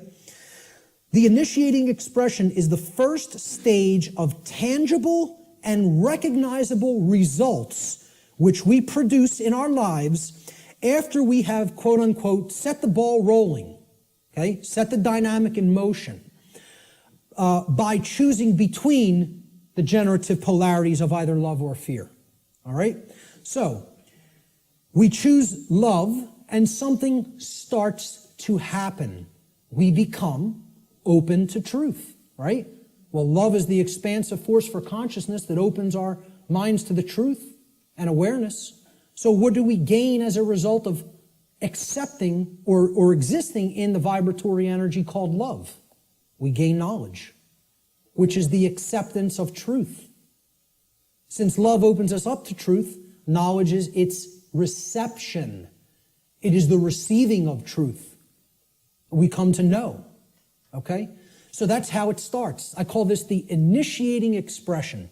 Now, of course, there's a negative initiating expression if we are existing in the vibratory dynamic of fear. That would be the opposite of knowledge. What is it? Ignorance. Right. Okay, now, this is what I put forward as knowledge. This is my imagery for knowledge. Okay? That's a being who knows themselves. You know, and as the mystery traditions of Greece put forward at the Delphic oracle, know the self and you will know the universe. In other words, know the microcosm and you will know the macrocosm. Know thyself. The positive aspect of this initiating expression is knowledge or the acceptance of truth. Knowledge positively influences the quality of our lives because it positively influences our decision-making processes that lead to understanding in every area of our lives. You want to know how something works and ultimately create something good, you have to have knowledge. You want to know how a car works? Keep it running in good order, you have to have knowledge. You want to know how a computer works? Keep it running in good order, you have to have knowledge. You want to know how the human psyche works and keep it running in good order so that conditions on earth manifest the way you want them to manifest? You got to have knowledge. Not getting out of this condition without learning. Learning is the key, it's the answer. Knowledge is the answer. And people don't want to hear that. They don't want to hear it. They want to think we're magically going to manifest the desired conditions that we say we want without learning a thing. It doesn't work that way. So again, the negative initiating expression is ignorance. Ignorance is the refusal of truth. It is the refusal to gain knowledge. Okay? Because we are in fear. So here's what I put as the image for ignorance. You know, the population that is hypnotized, that wants to keep paying attention to nonsense and trivialities, feed themselves tons of GMO food that is crap for the physiology, you know. Pay attention to distraction, entertainment, mainstream news and media, you know. It's all there to just shut the consciousness down and keep people in a depressed psychological state and keep them in a state of psychological infancy. The negative aspect of the initiating expression of natural law is ignorance, or the refusal of truth. Ignorance negatively influences the quality of our lives because it negatively influences these decision-making processes that lead to understanding in every area of our lives. If you're ignorant about how anything works, you can't create the desired condition. It's just not possible. It's important to remember, again, that ignorance should be distinguished from nescience, which means not knowing because necessary information is not present or was unattainable. Ignorance, on the other hand, means not knowing even though necessary information is present because that information has been willfully refused or disregarded. And again, to keep us in ignorance, they don't need to hide the information anymore because it's not hidden anymore. It's out. And then once again, it's available at your fingertips for free if you have the desire to take it in. But now, the manipulation mechanism that is used is dissuade people from looking at it. Provide endless entertainment, provide endless amusement, provide endless distraction, and say there's nothing to any of that stuff. That's just some old crazy religion that you don't need to understand. It's no different than any other religion, believing that natural law exists. Okay? That's what people will insist on telling you. So people will be dissuaded from ever looking into it, and they'll disregard it of their own choice. Thomas Jefferson said that if a nation expects to be ignorant and free in a state of civilization, it expects what never was and never will be. Freedom and ignorance are antitheses of each other that can never coexist simultaneously. That is an impossibility in natural law. I'm going to put up a couple other quotes on ignorance. Samuel Adams said, "No people will tamely surrender their liberties, nor can any be easily subdued. When knowledge is diffused," that means it's everywhere present, "and virtue is preserved," meaning morality. On the contrary, when people are universally ignorant and debauched in their manners, meaning purely selfish and only worried about themselves, they will sink under their own weight without the aid of foreign invaders, meaning the society will turn inward on itself and collapse and destroy itself just based on the fact alone that the population is ignorant and they are ensconced in moral relativism and other forms of debauchery and just self-pleasure as their highest virtue, their highest desire. Socrates said that the only good is knowledge and the only evil is ignorance.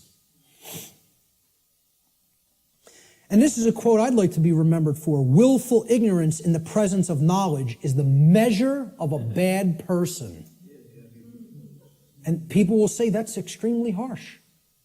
That's true. That doesn't make the statement untrue. The statement is true as well. It is a harsh statement. See, people in my family will ask me, why don't you have anything to do with me anymore? I've deliberately cut off many members of my own family. Okay? Because many members of my own family say, I know what's going on and I don't care.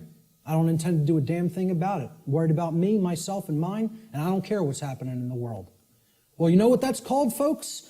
That's called a bad person.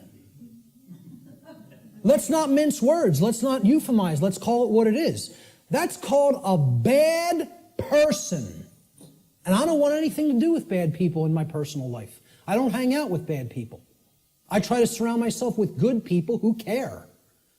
Because they're co-creating wisely. Okay? I tell family members who I've cut off association with, because you do not care is what makes you a bad person. I don't want anything to do with you until you start caring about what's going on in the world. Then we could talk again. And I'll welcome you back with open arms and forgive you. But not until. You want to stay in that level of consciousness? I want nothing to do with you. I don't want to be around people like that. They're bad influences, and they do bring other people down. So I'll still put out the information. It's there any time for free that they want to go and engage it. And I tell them all, anytime you want to ask me and come over and engage directly with me, I'll make the time for you. But until you want to do that, until you develop that desire, I don't want to be in your presence. Okay? So maybe, I don't know if that's going to be effective. I don't know. And guess what? I don't care whether it's going to be effective, because I'm not going to surround myself with bad people until they decide I want to make myself a better person. Then I'll engage them and speak the truth to them. But until then, I'll put this out there for all for free, and they can engage it any time they want. But in my personal life, I can't make time for that. I don't have energy for that. I barely have energy for this. An anonymous quote, I believe this was from some internet forum. I don't know what the gentleman's name was, but it was a great quote. Ignorance is the root cause of all evil. And since only knowledge eradicates ignorance, it is our duty and moral obligation, there's that term, to educate ourselves as well as the masses around us. That's a moral obligation if you're in a position of knowledge. And once again, that's why I do what I do. I don't do it because I like people. Believe me, Barb will tell you how much I like people. I don't do it to make friends. I don't do it to make money. I do it because it's a moral obligation and for no other reason. I don't serve people. I serve truth. Truth is the force which I serve. And I bend the knee to no other. That's it. That's it. So great quote on ignorance there. Great few quotes on ignorance. Let's look at the next expression. The internal expression is what happens inside of us, very simply. So now, we've started creating with a polarity. Something has happened in the world, either acceptance of truth or refusal of truth. Now something's going to take place inside of us, right? So look, this level is that knowledge level, right? This is the base consciousness level. You could look at, that's the foundation. Remember that 4-block diagram, right? You could look at this, here's the foundation. This is the foundation that lies underneath the trivium, right? Okay? That's as deep as it gets. Consciousness or unconsciousness, love or fear. That's what everything is a choice about, between, right? Now here's that first block. Knowledge or lack thereof. Knowledge or ignorance, right? And you can see these polarities are like that concept of, the polarity aspect of the natural law principles, okay? There's one thing that's real, and then this is the illusion, okay? These are two aspects of the same thing. This is consciousness, and this is its lack. This is acceptance of truth, and this is the lack of that, okay? So it's the same thing, but opposite in degree, which is why they're the same expression. Now, what happened after knowledge or lack thereof? We went up to understanding, right? So that's what this level is.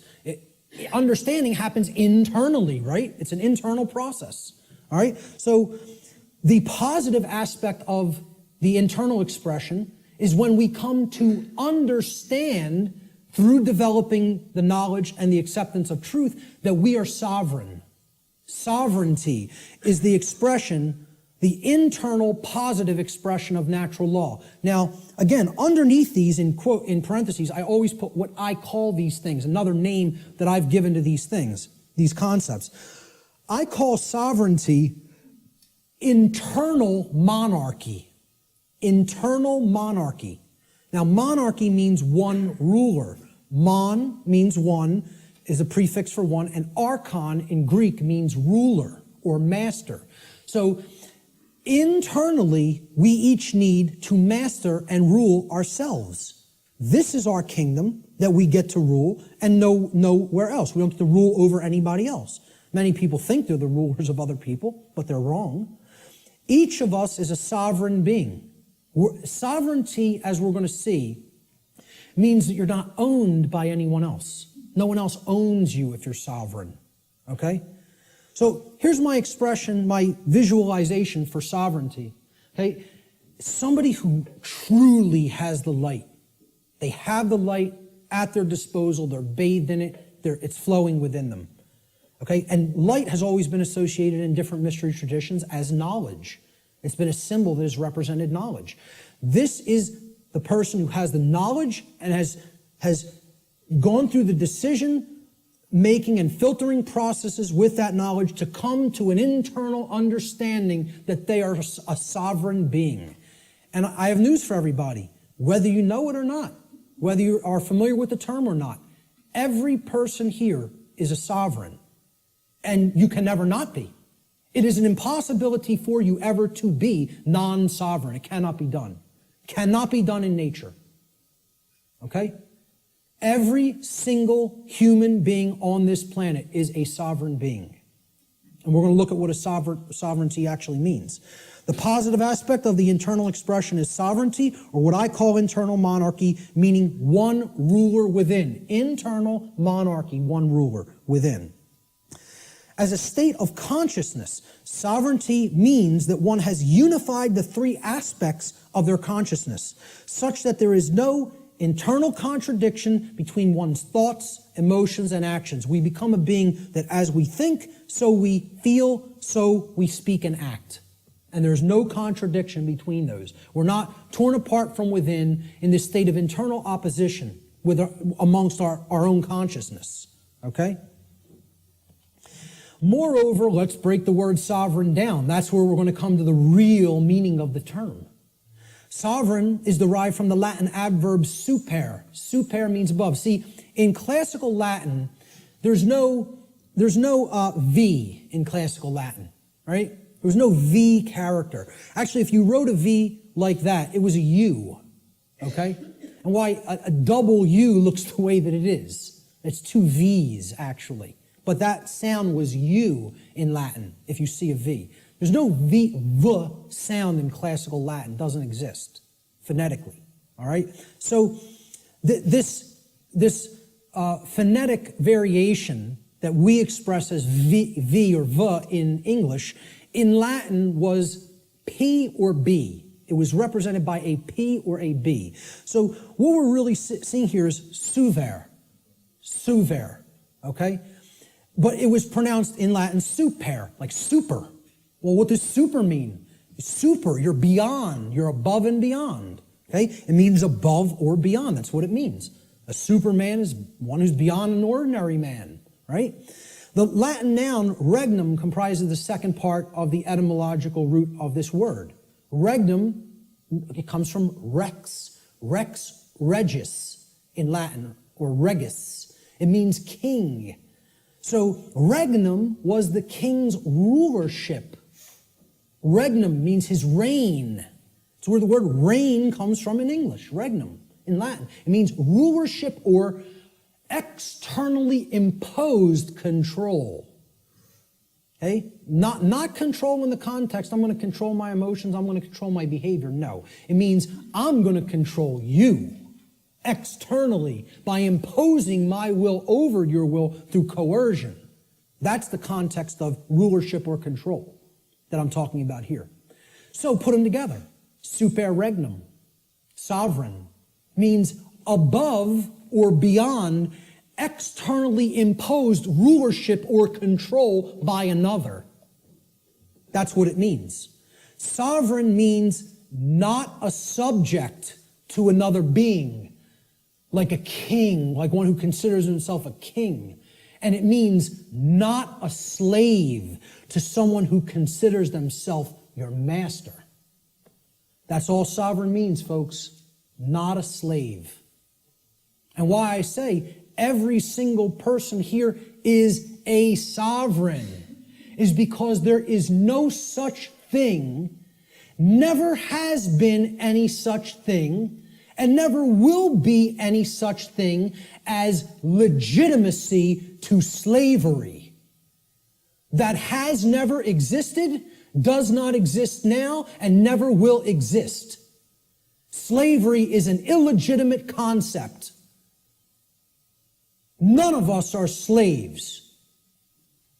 The condition of slavery has been imposed upon people, but it has never in history been legitimate, and it never will in history be legitimate.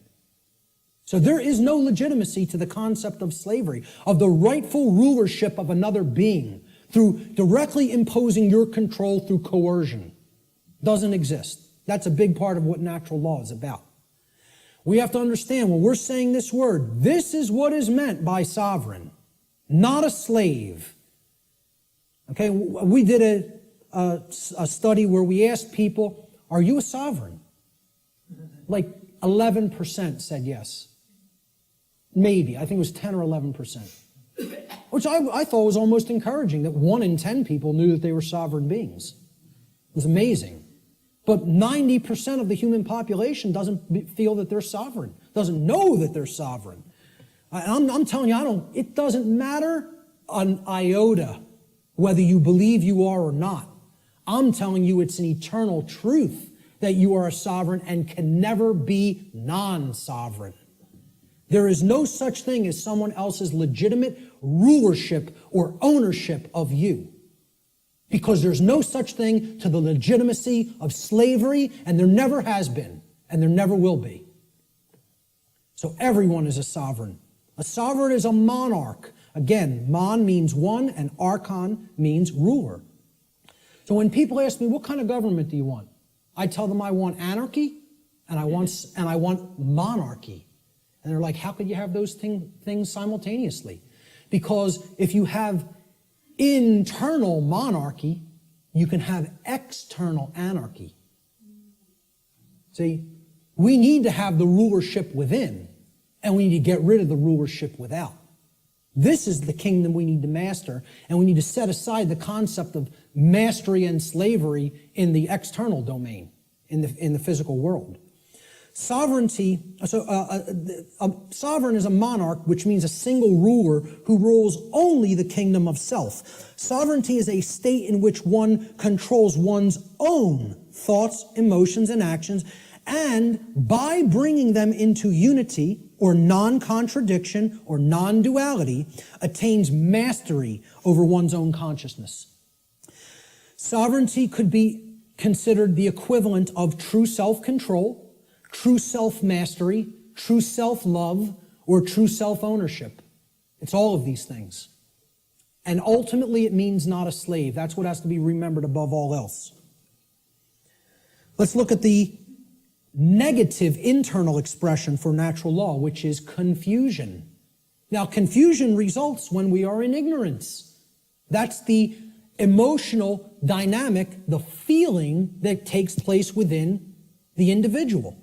This is the lack of understanding. Confusion only happens in a lack of understanding. When we have not taken in knowledge, because we are afraid, we are in fear, okay? Ignorance results, and then confusion happens internally. So look, remember, here's the essence, that's the foundation. This is that first stage, that first building block that we called knowledge or lack thereof. Okay? This is the second building block that we called understanding or lack thereof. This is true understanding when truth has been taken in and accepted. And this is the lack of understanding. Now, in that state of lack of understanding, we're confused. So there's no rulership within. Inside of us, there's anarchy, which means the absence of ruler. Of a ruler, not the absence of rules, which I'm going to get into later. Anarchy means there's no ruler, no master. So if there's no master inwardly, we have a big problem, because that means there's no self-mastery, there's no self-control, there's no self-discipline, and ultimately, there's no self-love. And that results in an understanding that we don't truly own ourselves. It would result in the absence of self-ownership, which is what we're experiencing as a species. That other people believe they own other people. This is what I found as a picture representing confusion. Someone who doesn't know themselves. Doesn't know themselves, completely attached to a ego identity. Their whole mind is all wrapped up. I believe I'm this businessman. I believe I'm this banker. I believe I'm this lawyer. I believe I'm this doctor. And that's my identity, and if something goes wrong with that, there goes my identity. There's who I am down the drain, you know? So this negative aspect of the internal expression of natural law is confusion, or what I call internal anarchy, meaning no ruler within. Confusion is the state of mind in which the being is ruled by fear and ignorance. Confusion could be seen as internal opposition within one's own consciousness. In other words, being torn apart from within in such a way that one's own thoughts, emotions, and actions are in perpetual contradiction with each other. A thought, emotion, and action are not in alignment. As we think is not how we truly feel and is not how we act. There's total contradiction and separation. No unity amongst those three aspects of consciousness. That's confusion. The fourth expression of natural law is what happens externally in the macrocosm in society. When you have a bunch of people who are in either this dynamic within their own consciousness, or a bunch of people who are in this dynamic in their own consciousness, a state results in the society at large, because the society at large is comprised of the aggregate quality of the individuals that comprise that society. All right? So if there's love present and knowledge has been taken in and it's been understood and we understand that we're sovereign and we're expressing self-ownership and self-mastery, what state manifests in society? Freedom. There it is. Freedom can only manifest when those preceding conditions are in place. It cannot magically manifest by any other means. If we say we want to be free, this is the path we have to take. Consciousness, acceptance of truth, and an understanding of our own sovereignty through self-mastery. It can't happen any other way. It's not possible. Okay? So, this is what the picture I chose for freedom. This is actually from the cover of probably one of the greatest books I think that's ever been penned by human hands. And I've read a whole lot of books in my life. And for me to say that, it's a high compliment. Okay? I think I'm a pretty good judge of books that can impart some wisdom to people. And I'm telling you, you need to read the book, The End of All Evil by Jeremy Locke, if you haven't already read it. This is one of the cover image from that book. Very rare book. To find it physically online, if you find it at a decent price, snatch it up and give it to other people or sell it to other people. Okay? I had a physical copy of this book. I lent it out, took off. Forgot who I lent it to. It happens, right?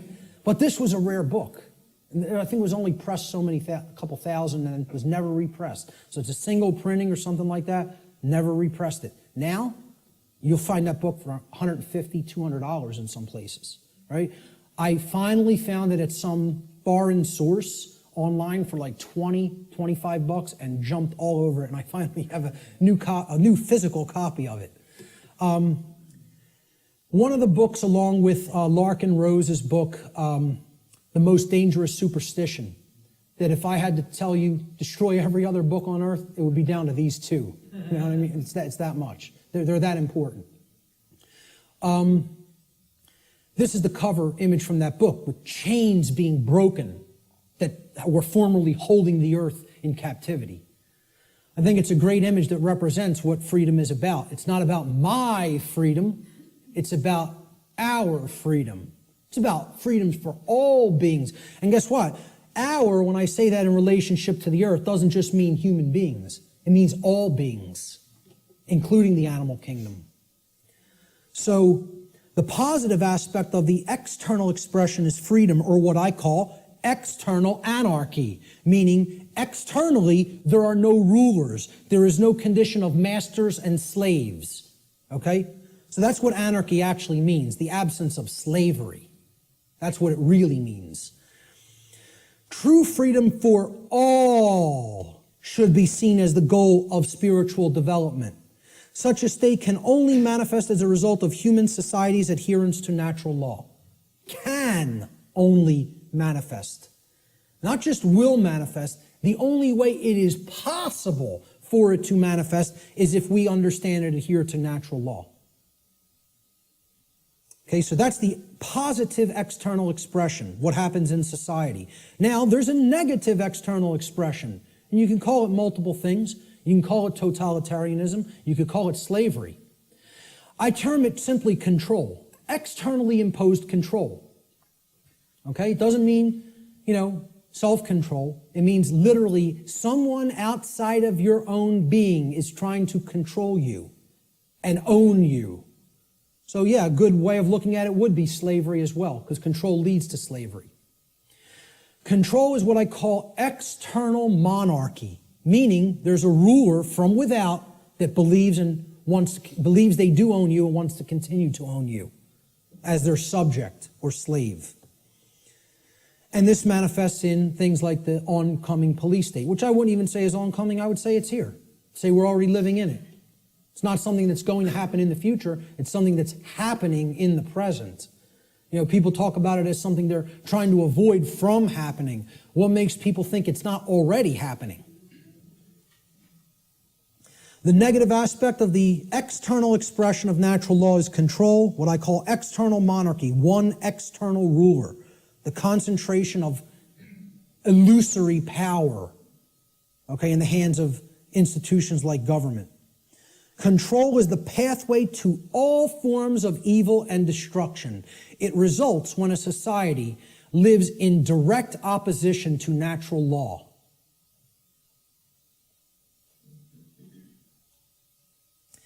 The fifth and final expression for natural law, how it operates in our lives, is what I call the manifestation, or the result that we create.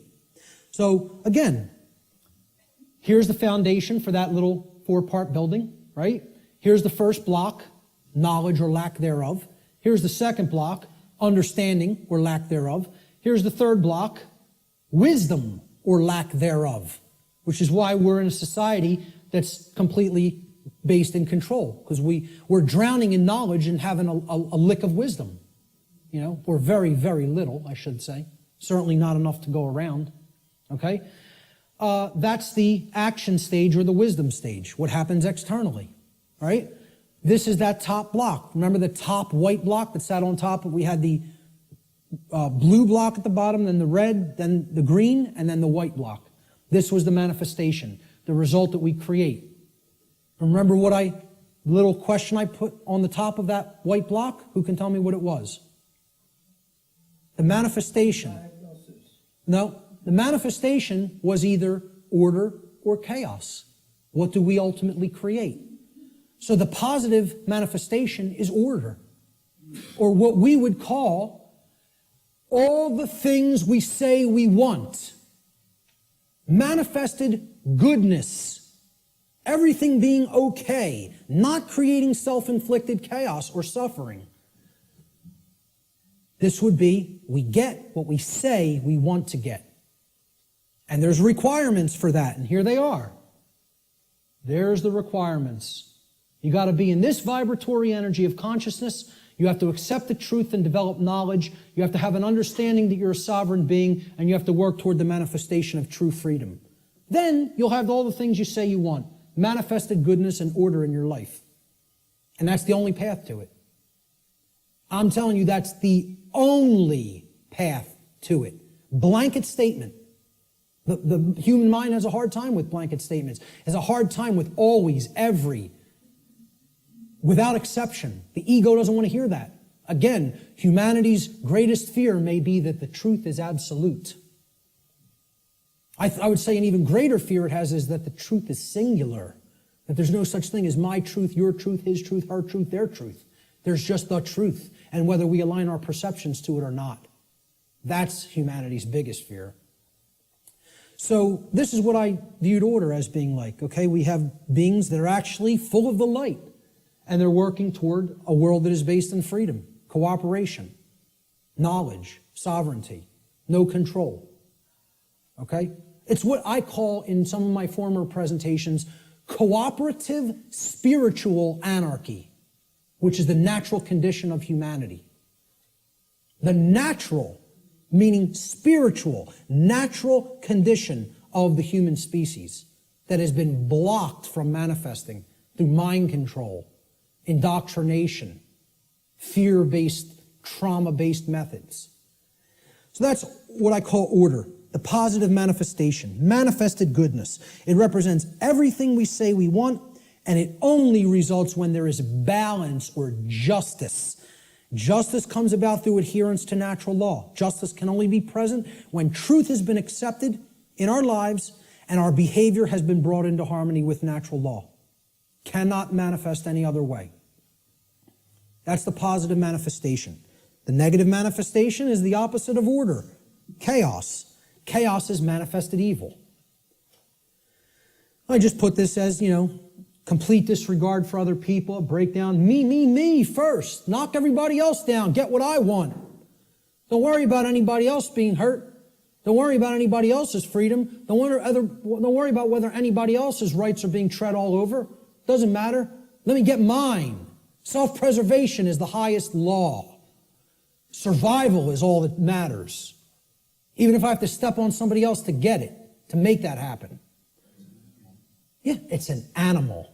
That's exactly right, sir. That's exactly correct. That's not a human being. That's an animal. That's how animals in the animal kingdom behave. And again, natural law doesn't work the same way for animals as it does for human beings because they do not have the same capacity for consciousness that a human being has. So let's not start saying that's the natural order. No, it is not. It is the exact antithesis of the natural order. The natural order is just that. Order. It's in the word. It's in the phrase. Natural order. What people are describing as the natural order through this utter nonsense concept called social Darwinism is, as I've called it before, psychopathic chaos. And break down that word. Psychopathology means an illness of the mind. Psychopathy is mental illness. Psyche in Greek means the mind. Okay? And pathology is an illness, sickness. Psychopaths are mentally ill. And they don't create anything resembling order. All they can create is chaos, which is why they want us to mimic their mindset, because they're just bent on hell and destruction to manifest, and they have to have our complicity and cooperation to make that dynamic happen. Our energy has to be given over to them by our mindset being made like theirs. Otherwise, their worldview can't come into manifestation, which is one of chaos and disorder. The negative manifestation, chaos, or manifested evil, is the exact opposite of what we say we want. Chaos results when there is imbalance and injustice, which results whenever there is ignorance of truth and behavior which is in direct opposition to natural law. So that's our chart, and one last thing I want to say about it is that the manifestations or the expressions of natural law are what I would call, they're unilateral. They don't cross into each other, okay? There's no such thing as, well, I've accepted the truth and I've developed knowledge, so now I'm in a state of confusion. It doesn't work like that. Okay? You can't go from ignorance to sovereignty, to the understanding that you're sovereign. You cannot cross the area of these charts. Once you're here, you can only go here. In order to get here, you got to come from here. In order to get here, you got to come from here, here, here, and here. You don't get there from any of these. You don't get here from anything in this column. You don't get here from anything in this column. Okay? Please keep this in mind. These expressions are unilateral. Okay? No, they cannot be skipped either. Good question. They must proceed in order and in the same column of expression. So you can only get to order through freedom, which comes about through the understanding that we are sovereign, which comes about through taking in knowledge of truth, and which comes about through staying in a vibratory energy of love or higher consciousness. The openness to truth. That's it. Same thing here. We can only create chaos when our society is bent on control, okay? Because we are confused beings that don't understand our sovereignty and think other people can legitimately own us or rule us. And that comes from a place of ignorance or refusal of the truth, which is based in fear. Can only manifest that way. Blanket statement, too. And I will not retract on that blanket statement because this has nothing to do with what I think or feel or my beliefs. This is how laws operate in creation. Not a belief system, not a religion, has absolutely nothing to do. I did not develop this. I came to an understanding of it by seeking truth. I'm telling you, this is not my information, never has been my information, never will be my information. There's no copyright on it. I don't claim it. It's eternal truths that have existed forever and will exist forever, whether human beings are here or not. Take it and share it freely and widely to anybody that's capable of comprehending it, because it's the only way we're going to get out of this mess. Okay? Those are the expressions of natural law. Now, when I say living in harmony with natural law or living in opposition to natural law, what do I really mean? Well, what this has to do with is knowledge. And we're going to keep going back to this trend. This thread is not going away. Okay?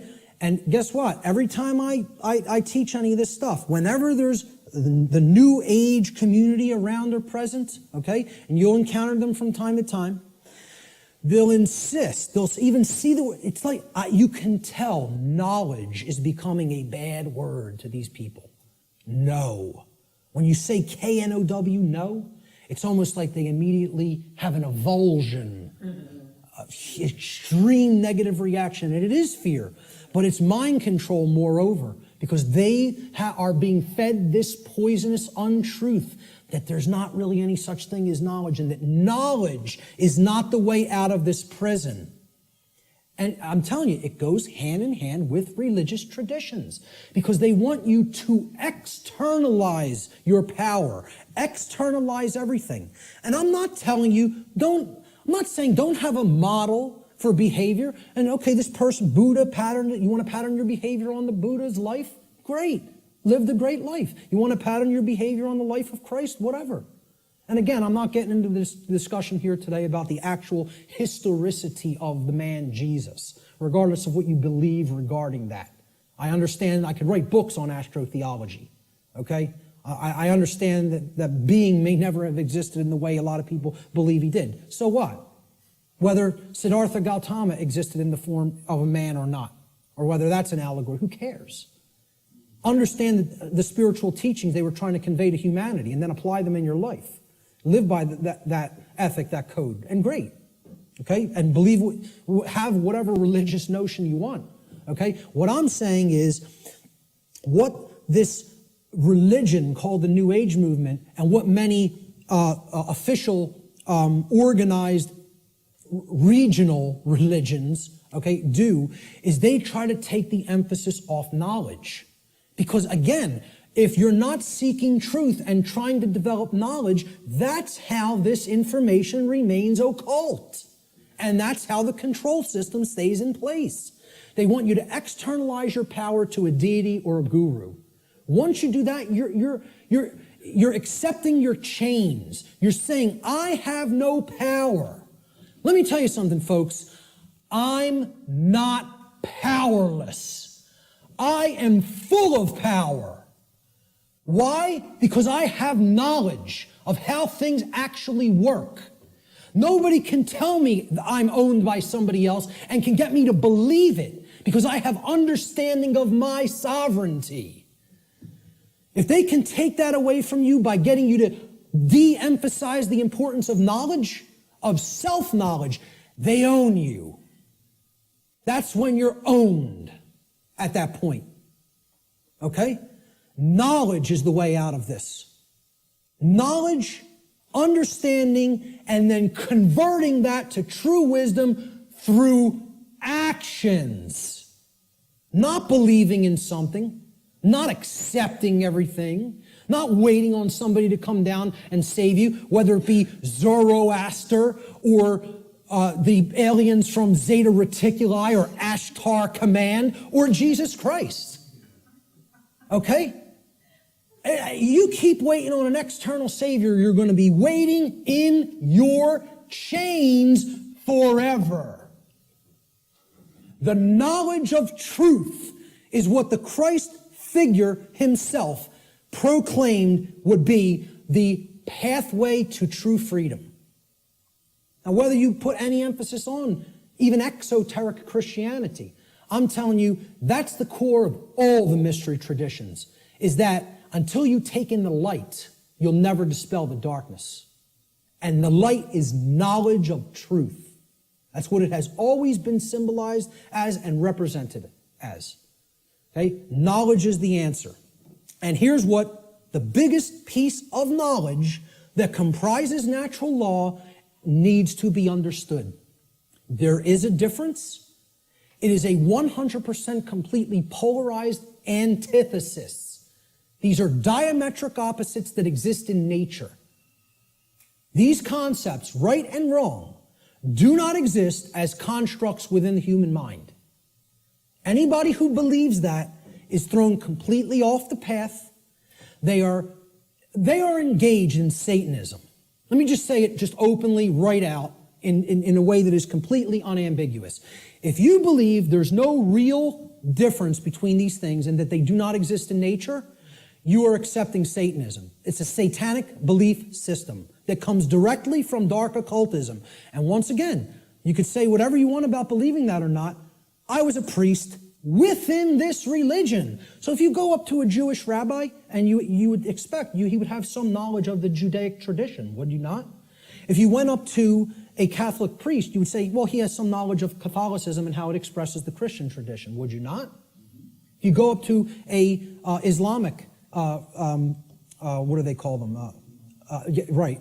You know, would you expect that this practitioner of his religion, who's in the priest class of his religion, would have some knowledge of Islam? Well, I'm telling you, I was a priest in Satanism. And I'm telling you, the concept of moral relativism is satanic belief. It is satanic ideology. It's one of it's their second tenet. They have 4 pillars. The 4 pillars of Satanism are self-preservation is the highest aspiration, and nothing comes above it. The second tenet is there is no such thing as the objective difference between right and wrong. Right is what's good for me, wrong is what's bad for me, personally. And that's it. And I get to make that up based on my likes, preferences, and whims. Okay? The third tenet is social Darwinism, which is an extension of macrobiological Darwinian theory. Okay? Social Darwinism, an oligarchy or a ruling class gets to direct the herd because we know better.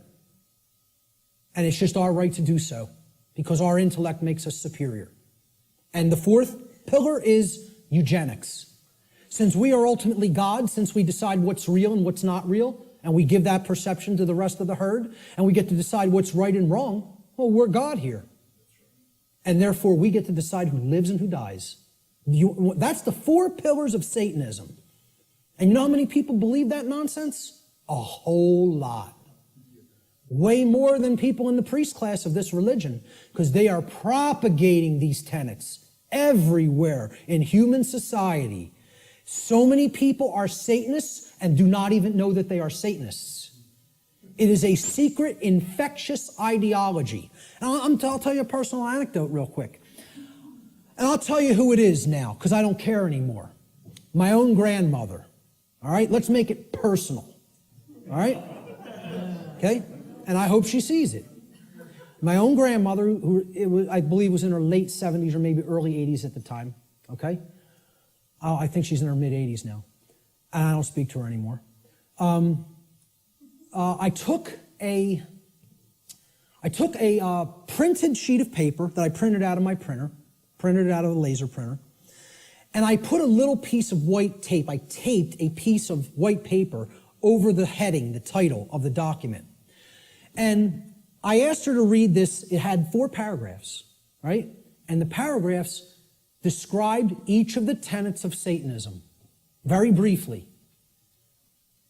Self-preservation is the highest law, etc., etc. Moral relativism is what we believe in.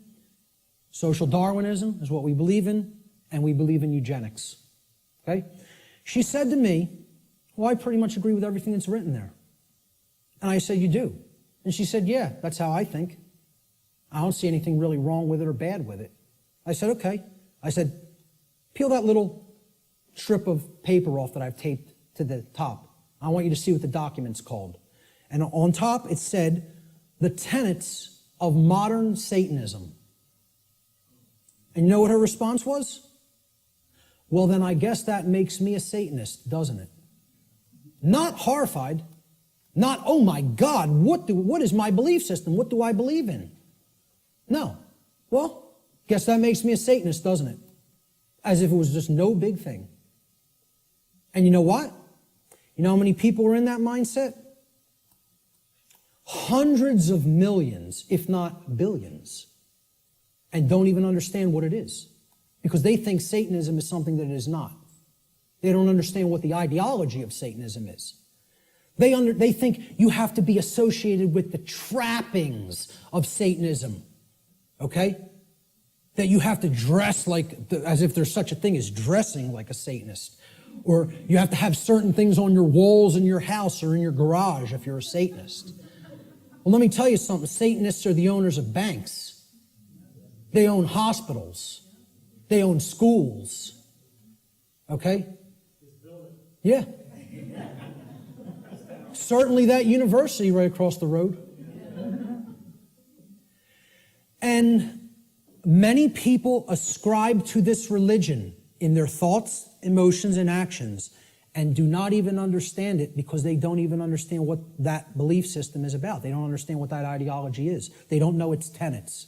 So, again, going back to this, if you don't know that there is an objective, meaning in nature difference, okay, between right and wrong, that is a satanic belief system. Morality, it's not right versus left. It's about right versus wrong. This whole left-right paradigm that people are, you fall in with the left, with the Democrats, or the right, the Republicans, has nothing to do with any of that. It's a false paradigm. The thing that all of that's a distraction for not getting you to pay attention to and understand is the difference, the real, true, and objective difference between right and wrong.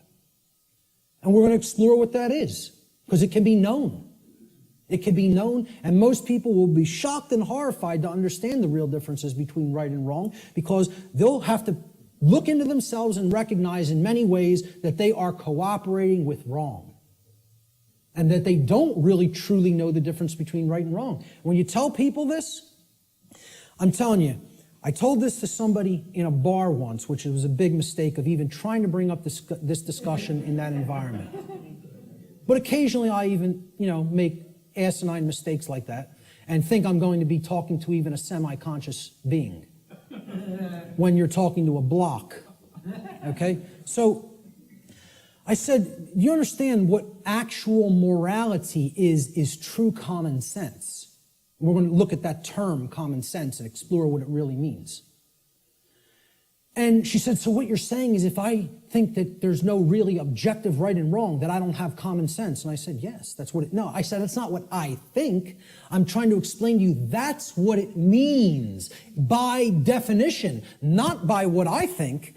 The definition of common sense is to truly know the difference between right and wrong. And I said, because I say that you are not fully in that state of awareness, don't even take it personally, because billions of people on the earth are in that same state of awareness. You're not special, and it's not a personal attack against you. And I thought this person was going to throw a glass at me. Literally got so enraged because she's associating the concept of common sense with that you are functional and can adequately perform the daily activities of living.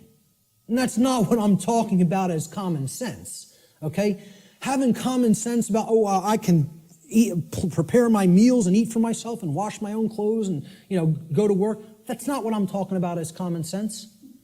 That's your everyman's definition or connotation of common sense. We're going to talk about what common sense really is. Okay? A deep understanding of morality, which are the principles concerning the distinction between right and wrong behavior, lies at the very heart of natural law. This is the essence of it, folks, right here. And here's the difference between right and wrong in a nutshell, about as simply as I am capable of describing it. All right? Now, we use the words correct or right to mean correct and moral. When you say, okay, what's 5 plus 5? It's 10. You're right. Meaning you are correct. That is true. That is the correct answer. That is right. Okay? And then we say, was stealing that money from Jim, was that right? To mean, was it a moral behavior? So now, why would we use the same word, again, like the ancient Romans used the same word, book and free? Okay, those two different concepts were represented by the same word, liber, right? And there's a reason, because reading will put you on the path to true freedom if you read the right books. Okay? Why would in the English language, we have other words to mean the same concepts, but the word right means two things simultaneously. It means both correct and it means moral. There's a reason, because they mean the same thing. Correct is moral. Correct meaning that it is in alignment with that which is true, means literally by definition, if it is true, then it is moral. The more you are following something that is false, that is not based in truth, the more you are going down the path of immorality, of wrongdoing. So we have to come to know what is true regarding right and wrong if we are going to be able to correctly, with wisdom, choose between these two modalities of behavior.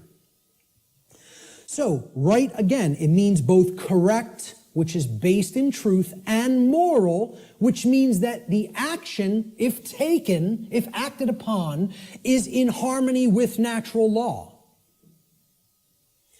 Actions based in it do not result in harm to other sentient beings. That's the definition of right. Now look at how simple that definition is.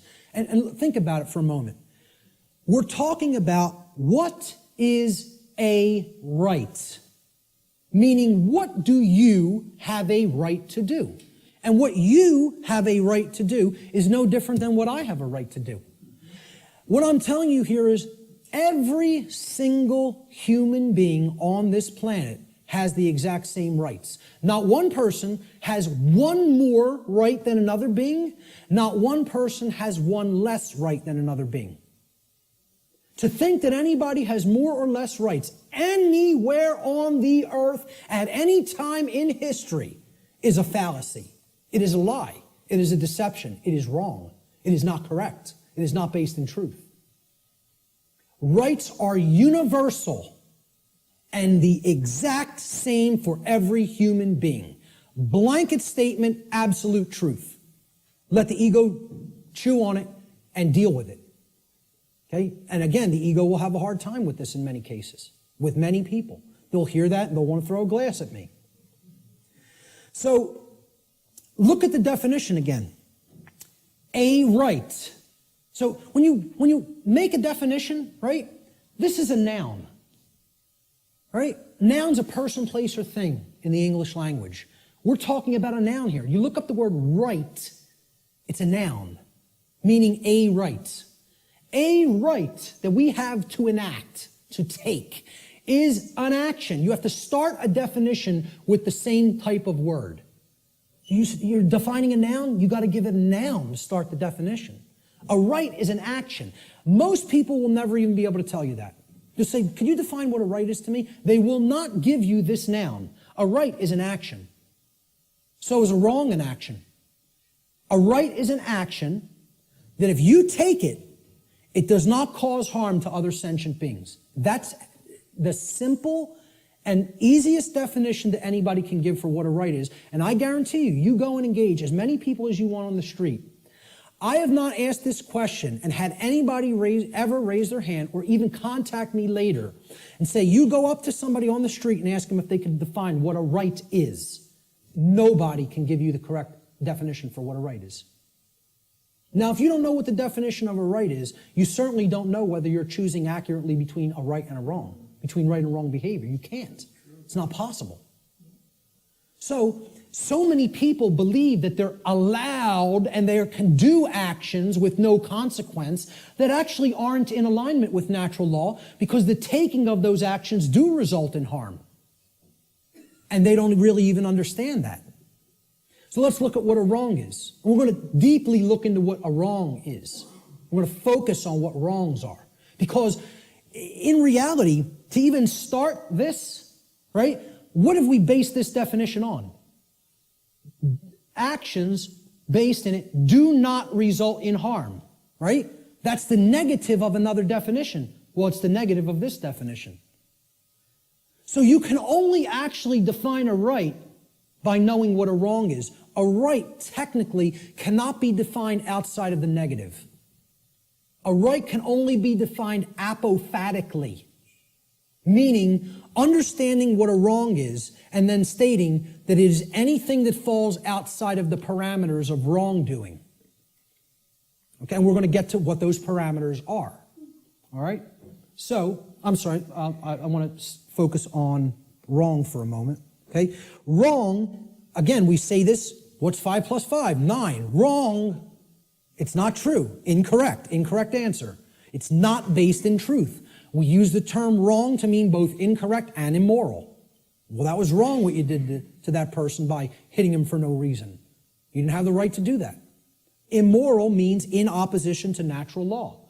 Because actions that are based in it result in harm to other sentient beings. That's the simple definition of a wrong. Now we can go deeper into the definition of what a wrong is and look at different types of wrongs, which is what I'm going to do in a moment. So this is the concept that is referred to as apophatic inquiry. Very, very critical to understand concept. And you have to apply this concept. What this essentially is it's a filtration process. This is the process of the middle process in the trivium. Okay? It's weeding through the inconsistencies and saying, well, is this inconsistent? Is this inconsistent? Is that not true? And you're setting those behaviors aside and you're saying, here's the behaviors that are wrong. Don't engage in those behaviors. It's negative. It's a negative process. It's a destructive process. You're taking away from the body of everything that can be done, and you're saying, I'm pulling all of these out through a weeding down process and saying, these are all inconsistent with truth. It's called apophasis, apophatic inquiry. And that is to be delineated from what's known as cataphatic inquiry. Cataphatic inquiry means you're reasoning in the affirmative, and you're not trying to weed down through a process of elimination to get to the truth. Okay, so cataphasis or cataphatic inquiry would be equivalent to inductive reasoning, whereas apophatic inquiry or apophasis would be akin to deductive reasoning. All right? Rights are most easily understood when they are considered through apophatic inquiry, or what is known as the process of apophasis. This process helps us to understand what a right actually is by understanding which actions are not rights because they cause harm to others. They're the cause of harm. Here's what apophasis is. It's been called apophatic inquiry. Okay? Really, look this up. Understand what apophasis is because it's part of the trivium process. All right? It comes from the Greek noun apophasis, written there in Greek script, which comes from the Greek verb apophanai. Okay, so apo in Greek means away from or the negation of, and phanai in Greek means to say or to speak. So when we put them together, it means to say no or not to say, or to say what something is not, in other words. That's what apophasis is. You're saying this is not this. It's the opposite of that. Okay? So it is a method of logical reasoning or deductive reasoning that is employed when you are given a limited set of possibilities in order to arrive at knowledge by way of the exclusion of known negatives. You're setting the logical inconsistencies to the side and saying, this is not what this thing is. That's called apophasis. Okay? You are describing what something is by explaining what it is not. This is called affirmation through negation, is another term that this truth discovery process is known as. Okay? So, what we're going to do is apophasis. We're going to do apophatic inquiry regarding right and wrong. So, what is not a right? What are ways that people can cause harm to other people or animals? Ways that we can cause harm to other sentient beings. One of the first thing, so what we're doing here is we're going to list the boundary conditions for natural law here, for breaking natural law. If we take these actions, we are breaking natural law because the action is a cause which results in the effect of harm to another being. All right? So these are what are simply, I call them the natural law transgressions, which means sins or wrongdoings. They're simply harmful actions that a person is capable of taking to another being, against another being. That's all. So of course, many people will get the first one. What's one of the main horrible wrong things that somebody can do to another person? Kill them. Murder them. Take their life. Okay? Murder. And I would distinguish murder from killing as well. Because occasionally, to defend oneself, killing may be necessary. But murder is always immoral and wrong. Okay? See, the fifth commandment in Hebrew, do you know what it says in Hebrew? It does not say thou shalt not kill. The term for murder in Hebrew is tirzach. The fifth commandment in Hebrew is lo tirzach, which means do not murder. Murder as a verb in Hebrew is a completely different word and a totally different connotation than the verb to kill.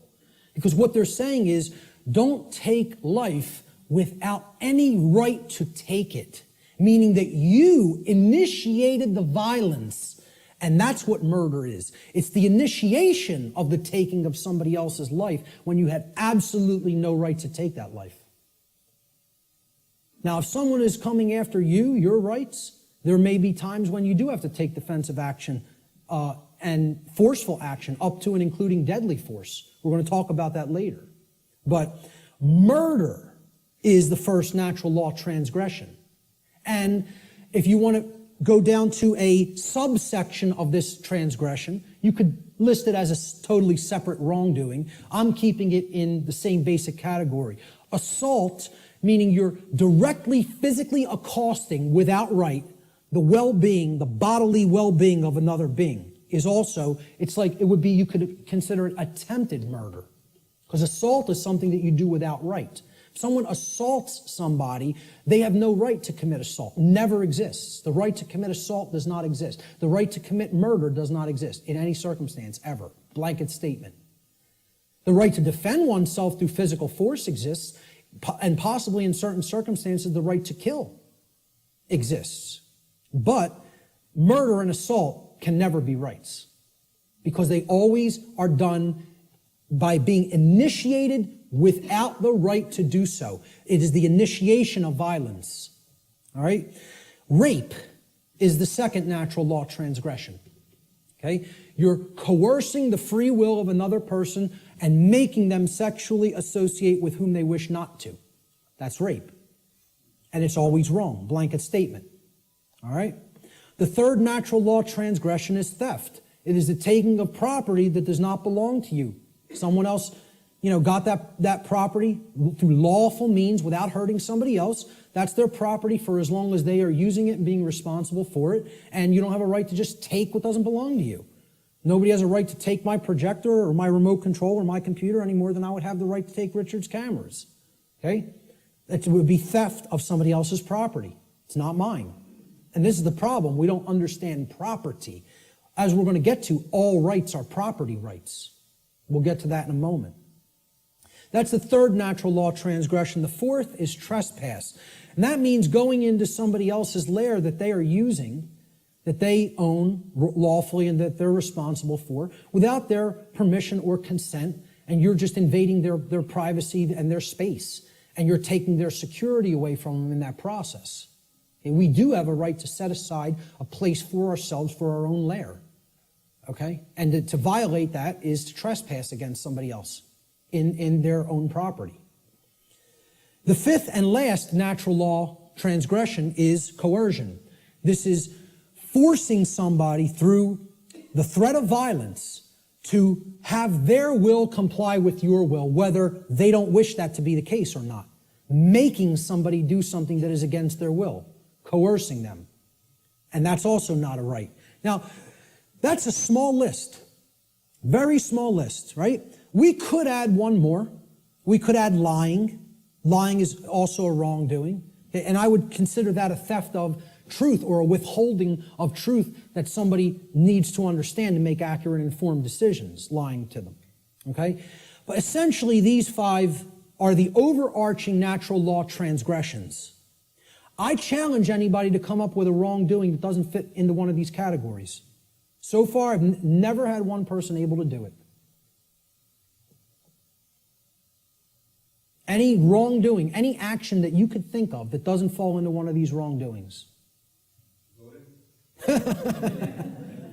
Yep.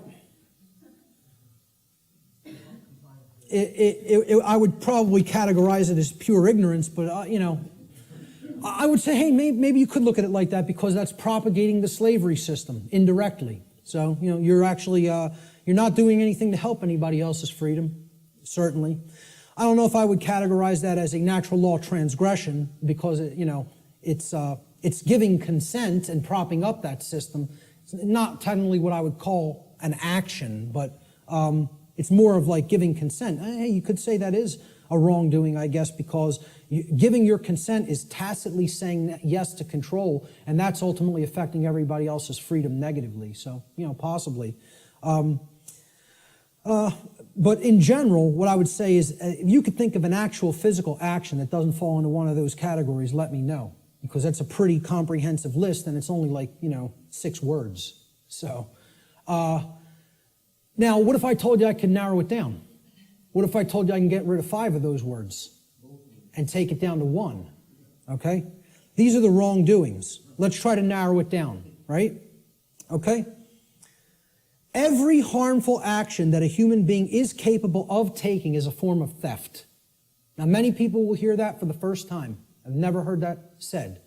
There is no action that you can take that causes harm to another person that is not a form of theft in some form or fashion.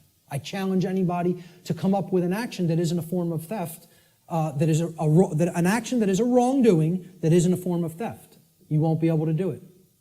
I've put that challenge out on my podcast. Say, email me if you know.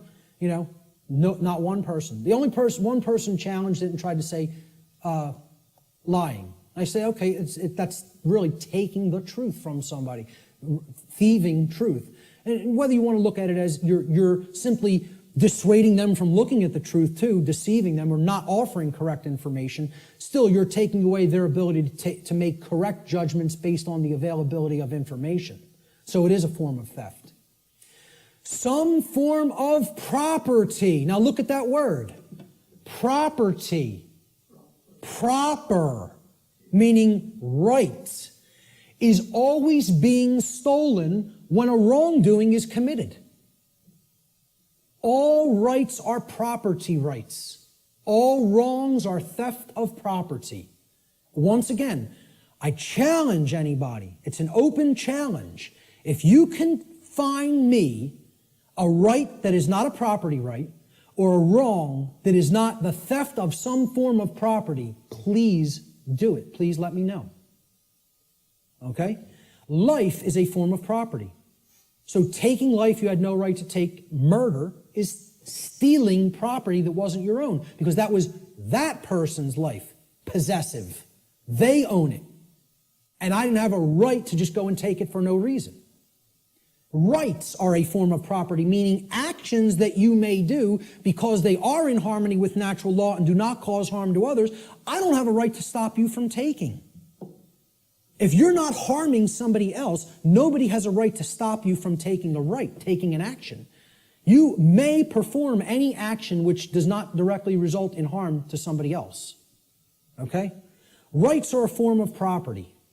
Freedom is a form of property. Somebody doesn't have a right to take somebody else's freedom and hold them against their will just because they don't like what they're doing. They have a distaste for what they're doing. Or they want them to comply with their behavior, with their commands. Okay? They want them to make their behavior comply with commands that they're being given. So, if you really break it down, let's look at the wrongdoings once again. Murder. Is that not the taking of somebody else's life? Assault is the taking of their right to remain unharmed in their person. You're taking their health if you assault them, right? Their homeostasis in their body is being put under assault. And that's robbery. That's somebody taking something that isn't theirs to take. Rape. You're taking somebody else's free will to sexually associate with whom they choose to sexually associate. And therefore that's a property theft, because that's their property, their free will. Theft itself says it right there. You're taking physical possessions that aren't yours to take from somebody else. Stealing. Trespass. You are taking someone's security in their own lair, as we talked about, which you don't have a right to take. That's also their property. Coercion. What are you taking? Somebody else's free will, which isn't yours to take. That's a gift from the Creator, which belongs to each individual. And if somebody's coercing somebody by telling them, you must do this because I said so, and if you don't do this, I will come and do some form of harm to you, that's not a right. That's a wrongdoing, coercion. And it's a form of theft. Exactly. Sure. You must buy this. Imagine this. Great. We're going to take 5 more minutes, and then we're going to take an hour and 15-minute break. So all of these things are forms of wrongdoing, and they're all ultimately one wrongdoing in different forms. They are all theft, every one of them. There is only one wrongdoing. There's only one way anybody can wrong anybody else. Stealing. That's it.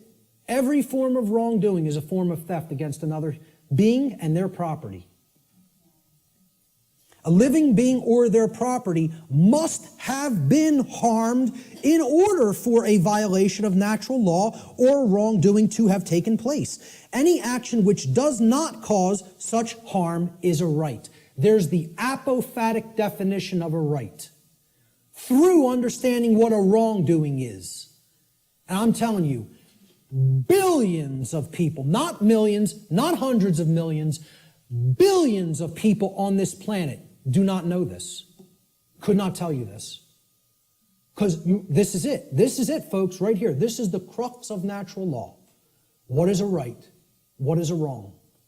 And I couldn't sleep last night. After we got home, I never have problems sleeping. Ever. Ever. I'm just going to tell you this before we break. I was laying in bed last night before I went to sleep for the night. Could not sleep because all I was thinking of is how preposterous. I told this to some people at lunch.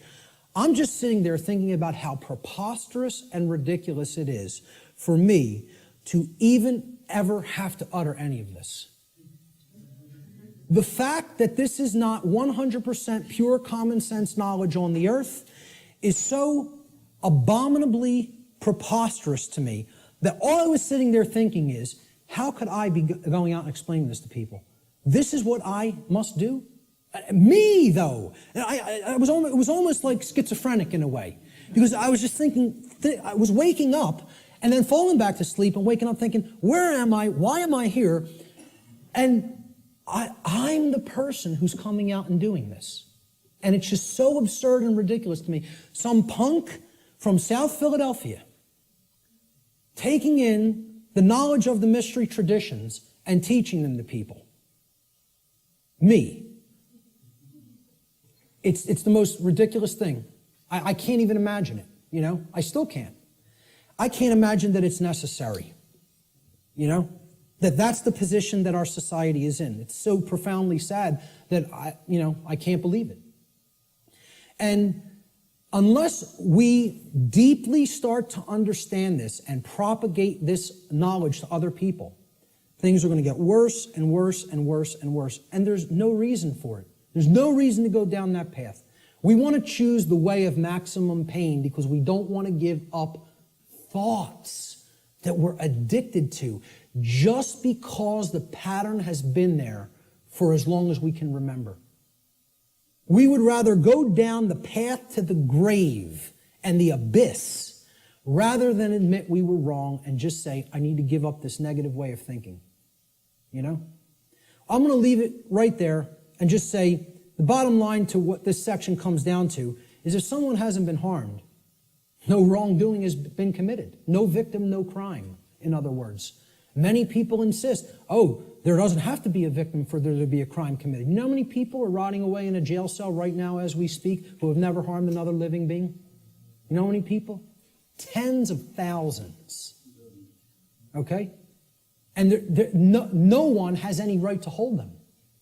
Unless you've harmed somebody else, nobody has a right to stop you from continuing to take the action that you are taking. Okay? We're going to talk about some of those things in the last section. So let's take an hour and 15-minute break, and we'll be back here at about 5:20.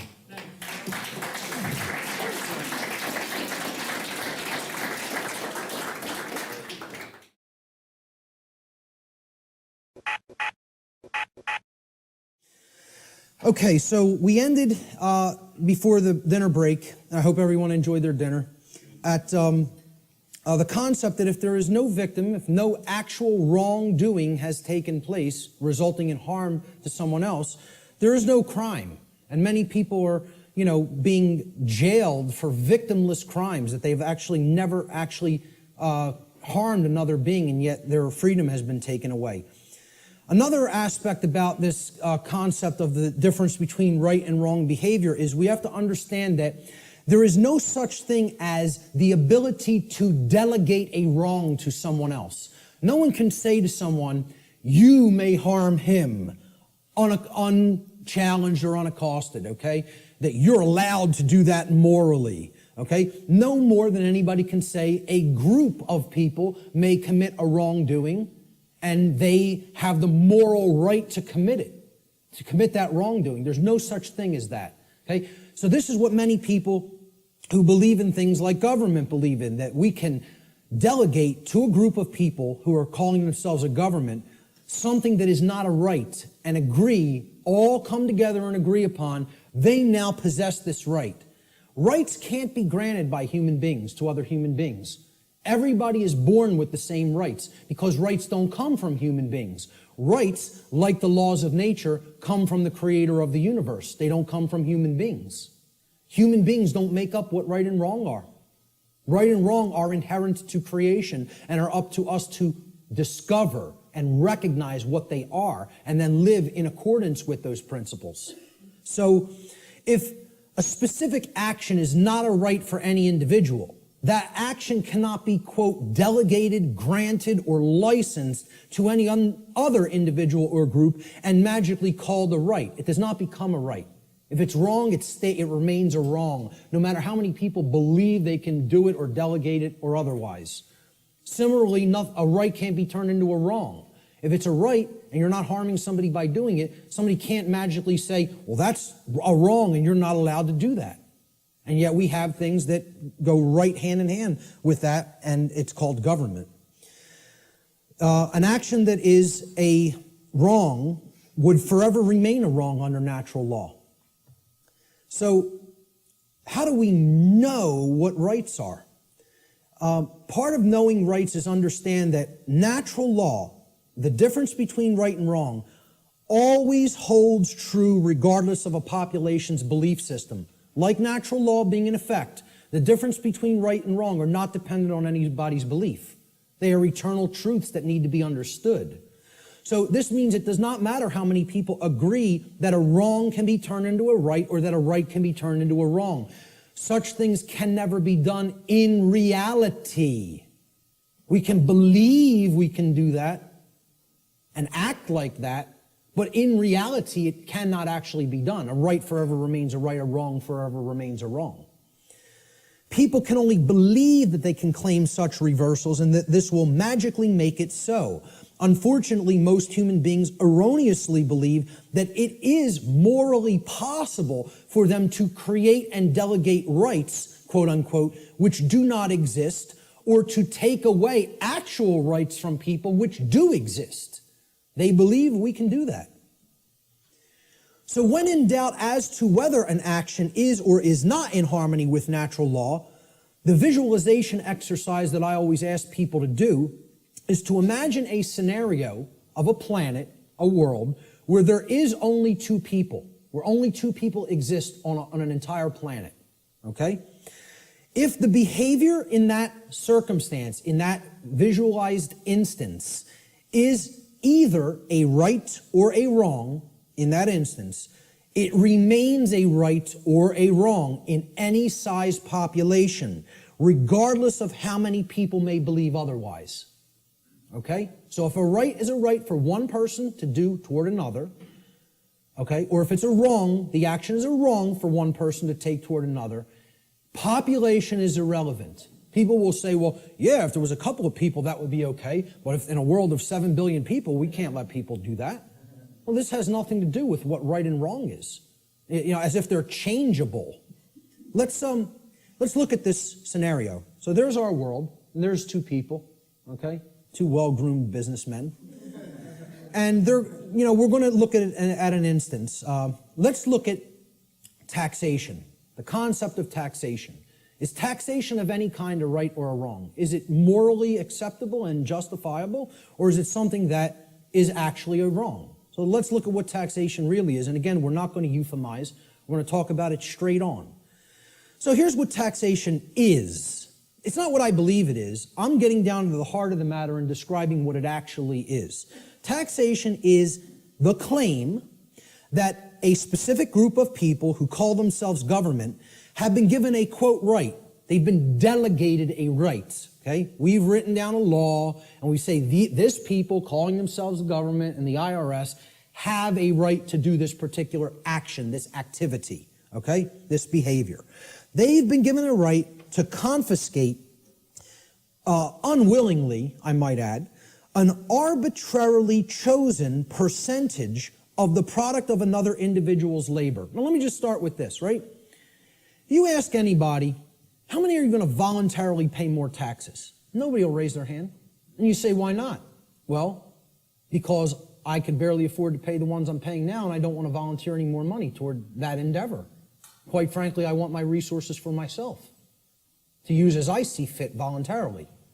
But if the government then said, well, your taxes are going up by 5%, how many people would pay them? Most people would. Because subconsciously or consciously, they recognize they're under coercion.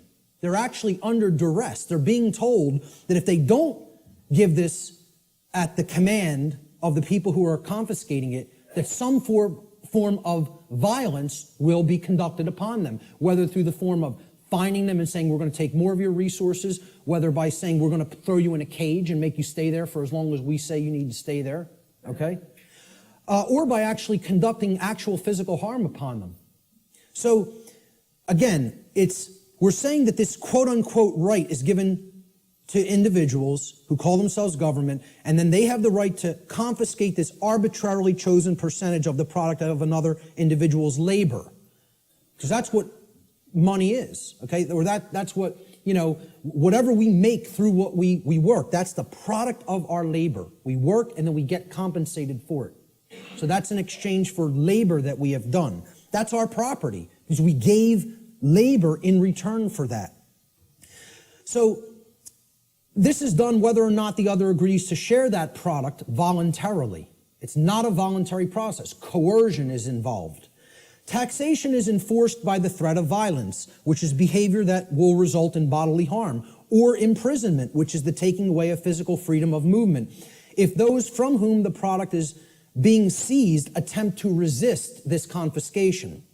This practice is always, quote, justified, and the word justify actually breaks down etymologically. The word justify means to create a right.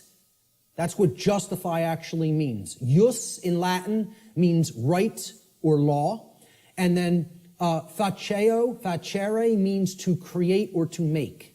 So to justify means to create right, to make a right up and conjure it into existence.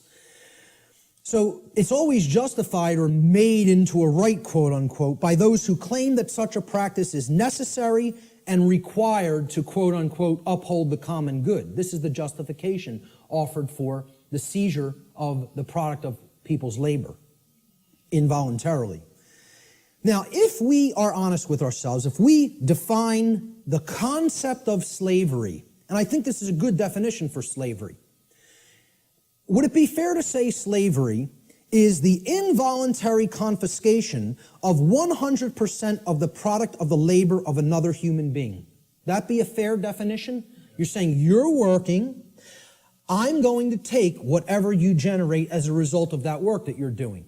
It doesn't belong to you. The product of your labor doesn't belong to you. All of it belongs to me. So you work for me. I take everything that you have been able to amass or create through the labor that you have done. I think everybody here would agree that's slavery. That's as good as a definition of slavery as you're probably going to get. I mean, we can come up with some other definitions that involve coercion and physically shackling and keeping people. But if we really are honest with ourselves, what is the purpose of slavery to begin with is to make others work for free and then take all of the product of the labor. That's what slavery was conducted for. Okay? So, if we're defining slavery as the involuntary confiscation of 100% of the product of the labor of another human being, we should be able to clearly see that there is no magical percentage to which we could lower this number that would no longer make it slavery.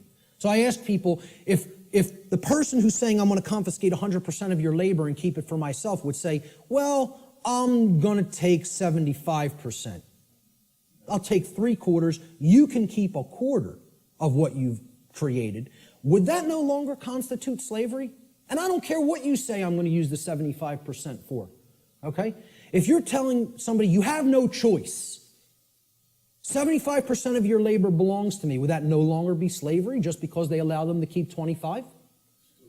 Okay, let's lower it to 50. Is it still slavery? Okay, well, what percentage could it possibly be lowered to for it not to be slavery anymore? Only 0. There is no percentage that it could be lowered to for it not to constitute slavery.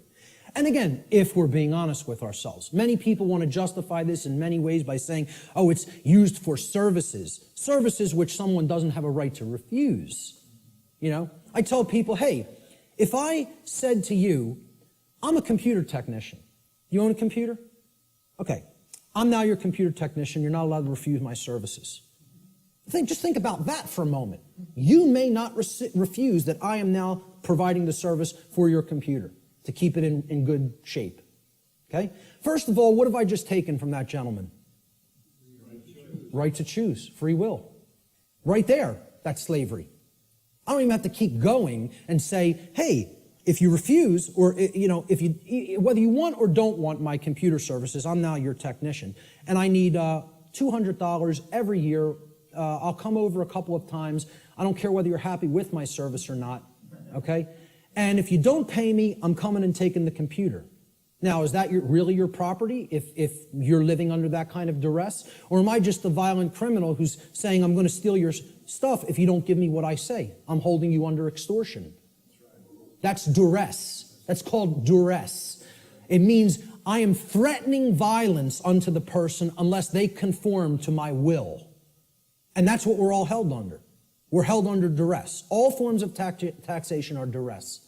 It is a master class telling people you have no right to refuse the arbitrarily set confiscation of your labor that I deem is going to be necessary for what I say it's necessary for. So how could you possibly claim that your home belongs to you if you're paying something called a property tax? That somebody is saying, for the services we provide in this community, you must pay us this percentage, and if you don't pay it, your house is going to be turned over to the government. And it's, you know what that's called? There's a term for that, okay? When a society doesn't actually have true private property ownership rights and a higher class of masters actually owns the land and owns the property and only allows the peasant class to live upon the property for as long as they pay tribute to the master class, who can tell me what system of government that is? That's called feudalism. And that's the United States government and just about every government on the earth. You live in feudalism. There's no such thing as democracy. There's certainly not a constitutional republic, that's for sure, okay? The de facto state of government, which means indeed, in action, is feudalism. And feudalism is just another euphemism. It's a euphemism for slavery. Okay? Because slaves aren't allowed to own property. Slaves aren't allowed to keep the product of their labor. You know? That's all it really is. If we're being honest with ourselves. Once again, there's my catchphrase for this section. Okay? We want to euphemize it, justify it, call it something else. Right? I said this to that New Age woman at the UFO conference. And she said, again, I prefer not to see it that way. Well, you're not being honest with yourself. You're lying. It's called lying to yourself. That's what cognitive dissonance is. It's called lying to yourself. Okay? So, if we're being honest with ourselves, taxation's merely a euphemism for theft, violence, and slavery, the practices upon which it is actually based, and since no individual anywhere on earth has the right to claim ownership of the product of another's labor, such behavior can never be, quote, delegated to a group of people and called a right. Therefore, it follows logically that all forms of taxation, I don't care what they are, excise tax, property tax, gift tax, inheritance tax, income tax, I don't care what form it is, taxes on corporations even, okay? All forms of taxation are always wrong according to natural law because they are all based in the destruction of free will, they are based on coercion, and they are ultimately based upon violence, all of which are wrongdoings, all of which are forms of theft, and all of which not one individual has the right to perform upon another. And this is what people want to justify and believe can be magically turned into a right, just because they want to euphemize it and call it taxation. Let's look at another example. Prohibition, one of my favorite, it's one of my pet peeves, okay? I'm big into health, into eating right, okay? I'm huge into juicing. It's one of my favorite things to do. Purification of the body is part of purification of the mind, all right? But I'm going to tell you, I'm 100% for anybody being allowed to put anything into their body because they own their body. If I want to break up this remote control in little pieces and eat it with a sprinkling of pepper, then that's my right to do so, regardless of what the chips may do to my intestinal tract, okay? There's a reason I have the right to eat this remote if I want to. You want to know why? My body is my property. It belongs to me. Now, we did this in the natural law seminar. We asked people, do you own your own body? almost every single student in the seminar, now, of course, they immediately answer, yes, I own my own body. The students grasp this, okay? The people they were asking the questions to, okay, because the students were doing the tabulation of, accumulating the answers from people that they asked the questions to. And one of the questions I asked them to ask people is, do you own your own body? Almost every student in my first natural law seminar, when they asked people if they own their own body, they came back to the next class and almost every student said, almost everybody they asked that question to paused for a long time and thought about it. Had to sit and think about this question. Could not immediately spit out, absolutely, my body is my property. And because I think people want to overthink things and say, well, am I going to own my body forever? I'm going to die one day. Does that mean I don't own it now? What's the over-intellectualization and mystification of this concept? I tell people, I recognize fully I'm going to die one day and this flesh is going to crumble and pass into the earth, okay? Does that mean I don't own my body right now? I'm using my body right now. That's why I own it, specifically. Specifically because my consciousness inhabits this body and I'm using it as the vehicle for the expression of my consciousness is the very reason I own my body, okay? And people can't spit that out. It's like unfathomable to me. The ridiculousness of some of this, that the human mind could be worked into the situation that it has been, is almost incomprehensible. So let's go forward with prohibition, okay? It's the claim that a group of people who call themselves government have been given the right to prevent others from putting any given substance into their own bodies, and if others refuse to comply with those terms, that they will be fined or imprisoned. And it should be self-evident that if an individual's body is actually their own property, and it is, then that individual always maintains the natural right to decide what will or will not be put into their property, which is their body. Why can you put what you want into your car or your home? Because you own it. It's your property, okay? Technically, it should be. I mean, technically it isn't really, but my whole point is nobody else can tell, no other individual can tell you what you can and can't put into your home, okay?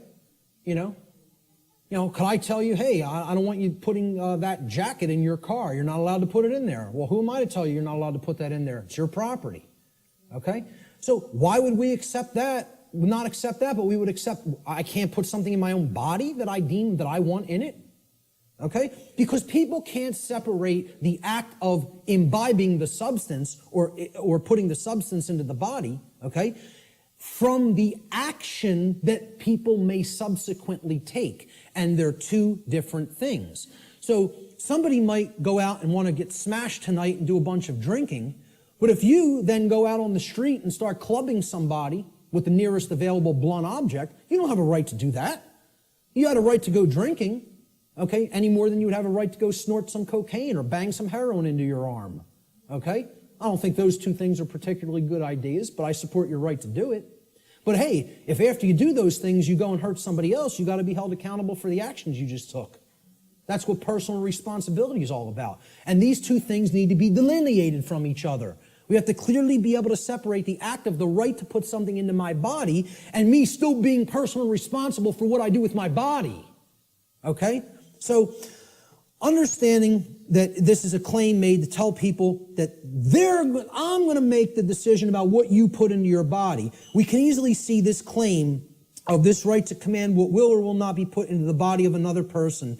What it actually amounts to is a claim of ownership upon the body of another person. If I'm telling you you can't drink orange juice, I'm making a claim, your body belongs to me because I'm going to decide what goes into it or what does not go into it. Okay? So if I say carrots are off limits for your consumption, sir, and they may not be ingested, I've just made a claim that I own your body. Well, what's the claim on the ownership of another person's body called? Slavery. If we're not euphemizing it, and if we're being honest with ourselves, okay? Prohibition is merely the claim of ownership upon another person's body is called slavery. Therefore, prohibition is merely a euphemism for slavery that is backed by violence, regardless of the justifications made by those who claim such practices are, quote, necessary for the common good. That's always the justification. Since no individual anywhere on earth has the right to claim the ownership of another person's body, such behavior can never be delegated to a group and magically termed a right. Therefore, all forms of prohibition are always wrong according to natural law. Doesn't matter what the substance is. Doesn't matter what it is. How destructive it may be to the body or brain. Look, if I want to go under my sink, take some cleaning supplies and make a nice cocktail with some lye and some roach poison and some rat poison, stir it up in a water solution and go glug, glug, glug, glug, glug. That's my right. Want to know why? Because I own my body. I own my consciousness and my body, period, the end. So if I want to do that, that's my right to do so. Okay? Nobody has a right to tell me what I can and cannot put into my body. Yet we accept this because of these justifications that, oh, it's for the common good. Forget what rights are. You know, it's for the common good. We need to accept slavery for the common good. Yeah, it works out like that. So how about licenses and permits? These are claims that a group of people who call themselves government, and again, we're going back and visualizing. Imagine one person trying to make this claim to another person. Nobody would find it legitimate. Nobody would find that one person may make that claim to another person. Yet we think these other people called government have rights that individuals don't have. That's what we think. That's called mind control. Mind control is getting people to accept some people have rights that other people don't have. That's what it is. You know? So go back to that visualization exercise. Can one person make that claim over another and have it be legitimate? Of course not. So if nobody has that right, how could that right be delegated to somebody else? It can't. Licenses and permits, they're claims that a group of people who call themselves government have been given the right, quote unquote, the right to prevent others from exercising specific behaviors, even if such behaviors cause no harm to others or their property, unless those others petition, meaning beg, or pay the government for permission. That's what a permit is. It means permission to be allowed to exercise those behaviors. This amounts to the claim that rights are actually merely privileges that may be granted or revoked by government at any time. Okay? Based upon the people in government's preference, their discretion. All right? Remembering that the definition of a right is any action which does not cause harm to another living being or their property, there is no such thing as the right, quote unquote, to stop another person from exercising a right. If something is a right, meaning it doesn't cause harm, there is no such thing as someone's right to stop you from performing that action. Okay? That would be called coercion, which is a wrong. Okay? So the actual ingestion of, let's say, marijuana, for example, harms no one else. You can put that into your body, sit there perfectly peacefully, and not cause harm to another living being. That's called a right, for the very specific definition that it caused no harm. Okay? I would not have the right to tell another individual, you may not do that action. That would be a wrongdoing. Well, it's the same thing for something when it comes to licenses and permits. You're telling people, hey, if you pay me $50, I'll let you smoke that marijuana without doing violence to you. Unless I change my mind. And then I won't give you a permit. I'll just say, hey, you're not allowed to do that. Even something that is a right, like assembling and speaking. Like what was done in the state of Pennsylvania a few years ago when the G20 visited it in the city of Pittsburgh. Okay? The city telling people, we have revoked the right to assemble and speak and petition for grievances. You don't have the right to come and speak. No protests will be tolerated or we'll hit you with sound and water cannons. You know? And people just laid down and accepted it. The whole city of Pittsburgh. You know? Because, we're going to go and ask them for a permit. And they just said no. No.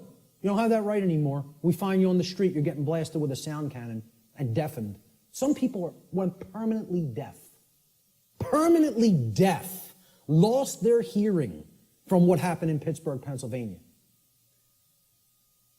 You see the stuff that was happening in, it wasn't Egypt, where they were hitting people with water cannons recently and killing some of them. It was in the Middle East somewhere. Turkey, correct. You know? Hitting people, some people died getting hit in the eye with such pressure it hits the brain. People dead from water cannons. They call these non-lethal weapons. Because they're telling you, you may not speak. You may not assemble. We're going to revoke that right, really. See, there is no right to stop someone from exercising a pre-existing right. That's you making the claim, I own your rights. That's what that's really doing. That's saying, I'm God, I get to grant what a right is or revoke what a right is at any given time. It's basically what it is. It amounts to someone claiming to be God. The claim over the rights of another person is called slavery. Even more so, it is the claim to be God, the claim that the rights of another flow from you. Therefore, licensing and permits are merely other euphemisms for slavery, regardless of the justifications made by those who claim such practices are, quote, necessary for the common good. Since no individual anywhere on earth, no single individual, has the right to claim the ownership of another person's rights, such behavior can never be delegated to a group and magically called a right. Therefore, all forms of licensing and permits, according to natural law, are always wrongdoings because they are always based in coercion and the theft of someone else's rights. So again, that's the visualization exercise. There's 3 quick examples. You have to envision there's only 2 people. Would one person have a right to conduct that action against another? If the answer is no, the right cannot be, there's no such thing as calling it a right and delegating it to other people and telling them now you're allowed to perform that behavior. It's always a wrongdoing. But people, because of this idea, this mind control called government, want to believe that that right exists, that we can delegate something that is a wrongdoing. Force versus violence. We need to understand that these concepts are complete opposites of each other. They are not the same. The terms should never be used interchangeably with each other because not only are they not even remotely similar, they're direct, diametrically opposed opposites. Let's look at the difference. They're often spoken about as if they're the same and they're used interchangeably when in fact they are actually diametrically opposed to each other. Force, the definition of force, is the capacity to do work or cause physical change in the physical world. Okay? For any change to be created in the physical world in any capacity, force must be used and applied. There's nothing you can do that doesn't require force if you're going to make a change happen in the physical. Okay? So to set up this equipment, force was required. We had to lift it, we had to set it up, we had to plug in the cables. Force is required to do all those things. It's the capacity to perform physical activity, physical work. Okay? Action, force is actually action which is in harmony with morality and natural law because the taking of it, the usage of it, doesn't violate rights of other people. So as soon as you're stepping over the line into coercive usage of force, that becomes violence. The initiation of force for coercive reasons, for coercive applications, becomes violence. That's what makes it violence. Force itself is not violence. As such, force is action which one always possesses the natural right to take, and this includes the defense, the physical defense of someone's person, their body, against the act of violence. Force may be applied in that situation. When you are accosted with violence, you do reserve the right to use physical force defensively against such an assault. Violence, on the other hand, and this is the key to keep in mind with violence, it is the immoral initiation of physical power to coerce, compel, or restrain unrightfully. No one has the right to ever enact violence because violence is always starting it. Initiation, that's the key word there. It's the immoral, the unrightful initiation. So, teachers in schools will, if there's a skirmish that happens between a couple of male students one day, they'll say, it doesn't matter who started it. All that matters is who started it. All that matters is who started it. All that matters. Because the person who actually conducted violence is the person who struck first. They initiated the immoral use of physical behavior, of physical force, physical power to coerce, compel, or restrain. Therefore, when the person beats back that physical assault with force, they have not committed an additional wrongdoing. Okay? It's difficult for many people to understand who are in right brain imbalance. They don't want to acknowledge that you maintain the natural right to use force when you are accosted with violent behavior. If someone just came up to me on the street and started swinging, okay, because they want something I have, or just because they don't like the look of me for whatever reason, they don't have the right to do that. If I replied by beating back their attack with sufficient force to put that action down, how many wrongdoings would have been committed? One. Correct. One. Not two. One. Because I maintain the right to defend myself with physical power, with physical force when necessary, when violence, meaning someone else started the immoral behavior. That's what matters, the initiation. Who started it is all that matters. All that matters. And again, it's a very difficult thing for the ego to comprehend. The ego doesn't want to hear that. It's been conditioned so long that responding with force is also violence. We are verbally and mentally equating these two things, and when in fact they are actual complete opposites. Okay, if a kid got hit by somebody else in a school, and then that other kid maybe even said once, stop what you're doing, and then when the other kid wouldn't stop, he punched him and knocked him out. Okay, I would ask other people, who struck first? And if the kid lying on the floor struck first, I'd say you got what you deserved. That's it. Because that person had a right to defend themselves. You had no right to strike him. You initiated the violence. He responded with defensive force.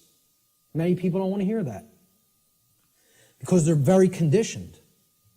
And I'm not saying you have to do that. You also reserve the right not to do that.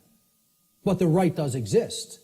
Both rights exist. You would have the right to not respond with physical force, but you would have the right to respond with physical force. See, that's a free will decision that the person has the right to choose between those actions. I don't even look at either one of them as the high road. Personally, I think if somebody keeps beating somebody and keeps conducting violence to them, and the other person keeps accepting it and never rebels against it and never uses any force to put it down, I almost look at that as the low road. I'm not a pacifist. Not a pacifist. Okay? I am 100% about non-violence, meaning don't initiate harm to other people.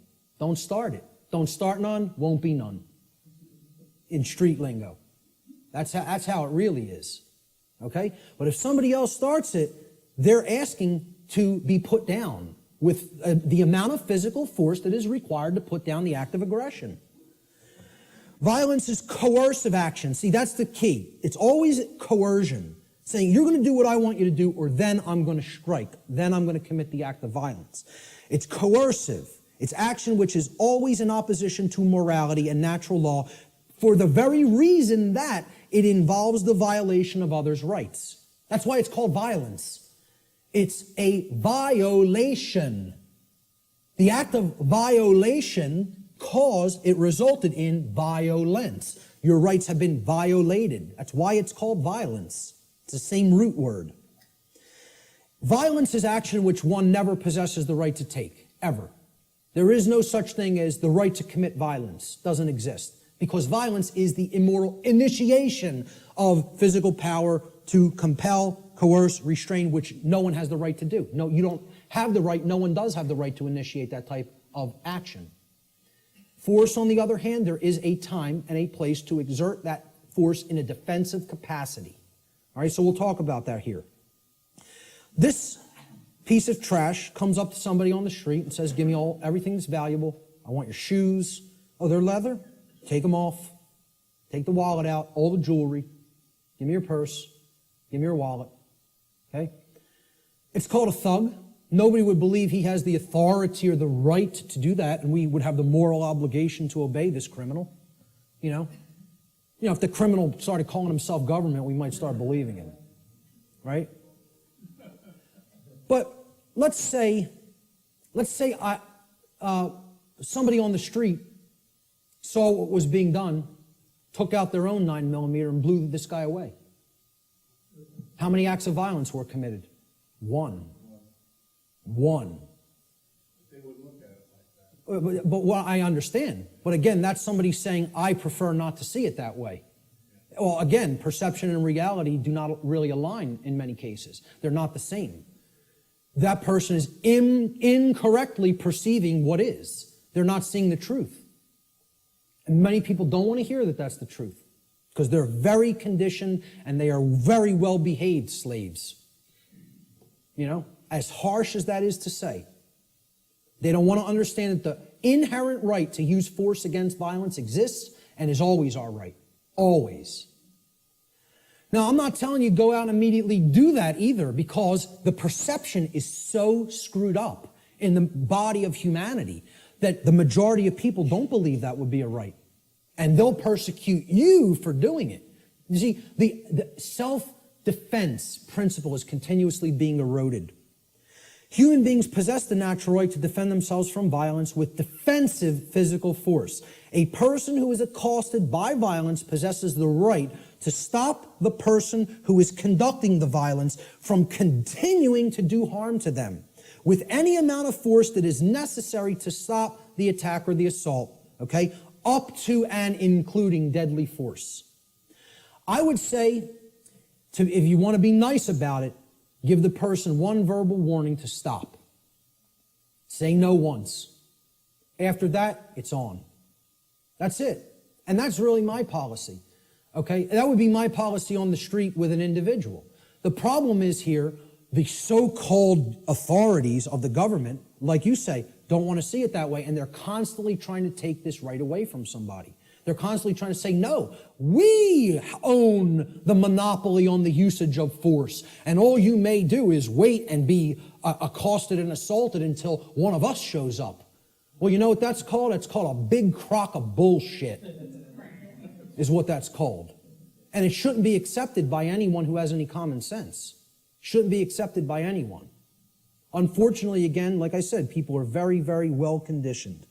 And they think that this is an example of two wrongs don't make a right. There's no two wrongs committed there. There's one wrong committed, and then there's a right that is being exercised. Big difference between exercising a right that involves the defensive use of force and committing a wrongdoing which involves the initiation of violence. And people got to get clear on this. They have to get clear on it. So the question becomes, does violence magically become a right when it's conducted by government? When they shut down people's free speech rights and assembly rights? Or when they conduct direct theft from people through what's this euphemized form of slavery called taxation? And like I said, I'm not asking you to accept or believe taxation is slavery. I'm telling you, if you don't understand that, you're wrong. I don't care what you think. I'm telling you it is that way in truth and in reality. Taxation, slavery. Shutting down of people's rights is slavery. Telling people what they may or may not put in their body is slavery. It's not my perception. That's what is. Okay? And that's what we're accepting as a people. We're accepting that. These people have no more right to do it than any other individual would. And this concept brings us to the way I try to define and explain to people what real spiritual enlightenment is. Because what the New Age community is telling you that an enlightened being looks like is equally as a big crock of bull of what people who don't understand self-defense, the self-defense principle, believe. Okay? Enlightenment is not what this New Age nonsense community is trying to tell people that it is. All right? It's not about not taking action and sitting under a tree and meditating until you're magically enlightened. Okay? Enlightenment means knowing what's going on around you. Enlightenment means knowing what's going on within you. Enlightenment means truly knowing the true objective difference between right and wrong and living that in your life on a daily basis. Enlightenment means not aggressing upon your fellow human beings, but not agreeing voluntarily to be aggressed upon by them either. Okay? There's two pillars, two dynamics that go hand in hand with real enlightenment. I call this the two pillars of enlightenment. Okay? So here they are. The first pillar is the sacred feminine principle. This has been called the non-aggression principle. All right? It is the simple law of don't engage in violence. Or, quite simply put, don't steal. Don't steal. We talked about that. That's what all spiritual law can be boiled down to.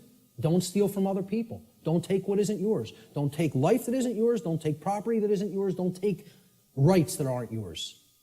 They're the property of others. Respect their ownership. Okay? Most people can grasp this pretty readily. Okay? And even in the New Age movement, they grasp this. In other words, don't immorally initiate non-rightful use of physical power to coerce, constrain, or compel the rightful physical behavior or free will choice of another sentient being. Respect other people's free will, their rights, their property, their life, period. Real simple. It's the golden rule. Don't do things to other people that you don't want done to you. I always state it in the apophatic, in the negative. It's much more powerful that way. But there is a second principle, a second pillar or tenet of enlightenment, if you will. This is the sacred masculine principle. This is what religions of the world, whether they be government, organized religion of different regions of the world and cultures, the New Age movement, all right, this is what they want, they are seeking to suppress. Because religions are right brain modalities. They're right brain methods of mind control. Just like government, who thinks it's a monopoly on the physical use of force, that's a left brain imbalanced mindset. All right? The second pillar of enlightenment is the sacred masculine principle, which is also known as the self-defense principle. Your body's your property, you have a right to defend it when it comes under attack by violence.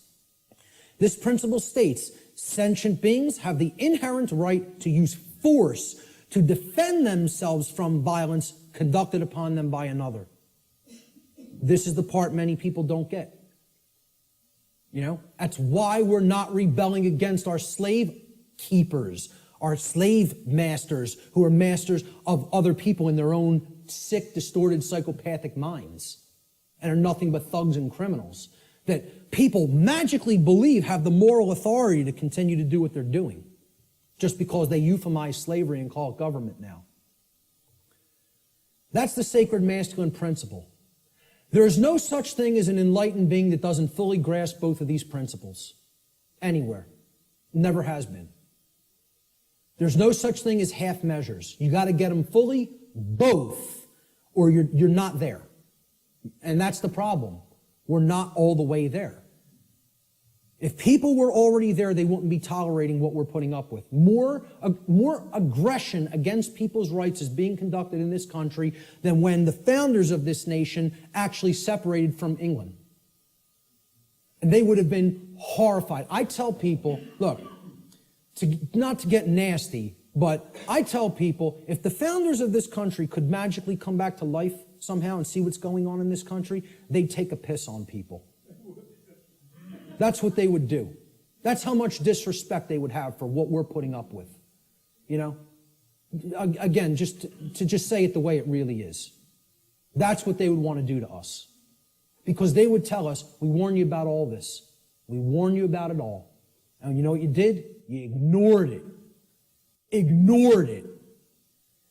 So what did all those people who died in that revolution die for?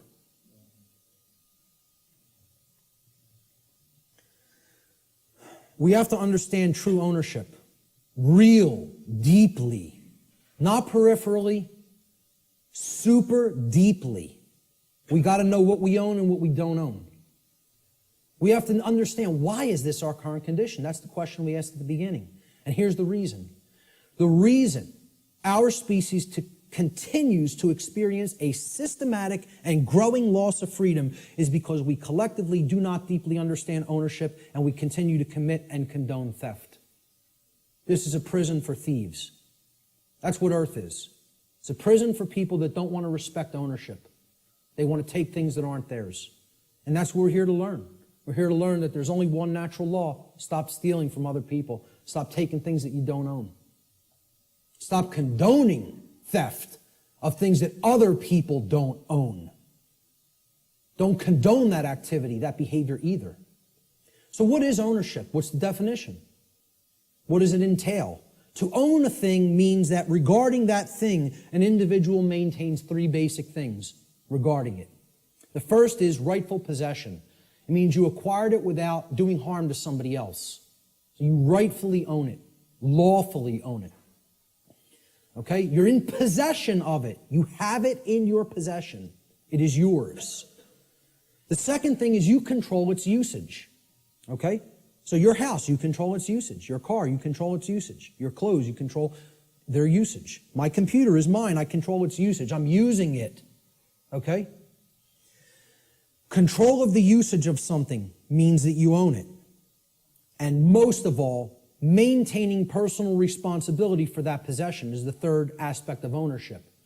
So to own something means I'm in lawful, rightful possession of it. I control the usage of that thing, and I maintain personal responsibility for it. All right? And this is what we have to understand. Natural law can be essentially reduced to one single spiritual law. I gave you the working definition, the soundbite definition before. Here's the super simplified two-word concrescence of all of this information. Natural law gets boiled down to two words. Don't steal. That's it. You want the key out of the prison? You got to understand property. You got to understand all rights are property rights. Stop taking the property of other beings. Stop condoning the taking of the property of other beings. The end. You know, I should just get up here and say, don't steal, the end, everybody go home. Should be that simple. That's the key, folks. That's the key to the prison door. And what we're really talking about here is common sense. That's what conscience is. People don't think of conscience as common sense. You know, they don't think of conscience as knowledge. Conscience is knowledge. It's not action, it's not behavior. It's knowledge. Again, knowledge is the way out of this. Okay? And this is the knowledge that has to be developed. Conscience comes from the Latin prefix con, meaning together, and the Latin verb sciere, meaning to know or to understand. You put them together, to know together, to understand together. Conscience is common sense. Common sense knowing. Common sense knowledge. Literally. From the etymological breakdown of the word. Con, together, science, to know. That's why the problem is people don't have common sense. That's why I'm sitting there almost laughing hysterically that I need to try to teach common sense to people. The ridiculousness of it. Now, what we all need to be doing is doing that work, you know? I know you guys get a lot of this. We need to start reaching out to other people. I'm going to talk about that in a moment. Conscience, the definition of it, is the definitive knowledge of the objective difference between right and wrong according to natural law. Objective. Definitive. Okay, it's not up for debate. It exists inherently and objectively. It can be understood, known, discovered. This is different from action. Conscience is the knowledge, then we act upon it. Okay? So it's different from understanding something and acting upon it. Right? To have conscience is to have common sense. It's to know the difference between right and wrong and understand that difference deeply. Then we're going to convert that into action. We exercise conscience. The exercise of conscience is actually action.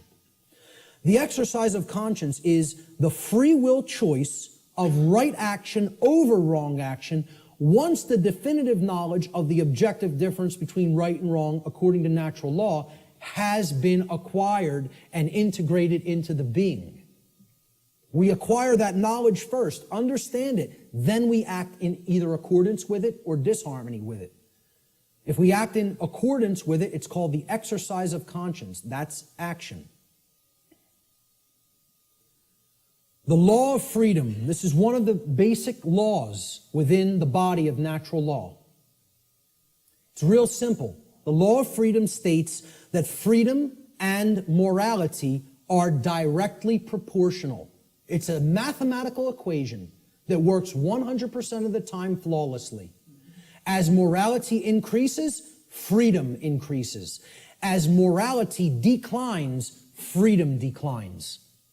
This means the more moral a population is, the freer it becomes. The more immoral a population is, the deeper into bondage and slavery it goes. Another way of saying this is to say that the presence of truth and morality in the lives of the people of any given society is always inversely proportional to the presence of tyranny and slavery in that society. The more truth and morality there is, the less tyranny and slavery there is. The less truth and morality there is, the more tyranny and slavery there is. That's the law of freedom. And many people don't want to understand that. That these two things are inextricably interwoven and connected and can never be separated from each other. The presence of truth and morality in a society and the presence of freedom or its lack in a society. True freedom can never exist in a society that embraces moral relativism, which is the idea that there is no inherent and objective difference between right and wrong. So that humanity may just arbitrarily create or decide right and wrong for themselves. That's the ideology called moral relativism. As I've said before, it is the second tenet of the satanic religion. And it is deeply entrenched in this country and in the world. In our polls that we conducted, the psychological little tabulations that we did asking several people questions, 2/3 of people were moral relativists. 66%. Think about that. 2 out of 3 people believe there's no such thing as an objective difference between right and wrong and feel these are just constructs that exist by human beings and we get to make up what's right and what's wrong. 2/3 of people. That's where we're at. That's where we're really at. Natural law versus man's law or government. Here's the differences. Natural law is based upon the principles. It's based upon principles and truth, meaning things that are inherent to creation and are not made by humankind. Natural law can only either be harmonized with due to knowledge and understanding or rejected due to ignorance. So it's not something that is based on compliance because of we fear the punishment that would result of not understanding it. Okay, if you don't understand it and live according to it, the result is inescapable. Because men and women are not actually creating the result. Okay? The universe is bringing that result to us, intelligently and dynamically. All right? In other words, once again, this is about consequences. You behave a certain way, there's certain consequences. You change the behavior, you'll change the consequential results.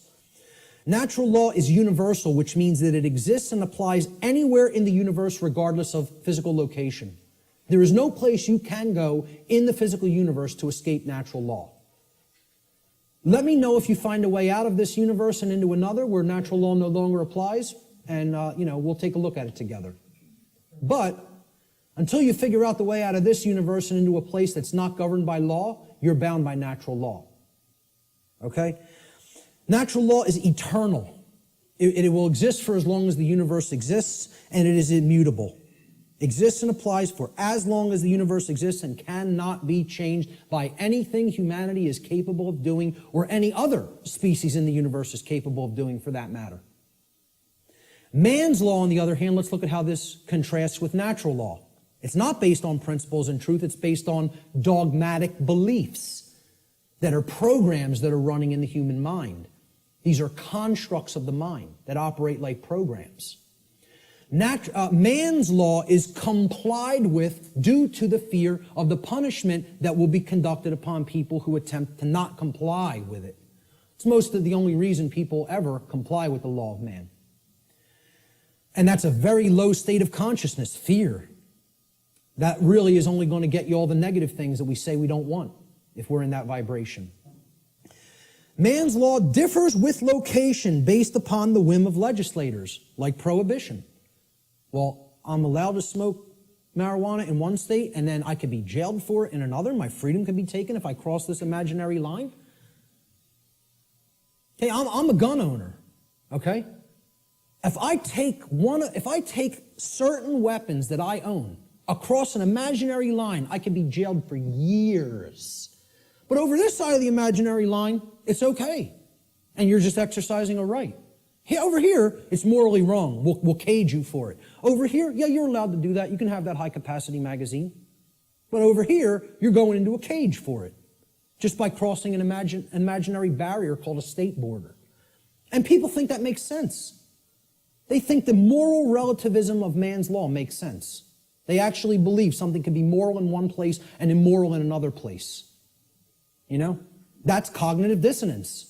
That's holding two contradictory notions in the mind simultaneously and accepting them both when they're clear contradictions with each other. It's called lying to yourself.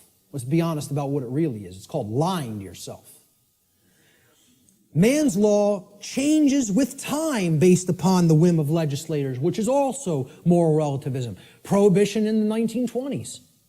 Oh, it was legal to possess and consume alcohol.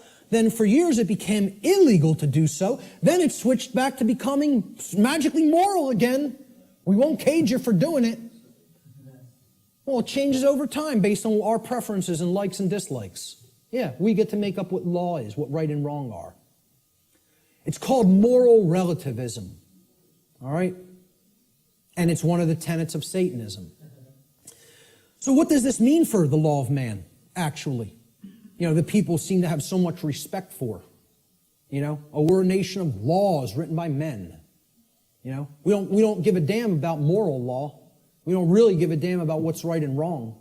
You know, but we have so much respect for the law of man, which people actually believe is somehow based in morality, when it's nothing of the kind could be further from couldn't get any further from the truth than that. It's based in moral relativism, which is about the whims of the legislator at any given time or place.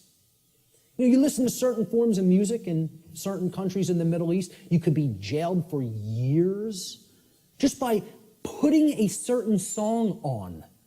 Imagine this. And we would think that's unacceptable and deplorable. Yeah, we think you have this 30-round magazine here. This state only allows 10 cartridges to go into a magazine. I bring the physical object, even if it's not loaded with any ammunition, into another state, I can be put in a cage. Physical piece of plastic. You know, it's just total nonsense. Either something's a right and you're allowed to own it and you need to be responsible for it, or it's not a right because you're harming somebody. You know, it doesn't get any simpler than that. So what's this all mean for man's law? In light of natural law, what does it mean? To understand natural law, what does that mean for the laws of man here on earth? Well, what it actually means, it's simple if-then logic to apply. If a particular man-made law is in harmony with natural law, then it follows logically that it is redundant. It is stating the obvious. It is stating what is already known. It's like saying, I'm going to write down, yes, during the day the sky refracts a blue frequency.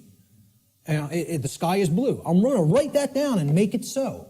Well, it's redundant. It's self-evident. You can go out in the sky and look at the natural color of the sky on a clear day and see what the frequency is with your own eyes.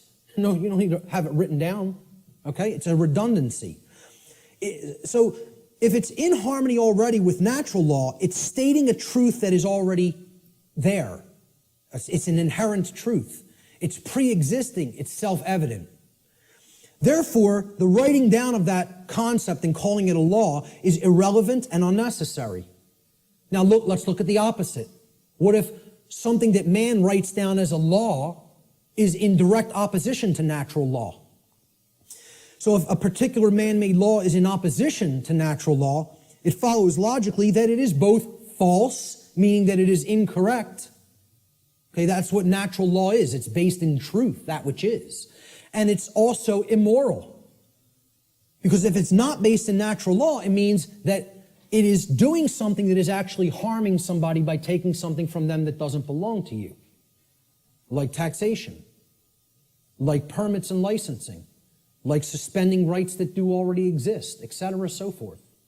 All right? So, therefore, it's wrong, and it cannot be legitimately binding upon anyone. You can't write down a wrong and say, this is morally binding upon you, even though it creates harm, it causes harm, yet you must follow it. You know, and people believe this. We asked in the natural law seminar, how many people believe that if a law is passed and it restricts a right that you feel you have naturally because that action that it's saying you may not do causes no one else any harm? Do you have any moral obligation to obey that law until you could find a way to get it changed? And over 2/3 of people said, yes, you have a moral obligation to obey that law. Because these people have the moral right to issue commands and write down laws that constrain you, even if that behavior actually doesn't harm anybody and therefore is a natural right. You would still have to try to find a way to get that law changed. Nonsense. Nonsense. No one can be legitimately bound to a dictate of man that prevents somebody from exercising a natural right. It's called mind control, is what it's called. So in light of the differences between man's law and natural law, in light of natural law, man's law is both irrelevant and unnecessary, as it is either redundant because it is in harmony with natural law, or it is completely immoral because it is in direct opposition to natural law. This is a system of slavery that is not needed. There is equality under natural law, perfect equality. Everyone has the exact same rights. No one has any more or less rights than anyone else. Also, since rights are not created by humanity, and since they are the birthright of humanity, gifted to us by the creator of the universe, no human being or group of human beings is actually capable, in reality, of granting rights to anyone else, nor is any human being capable of revoking rights from anyone else. Everybody has the same rights. No one can make up a new right. No one can grant a right to somebody that is actually a wrong. Does not exist, never has existed, never will exist. This is an illusory belief system. All right? I'm not telling you people don't believe that can be done. I'm telling you in reality, in truth, it can never be done. Chris Leispooner phrased it pretty well. He said, government is nothing but men acting in concert. The morality and value of government, like any other association of men, will be no greater and no less than the morality and value of the men comprising it. Since government is nothing but men, its inherent, quote, authority to act is in no way greater or different than the, quote, authority to act of any individuals in isolation, like that example of two people on the planet. Government has no magic powers or, quote, authority that is not possessed by private individuals. Let he who asserts that government may do that which the individual may not do assume the onus of proof. That means the burden of proof, and demonstrate his contention. And you know what? There's nobody on this planet that can do that. Because when it comes down to it, if you're telling somebody else they may either commit a wrong against somebody else or prevent someone else from exercising a right, that's a lie. And that does not exist. Not in reality. It exists in a diseased mind is where it exists. Only in a sick mind is where that belief exists. You have to be imbalanced in the mind, in the psyche, to believe that that's true. It's a mental illness. I mean, that's what it really is.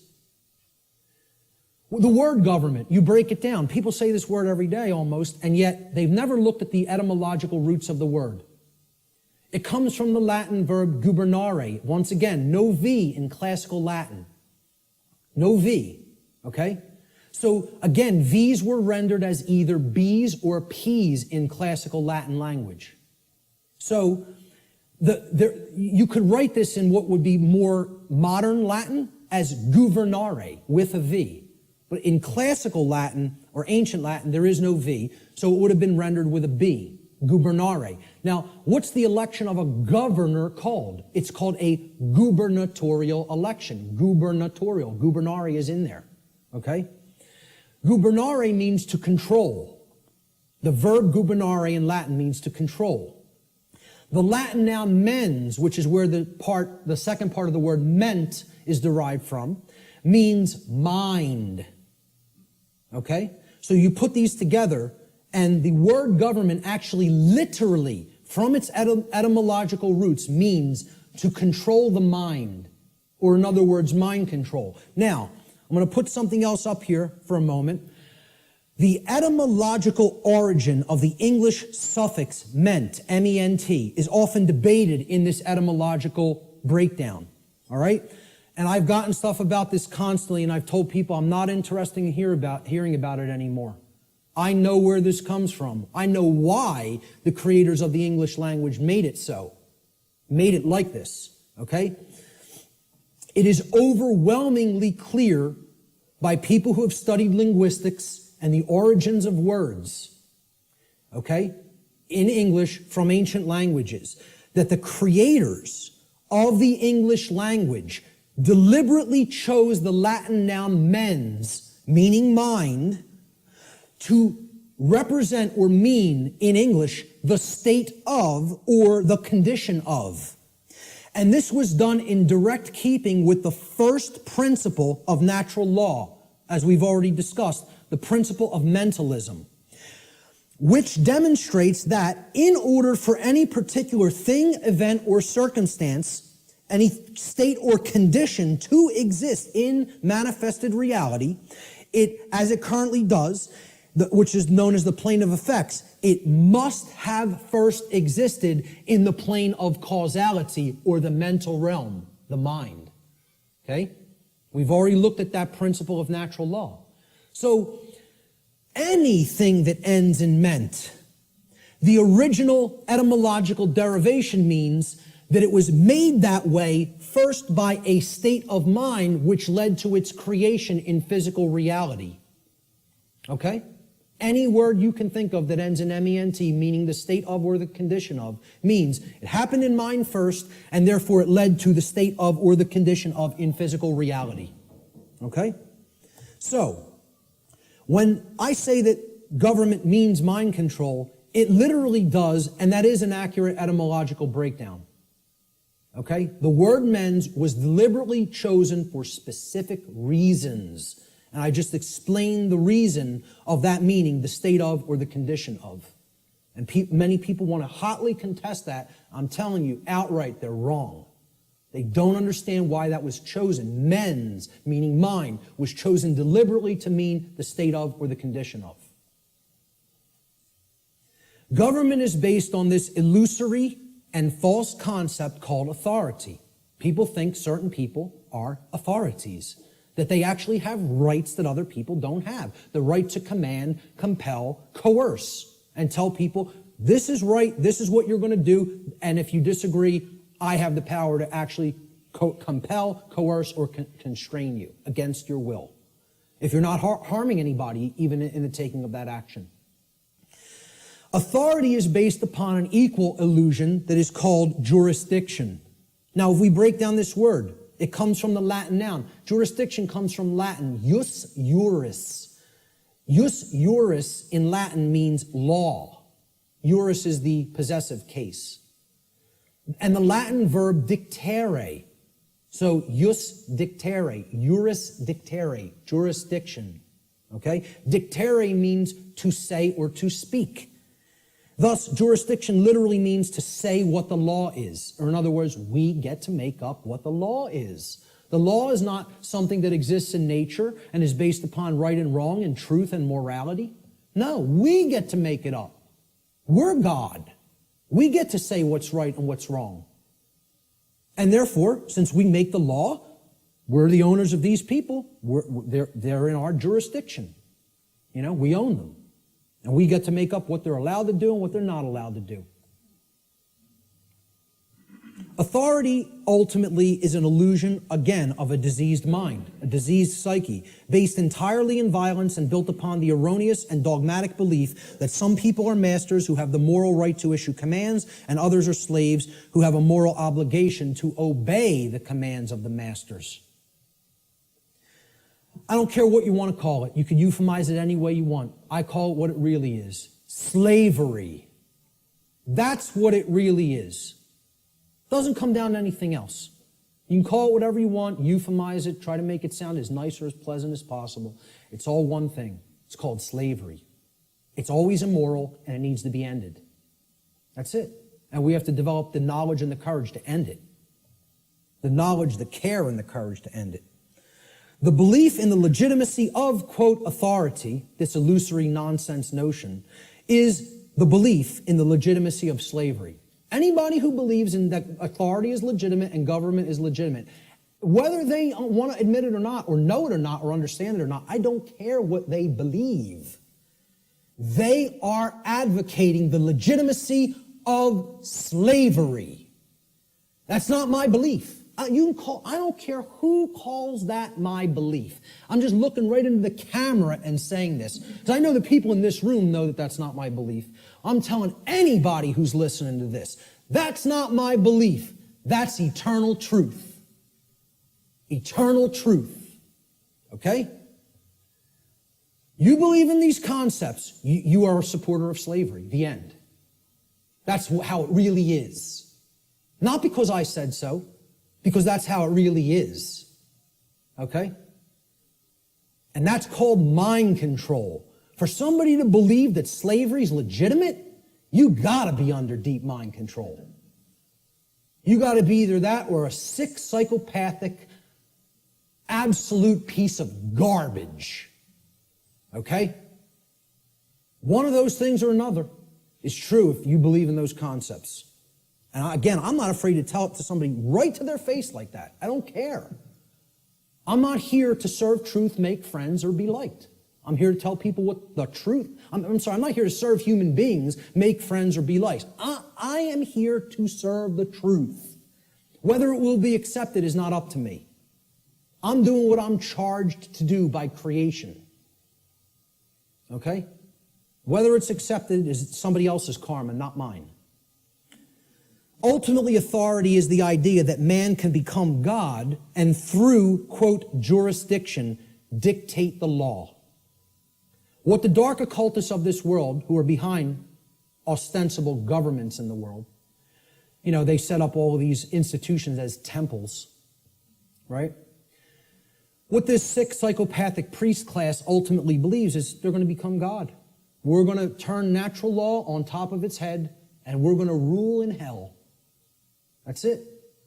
We're going to rule in hell. It's a religion. This is a religion. Okay, government's a religion. The concept of authority is a religion.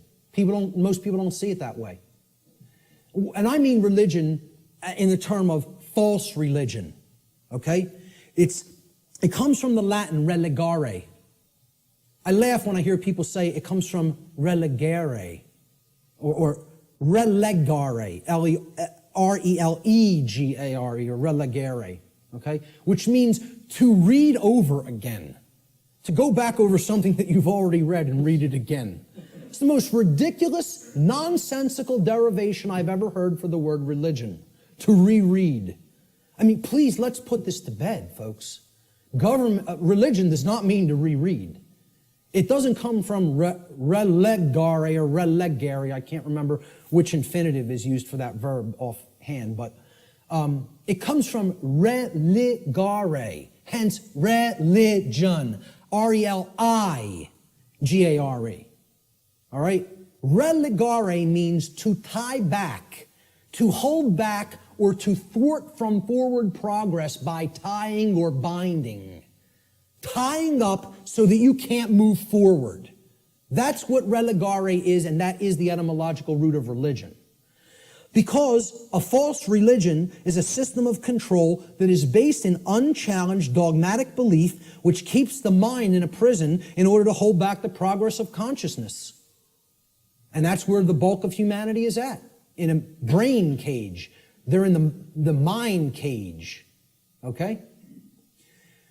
There is a positive connotation of religion. It also means to reunite with. And what we need to reunite ourselves with is the truth and common sense and natural law and a knowledge that there's no such thing as legitimacy to slavery. That's what we need to reunite with, you know? And then we'd be living with true religion. We'd be practicing true religion instead of fake religion. We got to stop trying to make our religion truth. And we got to start making truth our religion.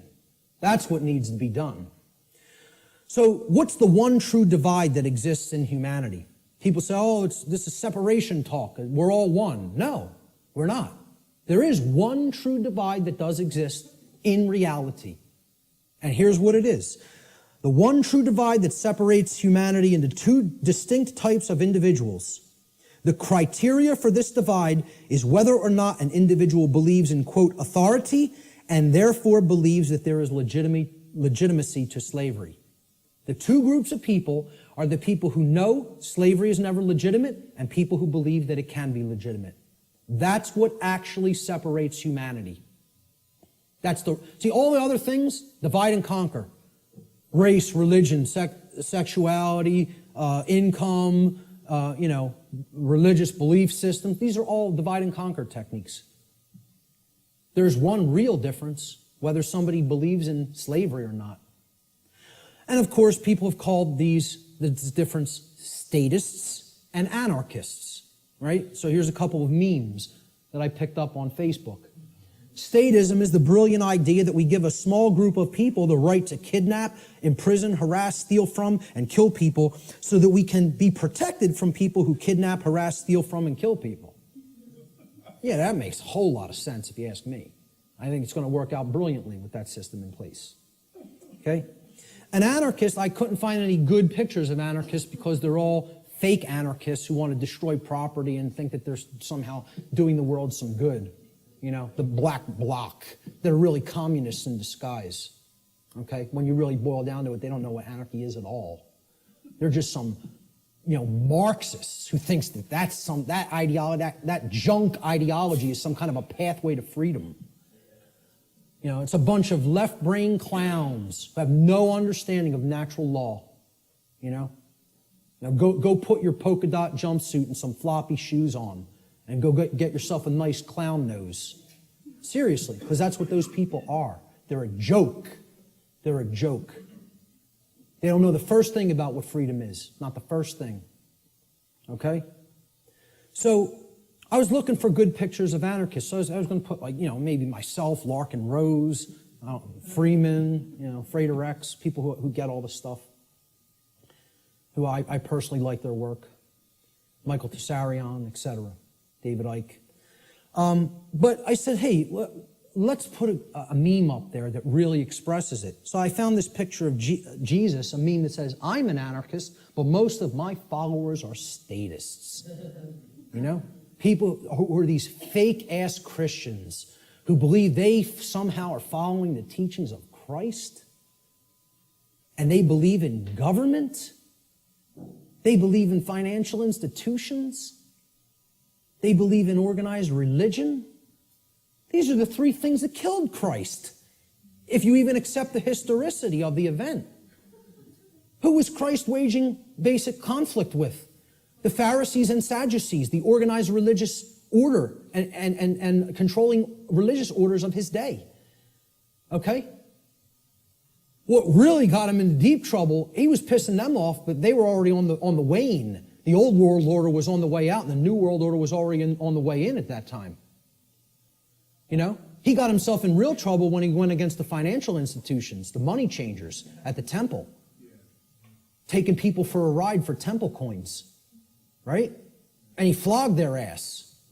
He took out the switch on them, right? Not somebody who never got angry, who accepted evil and said, oh, it's just an experience, none of it matters. Took out the switch and beat their ass for usury. Okay? And then who finally put them to death? The police of their day. The Roman Empire. Roman centurions. The operating standing army and police of their day. The government. So who is he waging spiritual warfare against? To try to bring righteousness into the world. And again, I don't care whether you accept it as historical fact or spiritual allegory. I could care less. Believe what you want. Doesn't matter. All that matters is the teaching. He was waging spiritual war against the three entrenched, mind control, religious establishments of his day. Organized religion, organized finance, and government. And people don't see it that way, so-called Christians, because they're not interested in the real teachings. They just want to call themselves something and identify it and say, oh, that magically makes me this, Because you go to church on Sunday doesn't make you a Christian, No more than going to a synagogue would make you align with the true teachings of the Torah. No more than, attending a mosque would align you with the true teachings of Islam or any other religion, to take the core essence of the teachings of morality from those systems, They're all people who claim these faiths in name only when they don't understand real freedom. So a statist is an individual who erroneously believes there's such a thing as authority that is vested in certain human beings, magically giving them the right to rule over other people. This authority means that certain people who we call government have the, quote, moral right to issue commands to those whom they rule, those under their jurisdiction, and that their subjects or slaves have a, quote, moral obligation to obey the arbitrary dictates or laws, quote unquote, that are set by their masters. Most simply put, a statist is nothing more than someone who believes in the legitimacy of slavery. Conversely, an anarchist, a true anarchist anyway, is one who knows that there could never be legitimacy to authority or government, because those terms are simply euphemisms for violence and slavery and coercion, which are always immoral and in opposition to natural law. Let's look at what the word anarchy really means. Again, you got to break it down. From the Greek prefix an, which means without or the absence of, and the Greek noun archon, they're written in Greek script, which means master or ruler. And again, I mean externally. One who externally rules another or claims to be the master of another. That's what the term archon means in its connotation. Anarchy, as we can see by putting these together, does not mean without rules. The word archon does not mean rules. Okay? Because there's always going to be rules in effect called natural law, the laws of morality.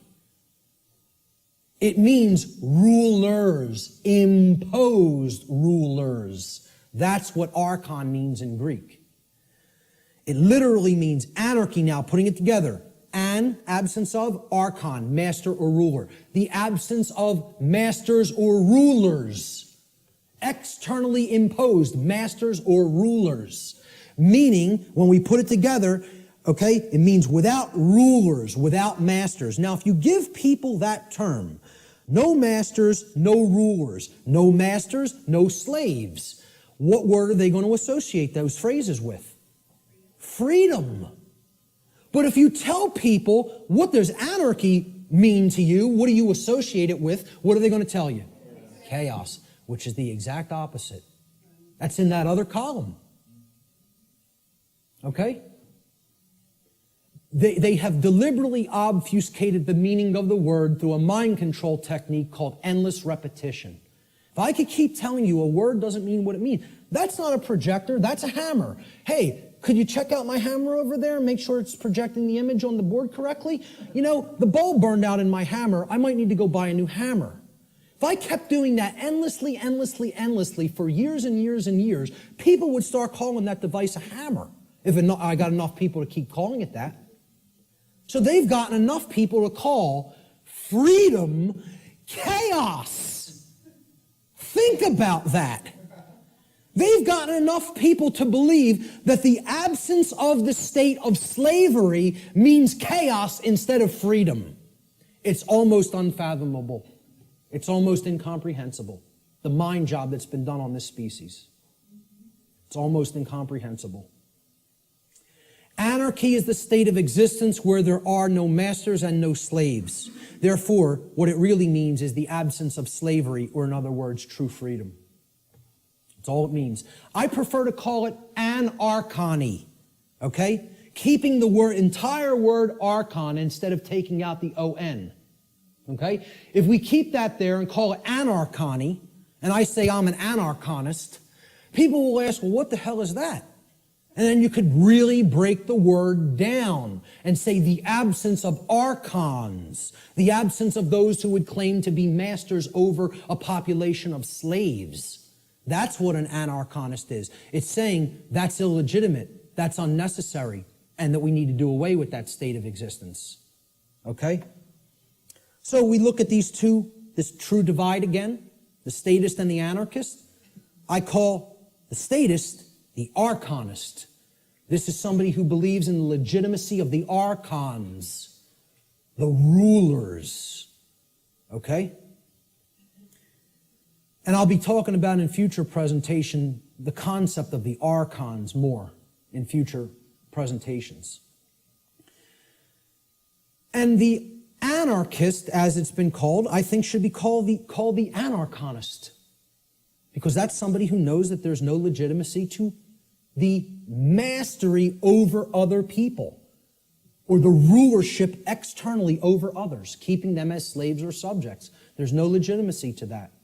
And that's the one true divide that separates all consciousness here on the earth. The real divide and the real enlightenment comes. Do you understand there's no legitimacy to slavery, or do you continue to believe that there's legitimacy to slavery? That's the divide in consciousness that has to be bridged. The fear of chaos. This is what keeps this system going. Chaos can't be viewed as something to fear. It's got to be viewed as a teacher, a harsh teacher, but a teacher nonetheless. See, chaos teaches us through the apophatic process what not to do. Okay? That's a bad idea. Okay? You probably shouldn't do that. If your desire is not to burn your hand to the point where it's blistering and flesh is starting to peel off of it. If you don't care about whether that happens, by all means, keep it right on that stove. Okay? Right on that electric stove. But see, if you say, I don't want to be burned, there are requirements for obtaining that condition. It means you can't keep your hand on something that is extraordinarily hot, or natural law will take over and burn your flesh. Doesn't require your belief. That's how it works. Well, this is humanity. Humanity is the little child that is a little slow, and they want not to be burned, yet simultaneously they insist, no, I want to put my hand on the burner while the range is on and not be burned simultaneously. Well, good luck with that, folks, because it doesn't work that way. You don't want to be burned, the hand can't be kept there while the stove is on. The end. You don't want negative, self-inflicted suffering and chaos in your life, you got to align your behavior to natural law, which means you got to know the difference objectively between right and wrong, and willfully, through your free will, deliberately choose the right action over the wrong action. Then you won't be burned. But as long as you have your hand on that stove, which means you're in opposition to natural law, enjoy the burn. Enjoy it. Right? Get used to it till the flesh melts off the bone and then the bones turn into dust.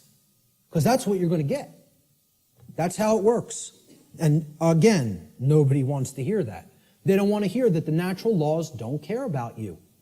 They work flawlessly all the time and bring you the result that you're creating. The control and slavery system is actually about the limitation of free will through the destruction of possibility. See, all they've done right? The old world order used to be religion and priest kings, right? We're in between you and God. We're the intercessors, the intermediaries. We make the law, you're our subjects, you're our slaves, you obey, or it's our wrath. All they've done is take the concept of a singular ruler, which was the old world order, and they've converted it into the concept of now there's a ruling class called government that gets to make up what we tell you may or may not do, okay? And they're up here at the top of the pyramid now. That's all. They turned it from a monarchy to somewhat of an oligarchy. But it's the same concept. We're the moral masters that you have a moral obligation to obey, and you're the slave class, that has an obligation to obey our commands. That's it. Nothing changed. All they did is say, well, no, people don't no longer believe in the priest king, so we need to create an institution where this quote-unquote authority is seemingly diffused through many people. It's always been nonsense. It's always been mind control. It's not going to be anything else other than that until it goes away. True freedom includes infinite possibility because infinite possibility, by definition, includes the possibility for chaos. For real freedom to exist, we have to accept, hey, things might not go right all the time. We live in a physical domain, a physical world. Hey, there could be dangers, Nothing could ever be sanitized or made completely safe as far as physical world activities are concerned. There's always going to be the possibility something could happen, go wrong, somebody could get hurt, chaos could happen. Okay? If you live in that state of fear that that's going to happen, what is that? Is that high consciousness or low consciousness? It's low consciousness. Low consciousness can only create what? Chaos. The fear of chaos itself can only get you more chaos because it's based in fear. As we see, just keep referring to that expression chart, Go online. I have slides of it online. It's in videos I've done. Print it. Read it. Look at it. Print it and stick it up in your home. Understand how that chart works. Those expressions that I went over, those 10 expressions. The possibility, of chaos from manifesting, the possibility that it may manifest has to be embraced without fear if we're going to be truly free. It must be embraced. You have to say, I am going to allow for the possibility that chaos may occur. Because that's getting out of the consciousness of fear. That's what will lead to freedom. Removing that fear. The fear of the possibility of chaos is actually equated to the fear of true freedom. When somebody says, I can't ever believe that a system with no masters could work out. I can't even envision how it could work out. What's that called? What's been deadened in that person? What have they lost? Imagination. There it is. That is actually the equivalent of the death of the imagination. Now, what is the imagination? The imagination is the powerful ability of the human mind to envision a different state or condition than the one which is already manifested in the present. So imagination must first be present in the mind in order to create a different state of existence than the one currently being experienced. And this is because, according to the principle of mentalism, for any different state to manifest in the physical world, the plane of effects, it must first exist within the mind or the plane of causality. If the imagination is stifled or destroyed, and the destruction of the imagination is what I refer to as total mind control. You can't go into any more total mind controlled state as the imagination being dead. All right? If that happens, any positive change to our state of existence becomes completely impossible. And this is where many people are already at. The fear of the possibility of chaos is more than even the fear of true freedom. It is the death of the imagination. It is putting the mind permanently in the cage. Okay? So you can't let that force within us called the imagination die. because that's the only way to envision a way out of the prison. You have to envision it first, then you have to put those thoughts and emotions that you used for that envisioning process into actual action so that it becomes manifested in the physical world. Through their fear of the possibility of chaos, which is actually the fear of true freedom, most people advocate the legitimacy and continuance of authority in government and are therefore actually advocating the legitimacy and continuance of violence and slavery. Those who believe that authority is necessary and that it must continue because of this fear of chaos have actually been duped into believing that human slavery is necessary. And get this, folks, human slavery must therefore continue in order to prevent chaos. Now imagine that. Imagine that. That's what statism is, though. That's what the religion called the belief in government or statism is. It is the belief that human slavery is necessary and must continue indefinitely in order to prevent chaos from manifesting. Now, tell me how that could possibly work. Can violence and slavery, which is actually what government is a euphemism for, statism and government are just euphemisms for violence and slavery. Okay? Can violence and slavery ever possibly prevent chaos? Why? What? Why can't it? Because they are chaos. Violence and slavery are chaos. We are already in the state of chaos. Being held under the threat of violence and duress, which is slavery, is the state of chaos. So forget about fearing chaos coming on. You're in it now. Surprise, surprise. Hate to break the news to you all. Okay? We're already in the state of chaos. We need to create real order by getting rid of violence and slavery.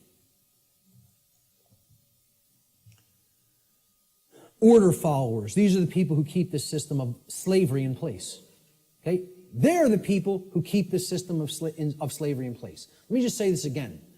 Order followers are the people who keep the existence of slavery in place.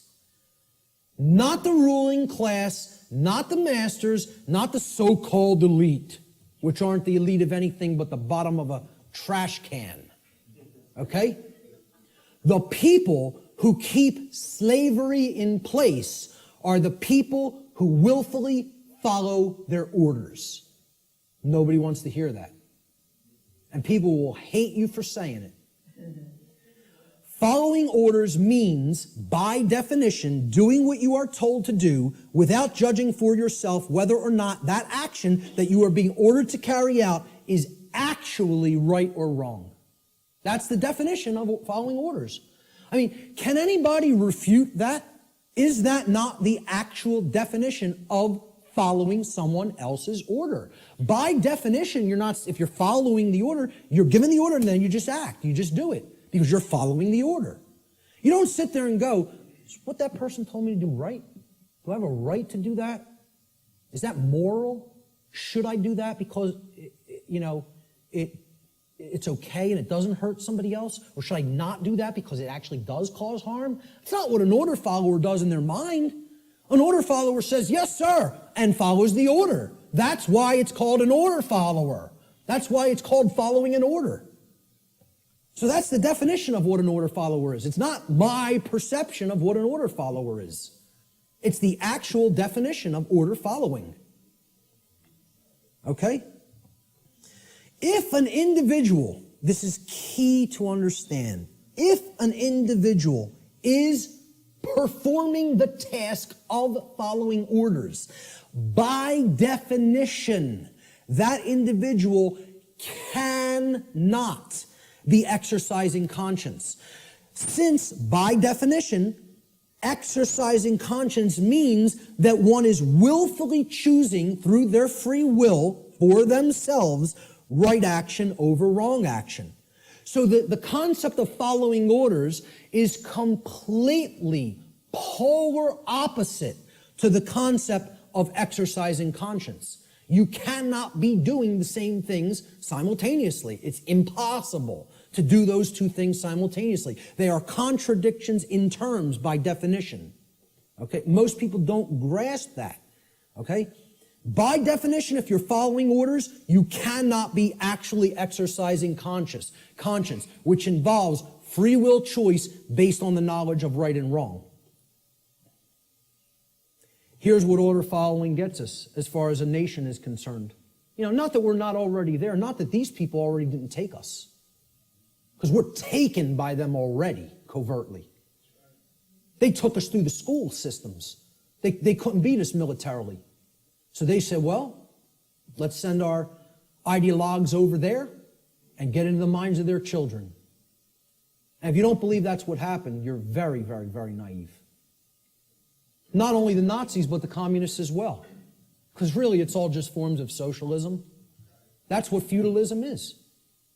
Worldwide socialism is, there's no such thing as private property.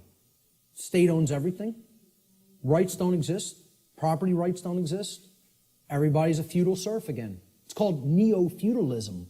I don't care which branch you come at it from. You want to come at it from the left, that's called communism. You want to come at it from the right, that's called National Socialism.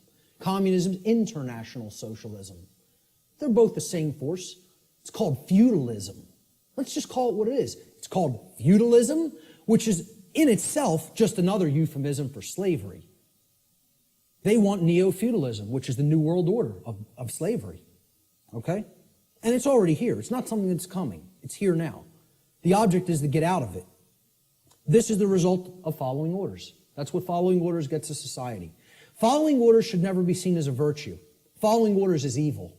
I don't care whether you're, I don't care if somebody who is considered a holy man gives me an order and I follow it, I've just committed an act of evil, as far as I'm concerned. If I'm acting based on solely what somebody else has told me to do, that's evil. There's no morality in it at all. At all. At all. It's not a virtue. It's evil. Okay? Let me just make that so abundantly clear and state it so unequivocally. There's no such thing as any possible moral following of orders. The two terms are contradictory. All right? I was just following orders is never a valid excuse or justification for immoral criminal behavior, and this lame attempt to abdicate personal responsibility should never be accepted as a valid excuse for such behavior. And why it's done is through justification. And again, that means to create a right, from jus, meaning right or law, and the Latin verb facere, which means to make or to create. And this is what they say. I was just following orders. I was just doing my job. I was shutting down your protest. You don't have a right to speak. The politicians commanded me so. So I just came out and I was just doing my job, hitting you with a sound cannon. Just doing my job, just following my orders. It's a justification. You're a criminal. There's nothing moral in that. There's nothing virtuous in that. It's called criminal behavior, criminal activity. And what they do is try to create it into a right, make it into a right by a justification. And nobody should ever accept their justifications. Because you know what their justifications is? You know what they are? It's called a 100% crock of bull that is a complete lie. It's a lie. They're just straight up looking you in the face and saying, I'm not responsible for that. I just did it, but I'm not the one who's responsible for it because I was acting on orders. Well, see, this defense didn't work as the Nuremberg defense, and nobody in America should be accepting it. Nobody in America should be accepting it because they believe in the legitimacy of authority and government through mind control. That's what they believe it. They believe there's legitimacy to it. Most people actually believe that there's legitimacy to this criminal behavior because a class of people calling themselves government have magically been imbued and gifted with such rights, quote unquote. They believe they have rights other people don't. They themselves believe it, but worse is that the people who are actually affected by that criminal behavior, they believe they have the authority to do it. Gandhi said, you assist an evil system most effectively by obeying its orders and decrees. An evil system never deserves such allegiance. Allegiance to it means partaking of the evil. A good person will resist an evil system with his or her whole soul, which means saying no. Moral culpability. What does this mean? The determination of who is ultimately at fault or deserving of blame. Again, this is a legitimate and real concept. There is fault. There is blame. We got to get over this new age nonsense that nobody's at fault, nobody's to blame. You should never say, hey, you shouldn't have done that. That caused a lot of chaos and trauma for other people. You're not to blame. It just happened. No, wrong. The people who did the behavior are to blame. Who carried out the Holocaust in Germany? The people who followed their orders to do it. That's who carried it out. Order followers is the answer. Who carried out the purge of political dissidents in Soviet Russia? Order followers. And they're always in the form of police. Why do you think they call a totalitarian system a police state? Why don't they call it a banker state? How come they don't call it a politician state? What about a lawyer state? How about a judge state? Why not call it any of those things? You want to know why? Because none of those people are ultimately responsible for bringing that condition into manifestation through their behavior. They're the order givers. The order followers carry out their commands and through their behavior make that condition a reality. That's why it's called a police state. Because every police state that has ever existed has always been created by police who follow their orders because they don't want to take responsibility and think for themselves and know the difference between right and wrong for themselves like an adult. Instead, I want to be a child who obeys daddy because I have daddy issues. All right? And that's what it's really about, folks. We're going to get to that. There is such a thing as blame for the commission of actions which have resulted in harm or loss to others. This is what culpable means. It comes from the Latin culpa, meaning fault or blame. It means at fault or deserving of blame. Now, who's more morally culpable? The order giver or the order follower? And please recognize I've underlined and capitalized the term more. I'm not telling you the order givers are not morally culpable. They are. That's not the question. Are any of these people morally culpable is not my question. My question is, look at the full question. Who is more morally culpable? The order giver or the order follower? Always. Always. At all times and places. At all times and places.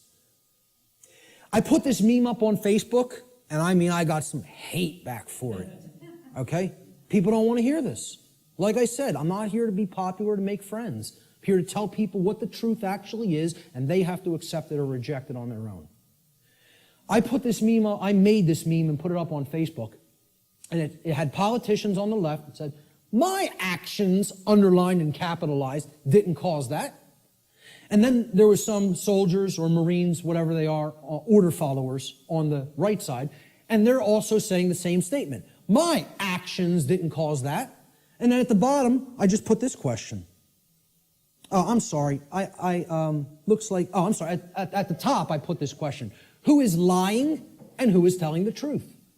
So who's lying here? And if people can't see, I hope that they can see this horrific picture. This is the result of, bombings that took place in the Middle East around Iraq. And it's a father carrying his dead child in his arms, okay? Maybe if bombs were raining down on our children, we might think differently about going in and waging imperialism on other nations. I don't know. Maybe we might think differently about it, right? But when it happens to somebody else's child, that's okay. That's done in the name of freedom, okay? Well, who caused this? Did they cause it? No, they didn't cause it. They are not the actual cause of this. Because you know what all they did? They signed some pieces of paper, wearing their expensive suits, okay? And they told these guys, they said, well, you're under our orders now. Go and bomb these people. And you know what these people did? Say, yes, sir, and go and drop the bombs. And fire off the ammunition. Okay? These are the people whose actions create things like this, not these people. All they're doing is speaking into somebody else's ear. All they've done is speech. Speech, not actions. See, again, really look. My actions didn't cause that. Yes, it is. If these people are saying my actions didn't cause that, they're lying. Very, very, very painful and difficult thing for people to comprehend and accept. I'm not telling you you shouldn't feel bad hearing this, but I'm telling you it's true. The painful truth, the order follower always bears more moral culpability than the order giver. For the reason that the order follower is the one who actually performed the action, and in taking such action, actually brought the resultant harm into physical manifestation. Order following is the pathway to every form of evil and chaos in our world. It should never be seen as a virtue by anyone who considers themselves a moral human being. Order followers have ultimately been personally responsible and morally culpable for every form of slavery and every single totalitarian regime that has ever existed upon the face of the earth. That's the painful truth that people don't want to accept because they want to believe the absolute nonsense that order following is a virtue of any kind. And it needs to be obliterated from the face of the earth, because it's not the way to any kind of virtues or order. It's the pathway to evil and annihilation. That's what it is.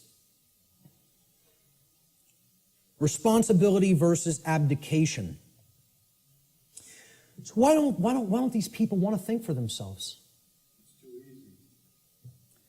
It's too easy to just follow the orders of somebody else. They believe somehow magically this absolves them of personal responsibility to choose right from wrong. An individual's personal responsibility to choose right action over wrong action for themselves always belongs to that individual. And that responsibility can never be given to another person or passed along.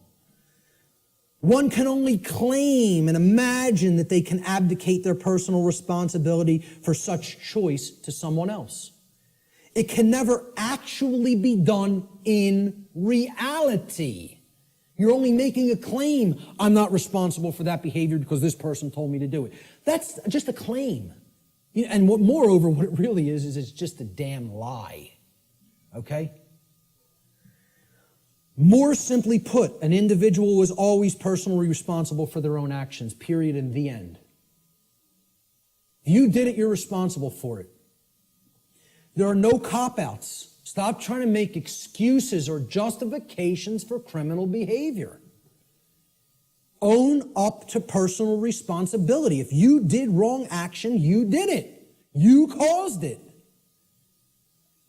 I like how David Icke words this. He says, accept responsibility for yourself and your actions, thoughts, and words. You alone make these choices, so you alone are answerable to the consequences of your behavior.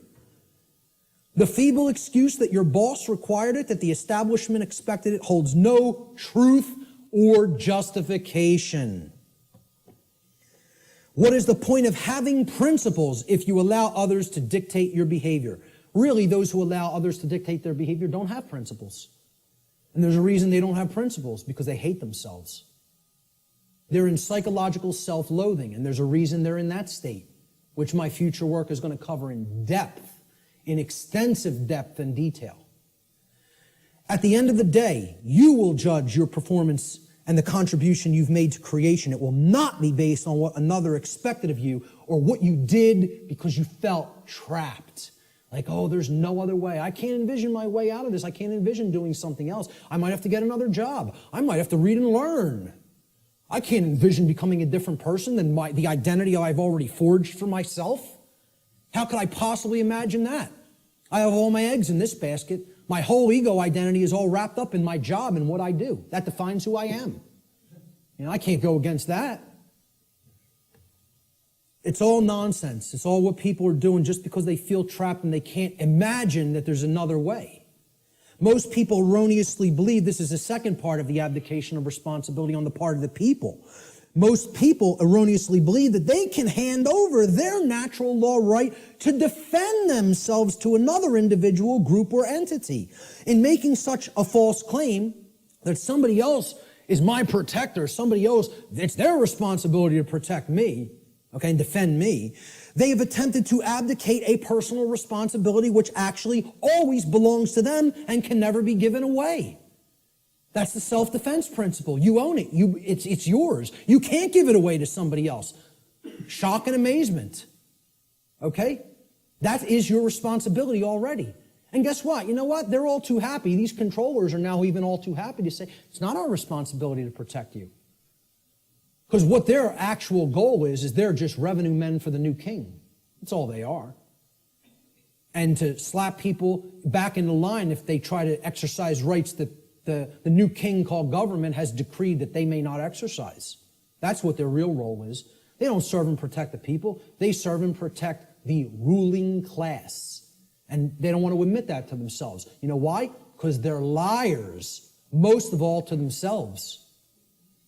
It's a bunch of childish liars.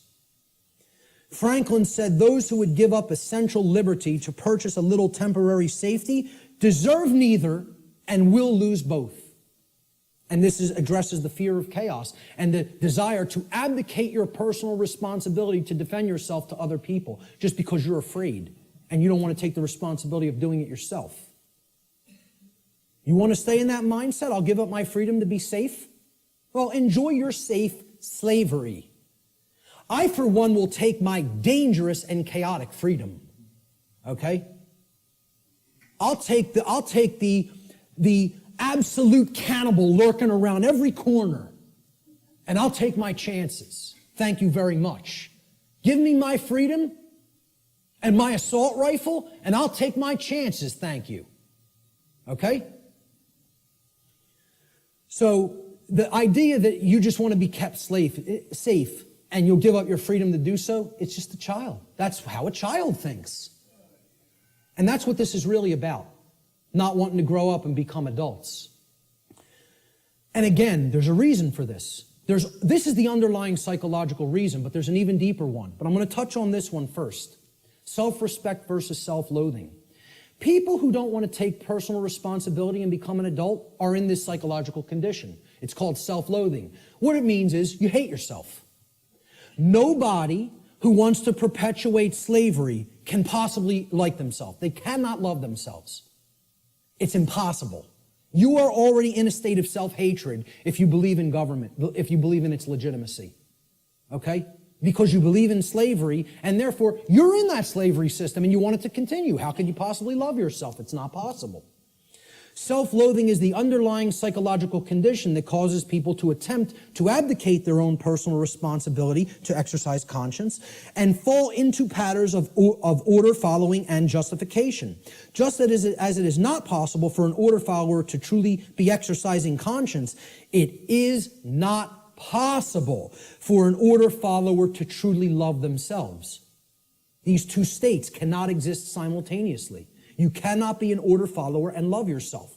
It is impossible. They are contradictory psychological conditions. Okay? Here's what a self-loathing person really is. They're trapped in a trauma abuse victim cycle. A trauma happens, there's an abuser, there's a victim, and then it repeats itself. Because often the one who's abused becomes the traumatizer, and then the cycle repeats again. Talked about this pretty extensively on my podcast series, all right? That's what self-loathing, that's what this mind state, okay? This is a golem creature, okay? It's a 100% programmed and lifeless thing that is imbued with the ability to actually move like a robot. You could liken it to a flesh robot, Okay? And it's a concept in ancient dark occultism. All right? And the golem is driven by the force of self-loathing. And that's what the order followers are. They're golems. Okay? I'm not saying this to insult people. I don't really care how people take it. I'm telling them what they really are and what the dark occultists think of them. They call them their dogs and their pets. That's their name for the police and the military. I did a whole series on that. Okay? And I'm not telling you that from book knowledge. I'm telling you that from their lips to my ears. That's what they call them. The golem is in this mindset. Since I have suffered, I will cause suffering to others. Since I can't deal with my nested psychological traumas and childhood issues and inadequacy issues, okay, I'm going to take out all of that nested subconscious psychological frustration on other people that I have no right to take it out upon. That's the golem mindset. Self-loathing is created when an earlier trauma has been suppressed and buried deeply into the subconscious. That's the role of the subconscious, to protect the conscious mind from traumatic experiences so that the conscious mind doesn't keep reliving it and therefore re-experiencing it in the physiology. However, if we never bring up that shadow material to the conscious level, it builds and builds and builds until it ultimately destroys us, psychically and spiritually.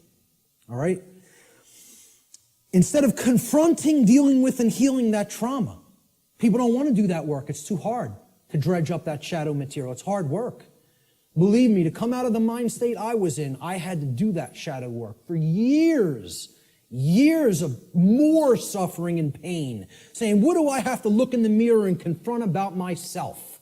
And then work to change and admit thousands and thousands and thousands and thousands of times, I was wrong, I was wrong, I was wrong. I don't know how many thousands of times I had to look in a mirror and say that to myself. Sometimes to a point where I was so depressed I couldn't get out of bed for days. I would just sit and lay in bed and play doom metal all day. Literally, endlessly, repetitively. And just sitting there in that condition of total self-loathing and total depression because of what I know I took part in. And that I know was still my mental makeup, was still my psychological makeup that was going to take years to get out of. And I'm trying to explain this to prevent people from having to go through all that suffering. This knowledge can be gleaned without having to go down that path. It can be done. I'm not telling you that's easy work, but it is possible. Such trauma could take the form of feelings of inadequacy, whether they are real or imagined. And you know what that mind state ultimately is? It's a self-prison. That's somebody putting themselves in a cage. These people who want to take out their psychological frustrations on other people, they're prisoners. They are in the cage and they love being in the cage. They don't have any desire for freedom. The only kind of person that would have no desire for real freedom is a person who's in the psychological state of self-loathing and hates themselves and does not love themselves. Now, what heals self-loathing? Self-respect. And we have to know what the word respect means. And this is about looking at yourself.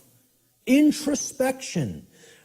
Respect comes from the Latin re, meaning again, and the Latin verb spectare, which means to look at. You put them together, to look at again, to take another look at. Well, what are you taking another look at? You're taking another look at yourself. That's what respect starts as. You can't give something to somebody that you don't have. If I don't have $10 in my pocket, I can't give it to you. If I don't have a coin in my pocket, I can't give it to somebody else. You got to have it first to give it. So nobody can give respect to anybody else unless they first develop it inwardly. Self-respect has to come first. And that's why these people don't respect anybody, order followers, most of all themselves. Until they do that work of self-introspection, they're not going to develop that self-respect. And I'm not telling you that's easy work. It's hard work that can take a lot of time. And it's dredging up shadow material that most people want to run away from. They don't want to confront that about themselves. Only self-respect can heal self-loathing and therefore help to put an order follower on the path to conscience. We need to take another look at ourselves. The lost word All right, this is the end of the natural law segment, and I'm just going to talk about solutions toward the end a little bit. All right? The lost word, it's a concept in esoteric Freemasonry, which represents a state of consciousness that has been largely, quote unquote, lost to the majority of human beings. In order to speak the quote unquote lost word, a human being must work upon themselves in order to achieve a state of equilibrium or balance between the left and right hemispheres of the brain. In such a state of balanced consciousness, the being has come to know oneself, as well as the working operations of the macrocosm, meaning natural law. In doing so, that person has also come to understand the objective difference between right and wrong, or as these concepts are referred to in the tradition of Freemasonry, they have come to understand the difference between light, which is right, and darkness, which is wrong. Or light, which is knowledge of right and wrong, and darkness, which is ignorance of right and wrong, respectively. All right? What is the lost word, though? That's the lost word, ladies and gentlemen. You know the knowledge of the highest levels of Freemasonry now. Most actual Freemasons in the lodge system don't know the lost word. The lost word is no. And I would suggest to you, it is a dual word. The lost word is dual, meaning it's two things. It's not just one. It is the word no, N-O, and it is the word know, K-N-O-W. Those are the lost words. Okay? In the enlightened state of consciousness generated through the knowledge of natural law, a human being is finally able to speak the so-called lost word, which is no. No is the word of all power. Only when we say no to those who would claim to be our owners, those who would claim that it is they who will decide which rights we have or do not have, do we stop externalizing our power to anyone outside of ourselves, and in doing so, reclaim all of our rights, all of our property that has been taken without right. Sadly, very, very few people in our world have the knowledge, care, and courage that is required to do this. This is why this all-powerful word is considered lost. And there's the other variant of the lost word, no. Know your rights. The reason you have to know what the difference between right and wrong is, and therefore know what rights you have and what rights you do not have, is because those who do not know those things will never say the lost word to someone who claims to be their owner. They will not say no, N-O. So let's look at some solutions. I call this section Teaching Natural Law to Others. Because as we're talking about, education is the only solution. Knowledge is the solution. The propagation of that knowledge is education, which means to lead out from. Educare in Latin means to lead one out from something. And what is education? It means to lead one out of darkness, out of ignorance. That's what a real teacher does. You know, doesn't push somebody out. It says, I'm going to go first and show you the way. And you could follow, you know, if you feel that this is the accurate path. Okay? But you could do the same discovery process. It's a repeatable process. That's what a science is, which I've said this is not a belief system or a religion. It is a science. This is also known, teaching natural law to others, which is what I am doing, has been called in all of the positive occult traditions, the great work. And I call it the true great work, because the dark occultists take everything and twist it around, and they have their own variant of the, quote, great work, which is creating a world of total slavery. That's the dark great work. I call this the true great work, or the light great work, however you want to refer to it as. It's just a piece of jargon. It's just a tag that we put on it. Shift happens. Well, maybe, but maybe not.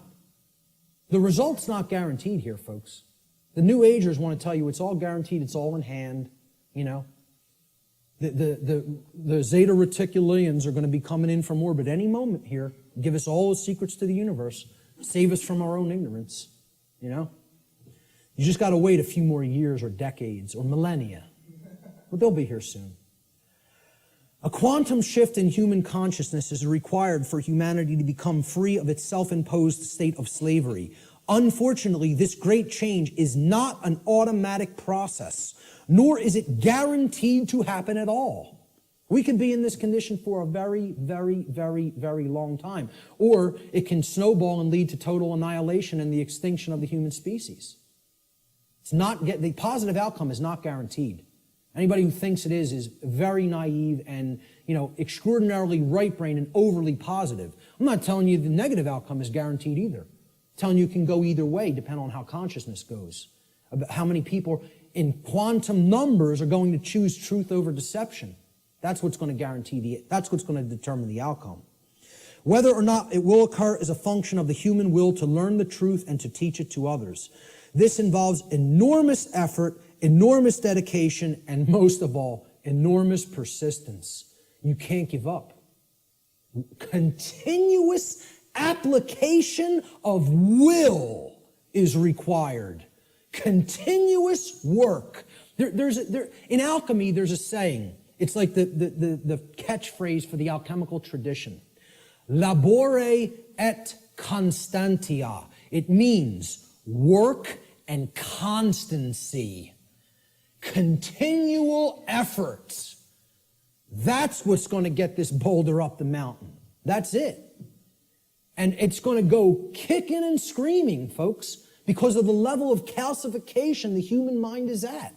I don't expect this to be an easy process. I'm not blowing smoke up your rear end and telling you, hey, come over and do the great work. It's going to be so much fun. It's going to be so easy. We're going to get it done real quick, and everything's going to be fine. Okay? If I was some new age guru who was trying to get you all to believe what I'm saying, that's what I would tell you. Because all I'd be worried about is how popular I am and how many followers I can accrue. I'm not interested in that. I'm interested in telling you how it really is. That doesn't make me popular. As a matter of fact, that makes me hated by a lot of people. Okay? This is not going to be easy. A quantum shift has requirements. Quantum, the word quantum is derived from the Latin noun quantum.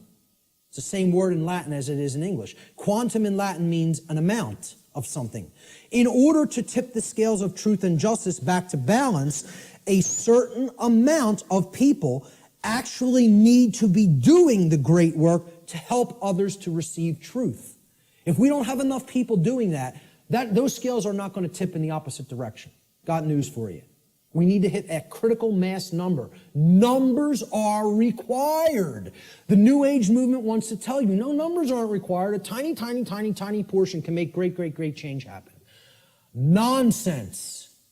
It's not called a quantum shift for no reason. It's called a quantum shift because quantum means an amount. Okay? You need to put enough force on that scale to get the truth to tip in the other direction. If you don't have that amount, it's not going to tip. All right?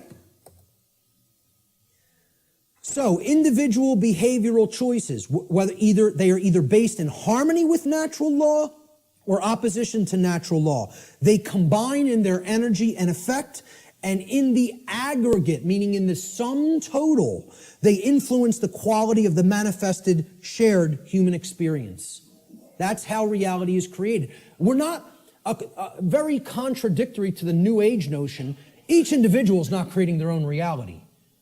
In the aggregate, humanity is co-creating the collective shared experience that we are all undergoing. We collectively create our shared experience. Not each individual creates the reality that everybody experiences. Yeah, you do create a microcosmic aspect of how you experience your life, whether you're experiencing self-inflicted suffering, large amounts of it or not. That's how the laws of attraction work at an individuated level. But at a mass level, they work in the aggregate. We need a population who understands and lives in harmony with natural law. And numbers are required for that to happen. This dynamic acts as a perfect expression of the principle of correspondence. As above, so below. As below, so above. As the individuated units of consciousness are co-creating reality, so the macrocosmic reality shall become and shall be experienced. Decisively contrary to the New Age view, in order for a quantum shift to take place, numbers are required. So what is the true great work? The true great work can only be performed after one has already realized the truth regarding natural law and brought oneself, one's own actions into alignment with natural law. That's when it begins. Because once you do that and you're no longer in that internal contradiction or opposition, that's when you can legitimately start teaching it to other people because you know it deeply enough and you've actually aligned your behavior to it. So the true great work is what comes after that. And here's what it is. This is actually what the true great work is now. It is the arduous task of influencing other people to go through the very same process of change, of positive change in consciousness that you have gone through.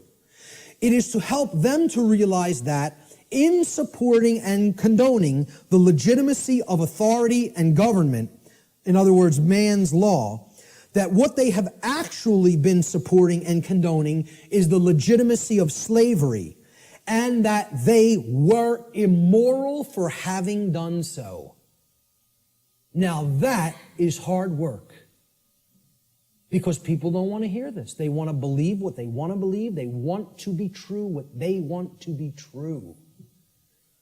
They filter their perceptions through those lenses. In short, what the true great work comes down to is to actually get people to abandon their religions, their false religions, really, I should make this slide say. The false and dogmatic beliefs which hold back the progress of consciousness by impeding the reception of truth and natural law. They're calcified religious belief systems. That's what has to be broken down and abandoned. Carl Jung described the great work beautifully. I consider him a modern-day alchemist, as I consider many other teachers of the great work. He said, one does not become enlightened by imagining figures of light, but by making the darkness conscious. Making the darkness conscious. Not wishing for it to become conscious, not meditating upon it, by making it happen through an act of will. And that can only be done if enough people are doing the great work. Okay? This latter procedure that he's just described, he says, however, is disagreeable and therefore not popular. So few people are doing this work. The answer is to actually become the teacher. I don't do this because I want a lot of people to be students and follow what I'm saying. I could care less whether you follow me. Believe me, I'm telling you, the wrong thing to do would be to follow me. That's a bad example. You follow me, you're going to go down a deep path of suffering for many, many years before you come out of it. It would be a bad choice. I'm telling you to follow truth, to know truth. Has nothing to do with me. All right? When people hear that's what the great work is, to help change other people's minds, once you change your own, it's like this. Let me run away from that as fast as possible. Are you crazy? You want me to do what? That's the hardest thing there is to do. Exactly. That's why so few people are doing it. Many hands make light work. If we had more people involved in the effort, it might go smoother. It might go faster. Jefferson said, educate and inform the whole mass of people. That is the only sure reliance for the preservation of our liberty. Education is the answer. Researcher Donald McIlvaney said in his book, Toward a New World Order, in every declining civilization, there is a small remnant of people who adhere to the right against the wrong, who recognize the difference between good and evil, and who will take an active stand for the former against the latter. There's a small group who can still think and discern for themselves and who will courageously take a stand against the political, social, moral, and spiritual decay of their day. Brilliant. The words that are attributed to Jesus in the Gospel of Matthew, and many people will never have heard this quote. He says, "Do not suppose that I have come to bring peace to the earth. I did not come to bring peace, but a sword. For I have come to turn a man against his father, a daughter against her mother, a daughter-in-law against her mother-in-law. A man's enemies will be the members of his own household." We're going to talk about who the enemy really is. "Anyone who loves his father or mother more than me is not worthy of me. Anyone who loves his son or daughter more than me is not worthy of me. And anyone who does not take his cross and follow me is not worthy of me. Whoever finds his life will lose it, and whoever loses his life for my sake will find it." These are words attributed by Jesus, but what you want to put in place of Jesus is the word truth. The way, the truth, the light, knowledge. Knowledge of natural law, Christ consciousness, okay? He's telling you there are going to be people in your own family that aren't going to align themselves with right over wrong. They're going to continue to choose slavery. They're going to continue to advocate slavery. These aren't people who you want to continue to align yourself with if you have made an effort to truly explain what's really taking place. See, this is the concept of true forgiveness and turning the other cheek. It doesn't mean turn the other cheek and continue to ignore evil and excuse evil indefinitely while it destroys you. It means you have to give people who you're close with and you have an affinity with more chances than you would give just somebody who you don't know to learn the truth. It's like saying, because I really care about this person personally, I'm going to keep going back, and I'm going to keep hitting them with the truth.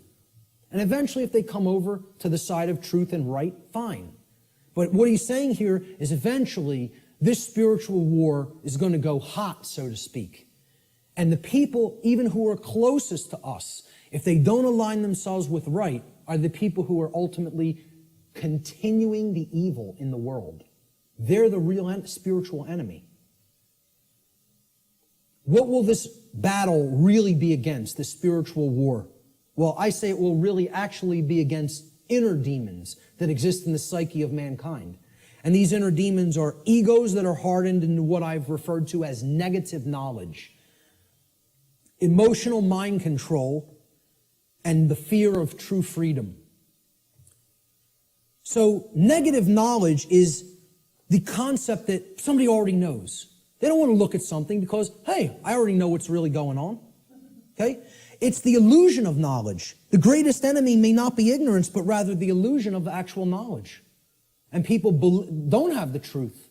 And not only don't they have the truth, so they're at zero there, right? They're at the 0 point there because they haven't really started looking into truth for themselves, but they're attached to all this stuff that isn't true.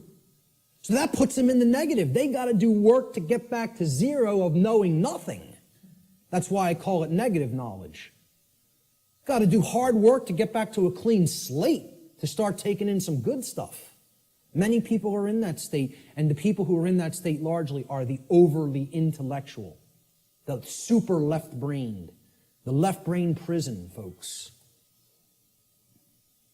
Emotional mind control is the second inner demon. I encounter this all the time through people with my work. Because many people don't have the thick skin to listen to somebody like me. And that's okay. That's all right. Again, what Art talked about is that in the ancient traditions, they talked about reserve the meat for the strong men and furnish the milk for the babies. All right? I'm not here to convert the babies. I don't have the patience for that. I don't have the energy for that. What I'm trying to do is get the other teachers ready who might have the energy and patience for that. Because that's not me. And I'm being 100% perfectly honest with you that that's not me. I'm not here to do that. Okay? I'm hoping to bring some other people that are most of the way there, all the way there, so they can start doing that on a wider scale. You know, they're going to be the people who are going to work with people like that, not me. I'm just being honest with you about it. Emotional mind control comes in a couple of forms. Well, if this is unpleasant, the New Age variant is this right here. If it's unpleasant, I don't want to hear it, I don't want to see it, and I certainly won't want to tell others about it. See no evil, hear no evil, speak no evil. I'll just ignore it and it'll go away on its own. Well, what happens when you do that with any kind of a sickness or a problem? Does it get better? It gets worse. The second form of emotional mind control is people have a problem hearing truth because they don't like or prefer the way it's delivered. I'm not going to stop delivering truth the way I deliver it. This is my style. I like my style, personally. I don't think I have a problem at all in the way I present. I listen back to my presentations, and I don't, totally pat myself on the back, but I say, I did a damn good job there. I'm proud of how I did, personally, okay? I'm making an honest assessment about how I present. And again, I realize my presentation style is mostly for the thick skin. It's not for the people with super delicate sensibilities. So be it. That's not really who I'm trying to reach. I'm trying to do vertical integration, not horizontal integration. Build up the community of people who really get it, and they can start propagating it to the masses. This concept is about, the attractive newscaster on the nightly news. She can whisper sweet nothings in your ear all night with the blue frequencies behind her, okay, and say, 2 + 2 = 5. 2 + 2 = 5. And she's going to get a lot of people to believe that nonsense, right? But the person who's actually telling you the truth, that you might not like the sound of his voice, you might not like the harshness that he comes to you with the truth with, he might be screaming through a bullhorn and saying, hey, you're in danger. You are actively in danger. There is an imperative here, okay? There is a time consideration here. You don't have all the time in the world to correct this, all right? People say, well, I don't like the way he said that. That comes off as negative to me. I think he's fear-mongering or making a bigger deal out of this than it is. They're not interested in the content, the actual information. They're saying, the way that was said offended me. I don't prefer the sound of his voice or the tone he just took. Well, does that have any damn thing to do with whether the information was true or not? The people who are in this mind state are under emotional mind control. They believe you can determine the veracity of informational content based upon how it makes you feel. And this is a logical fallacy. That cannot be done. You cannot think with the emotions, and I'm not telling you to disregard the emotions. They're unbelievably important. They are our compass for morality in our lives. They're the compass through which we should set the direction of our behavior. But you can't come to determine and analyze and break down what's true or not and make a filtering system based on just how the information made you feel when you heard it. Okay? You have to actually think with the mind, with both hemispheres of the brain, with true intelligence to come to filter and determine what's true. Okay? No matter how much anybody wants to, give you that soft, sweet, pleasant, emotional voice, okay? That person's still lying to you.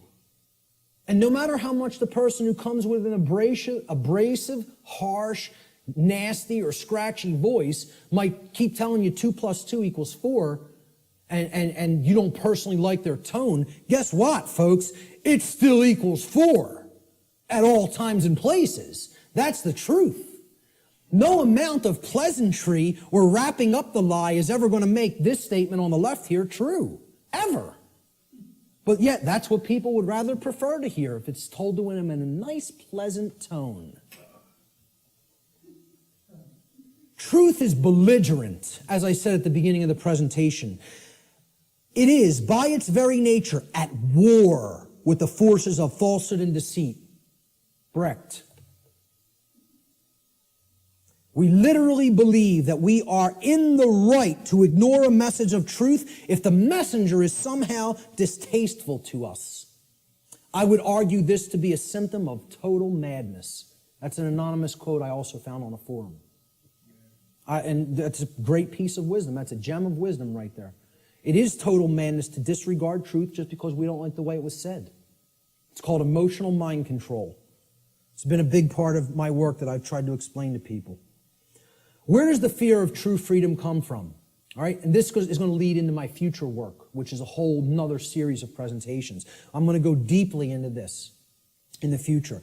It's very difficult to see here. There's actually a tree there. It's kind of in a deep red because I'm going to put some text over top of it. I should have started it in a more bright red and then faded it into the background, but forgive that on this slide.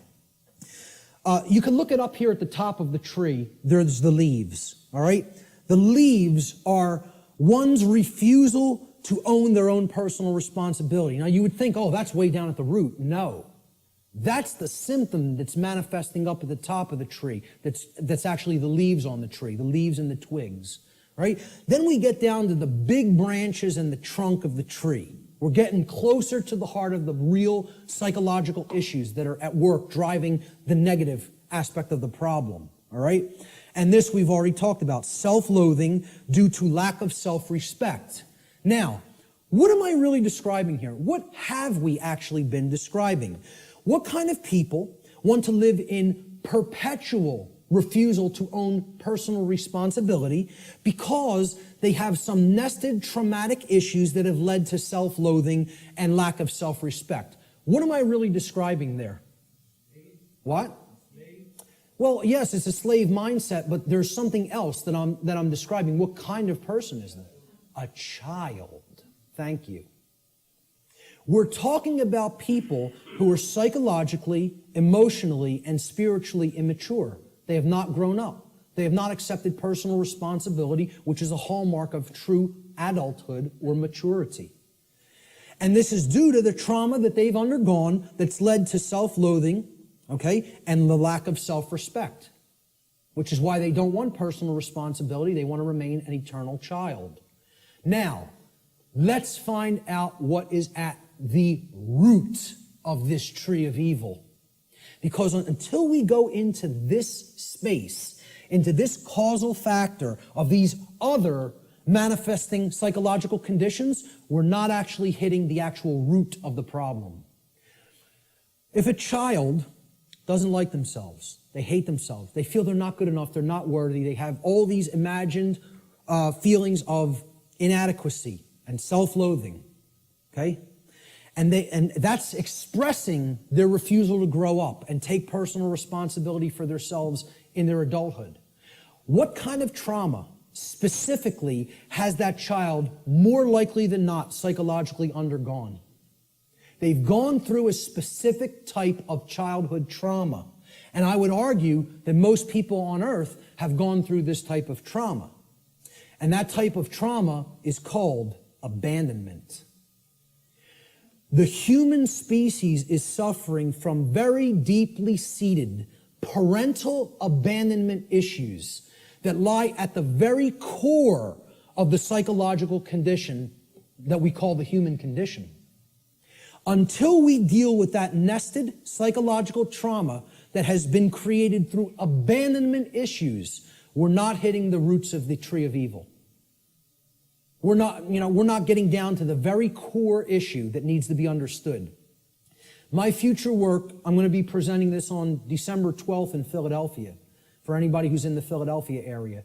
It's going to be what I would call a synthesis, an explanatory synthesis of why this is the root psychological condition of humanity. I call it cosmic abandonment. And this is going to be one of the biggest aspects of the next part of my work. I think it's going to really set my work apart from others in the truth and freedom community and the alternative research community. Until we wrestle with those psychological abandonment issues, we're not getting to the heart of what's causing these other problems in the human psyche, like self-loathing, the lack of the development of self-respect, and the refusal to own the responsibility for one's own actions. And I'm going to connect this with human origins. And I'm going to make the case that it has always been like that. It has always been like that. We have been children on this planet since we have been on this planet. And we have never actually psychically, psychologically, and emotionally and spiritually grown up, because as a species, we have undergone what I term cosmic abandonment. So that's going to be coming up in future aspects of my work. What will be required on the part of those performing this great work? And you know, it is like Sisyphus rolling that boulder up the hill. We just got to get it up to the top and give it that one last push so we don't have to keep doing it again. Who knows how many times we've already tried to do this, and it's ended in failure. We need the knowledge of the real enemy, okay? And we'll get to what that is. We need to devote ourselves to service to truth, not even service to humanity. I'm not saying that's not a great virtue to have and to enact. I'm telling you we need to go beyond that. This isn't about service to me, you, or any other individual. It's about service to truth and principles first and foremost. And we need courage and persistence. And then we need practical real-world skills. The knowledge of the real enemy needs to ultimately come first. And this isn't it, folks. This priest class that goes and meets and has the rituals at Bohemian Grove, I'm not telling you they're not evil. I'm not telling you they're not psychopaths. I'm not telling you that we don't need people like that in the world. Okay? I'm telling you that in this spiritual war, this is a tiny, tiny, tiny, tiny, insignificant, as far as numbers are concerned, fraction of the totality of the human population that could not possibly control the minds and the behaviors, and therefore the behaviors of the masses of people without our compliance, without our ignorance. So, while I'm not telling you I, like these people, do I have respect for them as an opponent? Oh yeah, you damn well better believe I do. I don't underestimate these psychopaths. Not a bit. You want to know why I worked with them? I know what their will is like. I know what their intellect is like. And I'm telling you, don't underestimate either one. I'm telling you, don't underestimate their care. They don't have, like I said, they don't have care in the terms of compassion and the normal range of human emotions like we do, but don't think that means they don't have care. They deeply care about what they're enacting, what their agenda is, and they have the will to carry it out, and they're not slowing down. They're unified. They're on a unified front. They're on the same page. Believe it. Know it. I'm not telling you that from, like I said, reading about it or book knowledge. I've been around these psychopaths. Haven't specifically been to this psychopathic gathering, but I've been around them enough. That's not the real enemy, that is. The sleeping masses, hypnotized masses, they're your enemy. See, people will say, the Illuminati enslaves humanity. No, it doesn't. Humanity enslaves the real Illuminati. You think about that for a little bit. Do those psychopaths in the last slide really enslave us? And first of all, people who call them the Illuminati, there's no such thing. Illuminati means that you're enlightened, the illuminated ones. You want to know who's the enlightened ones? They're in this room. We're the Illuminati. The people who know what I'm talking about here are the Illuminati. They're the illuminated ones. They're the ones with the light. They're the ones with the real knowledge. Okay? They want to refer to themselves as the enlightened ones. Well, they might have the dark sun, but they don't have the true sun. They're imbued with the black sun. That means it's all intellectual knowledge, and then you're applying it for the totally immoral, wrong reasons, which is to control and manipulate other people. There's nothing illuminated about that. So the real Illuminati, they're not the enslavers of humanity. The dark Illuminati are not the enslavers of humanity either. Humanity enslaves itself, and they're enslaving the true Illuminati, the teachers who are actually living under the conditions of slavery because they're here with the ignorant people. That's who's being enslaved by humanity. Humanity are the enslavers. And this is another thing that's highly unpopular. People don't want to hear it. They want to think we're powerless victims. There's no choice involved here. This is something that's just being done to us. Okay?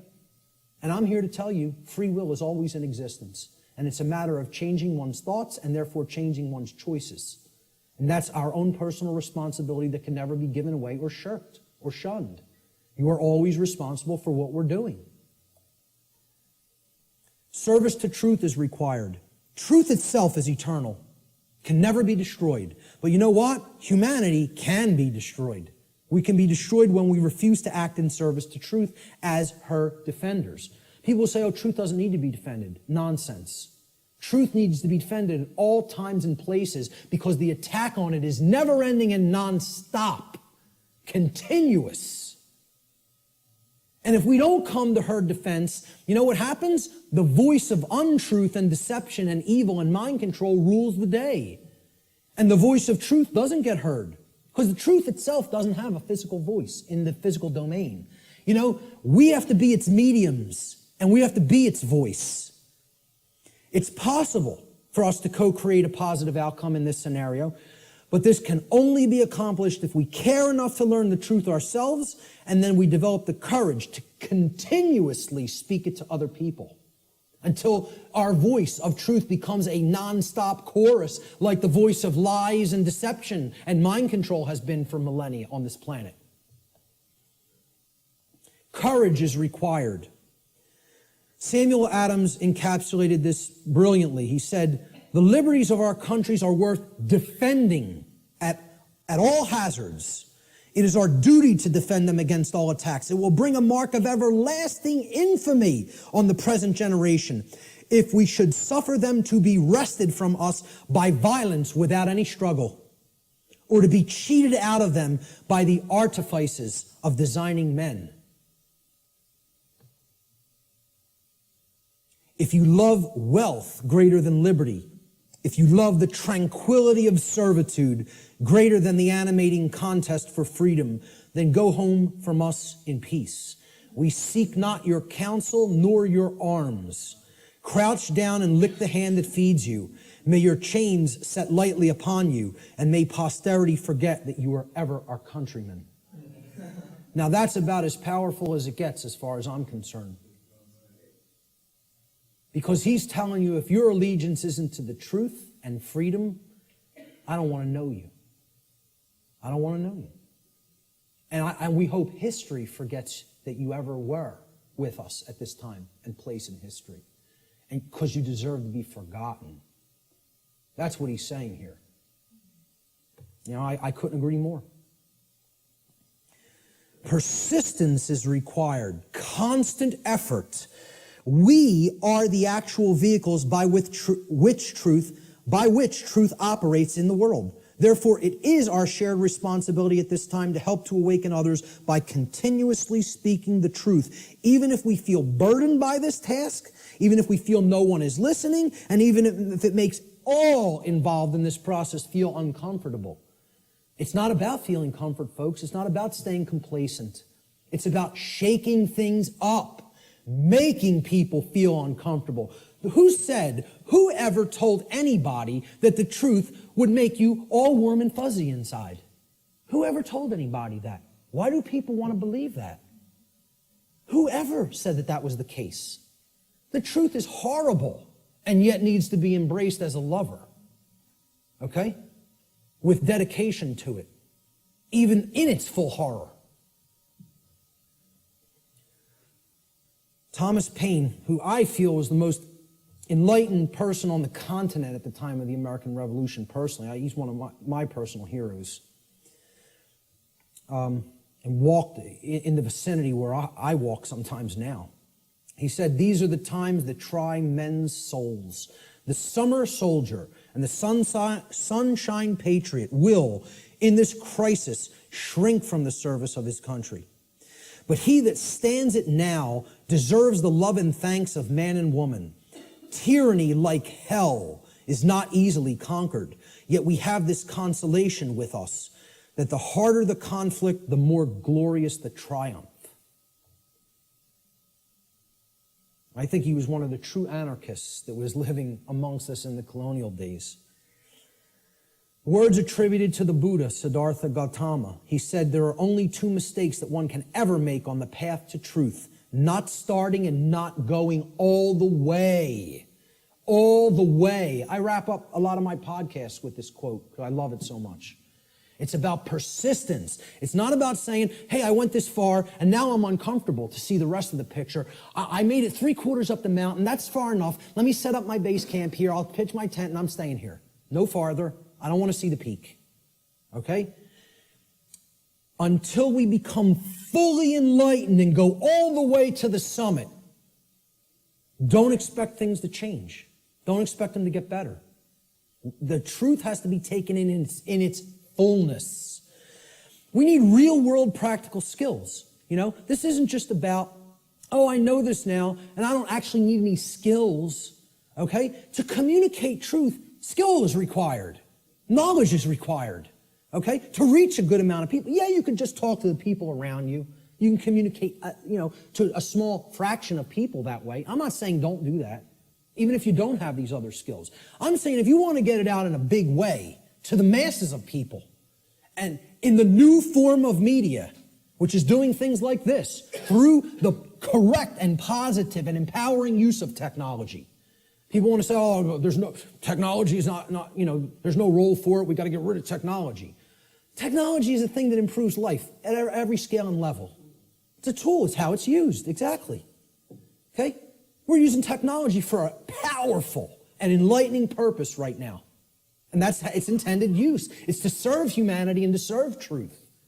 Okay? So real world skills in the technological era, I feel, are absolutely required. And here's some of them. You need good organizational skills. Like, hey, Art and Chris did this right today. They set this up right. I've seen people set things up real badly. And I've seen it done the correct way, which is this way. And Richard and Lisa, they've done a brilliant job here getting this all on film. And this will be going online and reaching a real wider base of people as a result. All right? So you need organizational skills. Some people are better than that with others. I'm pretty good with organization. I feel I have good, powerful organization skills. Communication skills. You need to have a way with words. You need to have a good vocabulary. You need to organize words correctly. You need to be able to communicate concepts in often a very linear fashion to people so that they can readily absorb it easily. If you're all over the place, they're not going to get the concept. You need graphic design skills in many cases. I couldn't build a presentation like this without my background in graphic design. And, thank God I have it. It's like I got jobs like I did in the past, and sort of they prepared me for everything that I was going to do in my future. Synchronistically worked out like that. But, you at least got to know how to lay out a flyer, folks. How many people here can lay out a simple flyer? That's awesome. I'm so highly impressed by that. I'm telling you, I've asked people that in other presentations, like 2 people raised their hand. That's awesome. Okay? You should be proud of that. Presentation skills, like putting something like this together. How many people have basic presentation skills with a computer? A little less, but not bad either. I'm impressed. Okay? Audio skills. Sometimes you got to work with audio and, podcast audio, etc. Video editing skills. I know Richard's a master at that. Website development. This was laborious in the past, just 10 years ago. We have free open source content management systems now that make this almost a breeze. It's a somewhat little bit of a learning curve, but once you get there, hey, you're off to the races. You can maintain multiple websites then, right? So how many people can build a simple website by a show of hands? That's also awesome. I mean, kudos. Whoever hates that word, whatever. But I'm telling you, that's impressive. For an amount of people in one room to have all those skills, I'm impressed. It's very rare. All right? Networking skills. I mean, literally like people skills. I'm weak on this. All right? I can do it. I don't like doing it. I don't like marketing and promotion either. I'm not a good marketer of my work. I'm trying to get better at that, but I need some work with that. And maybe there's people that can help me with that. But, I have a good chunk of all these skills. I could do all of them. I'm not so good on the last 2. I need more work. But, if if most of us don't have these skills, we're not going to be reaching the optimum number of people. We need to become the new media that is dedicated to truth and put that out there for other people's consumption and other people's edification. All right? We are the answer. We are the illuminators, the ones who will help to enlighten other people once we've taken this knowledge into ourselves. And then that's only the beginning, folks. You got to put it back out there. I tell people the story. I had all this knowledge for a long time, sitting on it, doing nothing with it, just taking more in. Oh, I want to make sure I got it all right. I want to make sure I got the whole picture. I go to a meeting in the state of Virginia. Virgin, the goddess. Okay? Care. Very synchronistic. A woman comes up to me. She says, "You're one of the most knowledgeable people I've come across. What are you doing?" So what do you mean, what am I doing? She said, I mean, what are you doing with all the knowledge you have? You doing lectures, presentations, videos, audio? What are you doing? I'm not doing any of those things. I'm just taking a lot more in, downloading a lot more videos. She goes like this, and it's just so matter-of-factly and harshly. What makes you think you have the right to do that? What makes you think you can keep taking all of this in, all of this in, all of this in, and not put any of it back out? What makes you think you even have a right to do that? It was like somebody hit me in the face. She said, this was her phrase. She said, I'll never forget it. You're Niagara Falls in a water balloon. You're taking all this in and all this pressure building up. It's got no outlet. It's going to burst. She said, you have to put an outlet valve on that knowledge and let it flow out of you and go out to others, and then more will come in. Right now, there's no pressure release valve. You're Niagara Falls in a water balloon. It's like a truck ran me over, you know? Literally like I got hit by a truck. I came up with the idea for what on earth is happening like a couple of weeks after that, because it's all I could think about. All I could think about is what she said. It kept echoing in my head. What makes you think you have a right to do that? And didn't say it nice. Like, said it like, you know, you're not doing the right thing here. Get up off your ass and do something. That was the tone it was said in. And I totally appreciate it, you know. Who knows, man? If that wasn't said to me at that time, I might not be doing any. I might not have done a thing. You never know. I'd like to think at some point I would have, but at the crossroads, this is the last section. Then we'll get to some questions.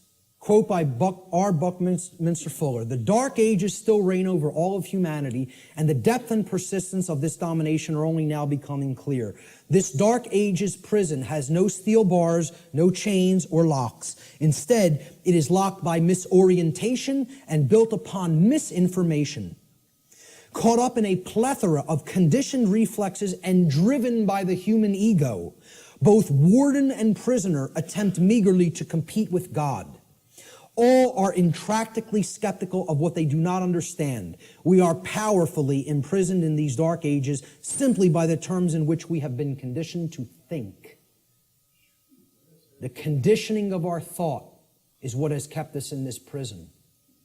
And only now, the actual depth of the dark ages that we are in are starting to become clear to some people. We are in the time that I call the apocalypse, and actually, I want to start rephrasing this. I want to actually explain to people we're not in the apocalypse anymore. We are now in post-apocalyptic times. We are living in post-apocalypse. The apocalypse has already occurred. It's over. We are living in the time after the apocalypse. And what do I mean by that? Well, we got to look at the meaning of the word. Okay? From the Greek prefix apo, which means away from, off of, or removed from. And then the Greek verb kalyptine, which means to cover or to conceal or to hide. So, apocalypse means literally to take the cover off of, to remove the veil from, or to take something out of hiding. Well, ladies and gentlemen, another big surprise. The veil has already been lifted. The truth is already out there. It's out. The truth about what's going on here and has been going on here on the earth is out. It has been de-occulted. And not just by me, by many, many other researchers. Okay? There's a laundry list of them out on my website, and I talk about in the podcasts. All right? It's all out there. It literally means to reveal or to take out of hiding. The apocalypse is the great revealing of the truth to the masses of people. Or it is what I simply refer to as the process of de-occulting the truth, removing it from being hidden. What humanity needs to do is make what I call the cosmic apology. And I'll get to what that means. See these words right here? I was wrong. That's the most powerful phrase that can ever be said by a human being. The second most powerful phrase I would acknowledge is I love you. But this is more powerful than even that. Because this is about internal change. Not just a dynamic or an interaction or a relationship with another. This is about an internal metamorphosis. When you say these words, this is the phrase of all power. No is the word of all power by which we reclaim our power. But this is the phrase of power. All right? Okay. The word apology comes from Greek. Apo, meaning away from, off of, or removed from, as we've just seen. And the Greek noun logos. Logos means word. Okay? So hence, an apology, it literally means to go away from the word, or to give back the word. Okay? You are taking it back. So if I make an apology, I said something, I didn't really mean it, or I want to retract it. An apology means, let me take back what I just said. Okay? I'm taking it back. I'm removing the word. All right? I'm going away from the former word or phrase that I just said. That's an apology in the standard colloquial English understanding sense. All right? Let's look at what I call the cosmic apology and where this term really comes from, what it really means. See, the Greek noun logos, which is written there in Greek script, which means word in Greek, it comes from the Greek verb lego. All right? Lego in Greek means to speak or to say. It's where we get the English word lexicon from. All right? The Latin noun lex legis is related to the Greek verb lego, to say. Again, because who put the laws into manifestation? The Creator did. How did the Creator manifest the physical universe and all the laws? Spoke it into existence. Reality and truth are spoken into existence by the power of vibration, the vibratory power of voice. Okay? So the Creator created the universe by the phrase, fiat lux in Latin. It means let there be light. Okay? The Latin noun lex legis, meaning law, is actually derived from this Greek verb lego, meaning to speak or to say. God and not man is the logos, the author of law, the one who spoke the law into existence at the creation of the universe, because natural law is the boundary conditions of the manifested reality called the physical universe. These are the boundary conditions which govern it. Humanity's work is to learn to listen to God's word. Not man's word, not man's law. Natural law, spiritual law, moral law, God's law, karmic law. I don't care what you want to call it. Call it whatever you want. Okay? Consequentialism. This is the truth. That's what, you want to talk about what all these phrases really mean? It all comes back to the word truth. That's it. It's the truth about what is, what's operating here. And humanity needs to align its behavior to this law, God's law, natural law. Without alignment of its behavior, don't expect to natural law, don't expect a thing to change here. Expect it to rapidly grow worse. Humanity must make a cosmic apology by giving the word, okay, which means the authorship of creating law. See, we think we're the authors, we're the authorities. That's what author means, right? Author. What's another word for author? This is just this is how mind control through words works, right? An author is a what? A writer. Well, what are you saying there? An author who has authority, they are authoring something, is a writer. They are a rite, R-I-G-H-T-E-R. Okay? They're making it into a rite.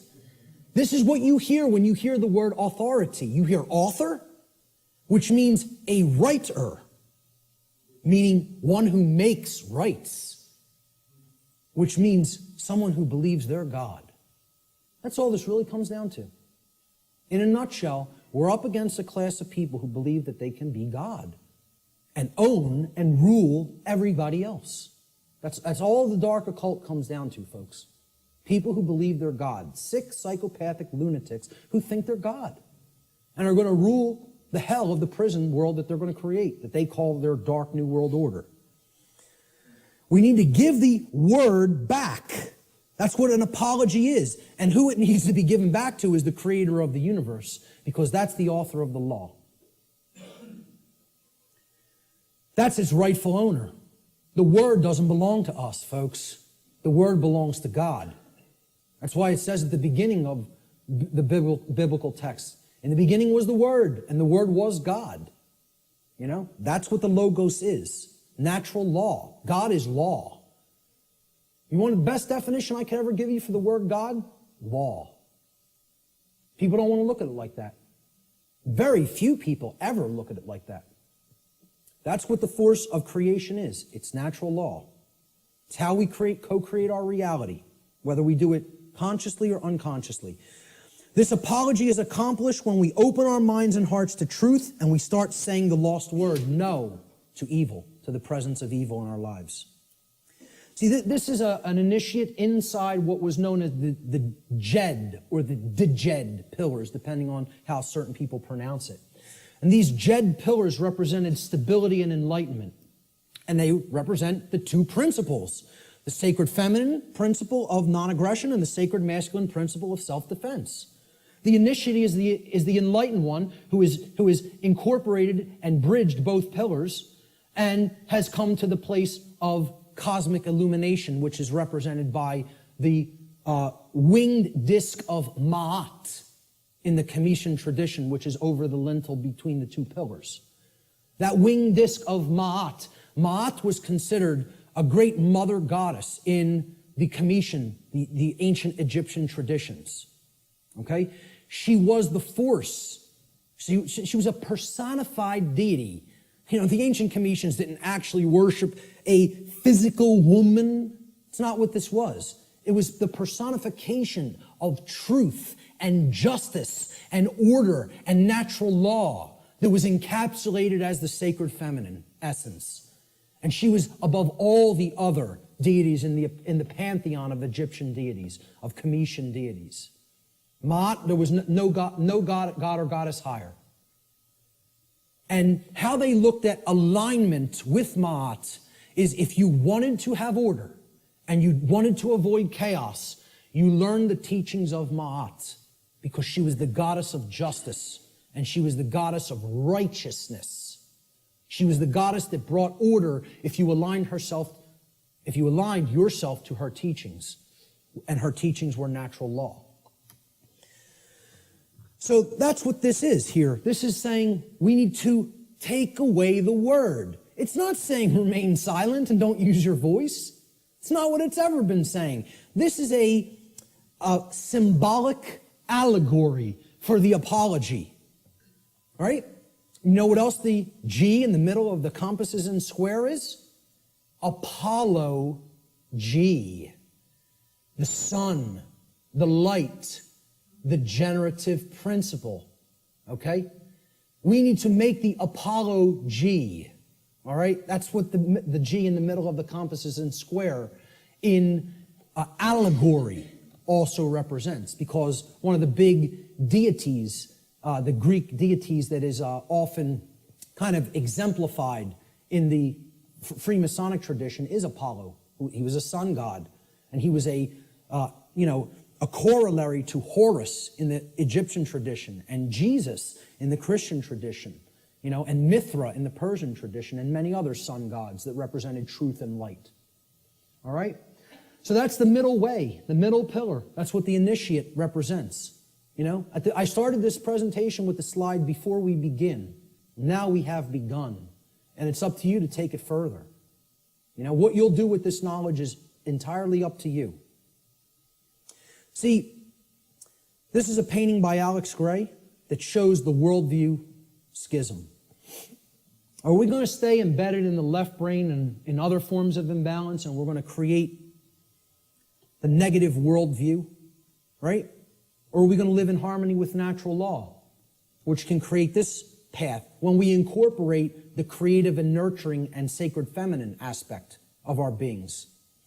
Natural law, living in harmony with it, can only lead to these conditions: freedom, peace, prosperity, the continuation of our species, our actual physical survival, and our evolutionary progress in consciousness.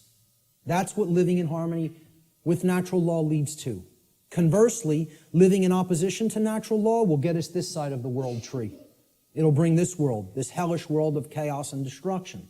Because living in opposition to natural law can only lead to these states: control, enslavement, war, chaos, evolutionary stagnation, and ultimately the extinction of our species.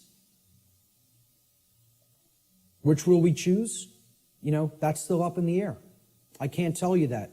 Only each individual can make that decision for themselves, and then that will play out in the aggregate, in the mass consciousness, the numbers. Thomas Jefferson said, "A free people claim their rights as derived from the laws of nature."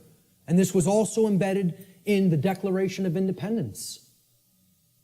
The laws of nature and of nature's God, and not as the gift of their magistrates. John Locke said, "The natural liberty of man is to be free from any superior power on earth, and not to be under the will or legislative authority of man, but only to have the law of nature for his rule." Former Grand Master of the Order of the Rose Cross, the Rosicrucian tradition, Francis Bacon, said, "Nature, to be commanded, must first be obeyed."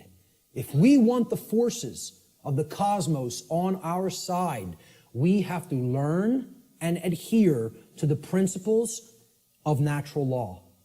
If we do not align our behavior to that, nature will not stand with us. It will continuously stand against us, and it will itself create more strife and suffering in our lives.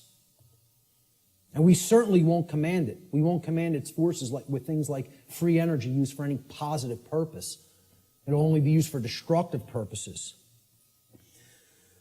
The psychologist Alfred Adler said, "There is a law that man should love his neighbor as himself." And he's referring, of course, here to the Golden Rule.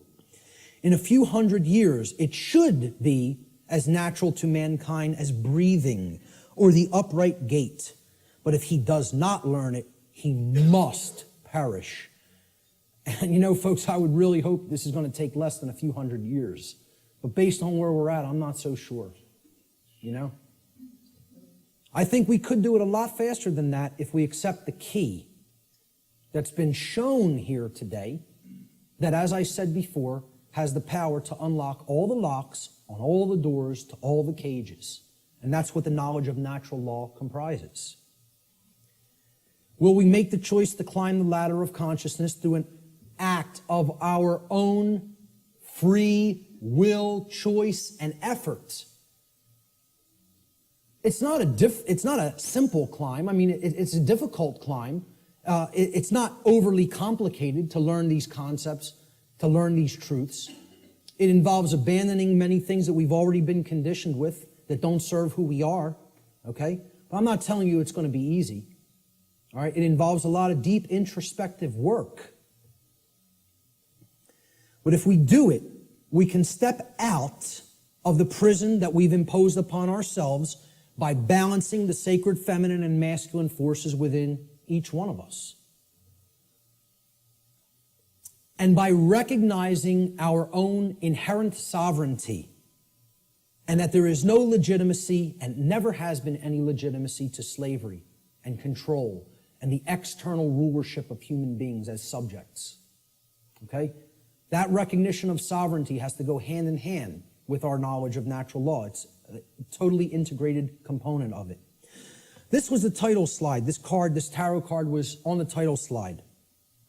When you understand, and I've talked about this in some of my work online, when you understand the deep connection to the tarot tradition and other mystery tradition teachings, specifically its very deep interwoven relationship to the Kabbalistic tradition of the Middle Eastern mystery traditions, all right? You understand that this card right here actually represents the will of creation and what creation itself, what the mind of the universe itself ultimately wants to manifest in physical reality. Not in some other worldly dream world or fantasy realm or spiritual reality that is to come or not come. Right here in the physical domain, which is not separate and distinct from the spiritual domain. They are one and the same. This card is known as the Justice card. Okay?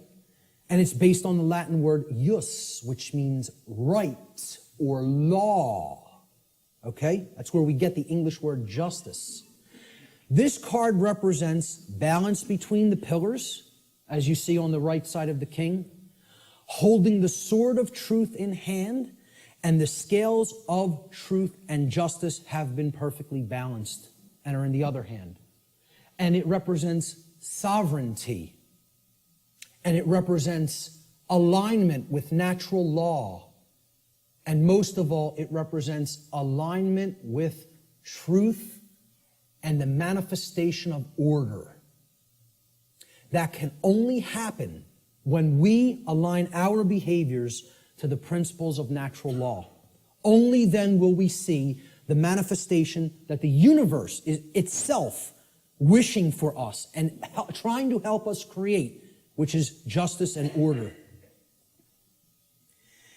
If we let go of the things that are holding us back and break our mental chains of bondage, we can create a world that is based in actual, real freedom. It is possible. I'm not telling you it's not going to be arduous work or a difficult journey, but it can be done. Okay?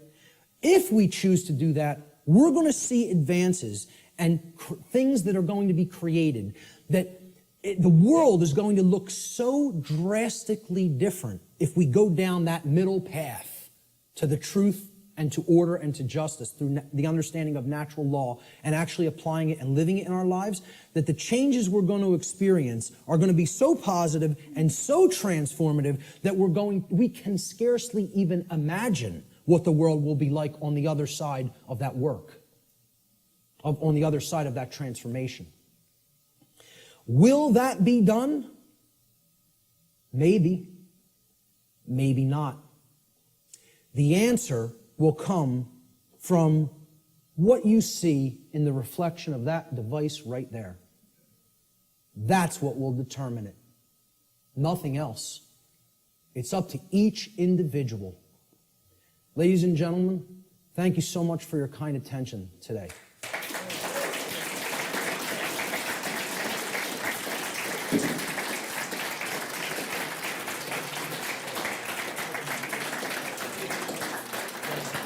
Thank you. Thank you. Thank you. I appreciate that. Finally, this right here, Lex Rex, simply means the law is king. The law is king. Lex Rex. That's my final slide. Thanks so much. Let's do some question and answer. How much time do we have, by the way? Did I run way over or did I leave some? Oh my God. Hey, I'm very happy that the venue allowed us to go over by this much, okay? And that they didn't just come in and say, you got to get out of here. So I really did want to leave time for questions, but I think it would be, I don't know if it would be really just, intrusive and ignorant at this point to just stay even beyond this time. So maybe we should start packing it up, all right? I apologize for going so far over. I think the information speaks for itself and is worth it, and I hope I was clarified on that. Listen, I'll tell you what. If anybody has specific questions, since there's no time for questions, let me just get this across, okay? Since there's no time for questions, I'll make a personal effort, and I rarely tell people I will respond to email questions. You tell me that specifically that you attended this seminar here today in an email. And if you have a specific question, get to the specific question quickly in your email, and I will make the time over the next few weeks to try to respond to everybody. I'll promise that. How's that? Does that sound okay? All right, great. Thank you.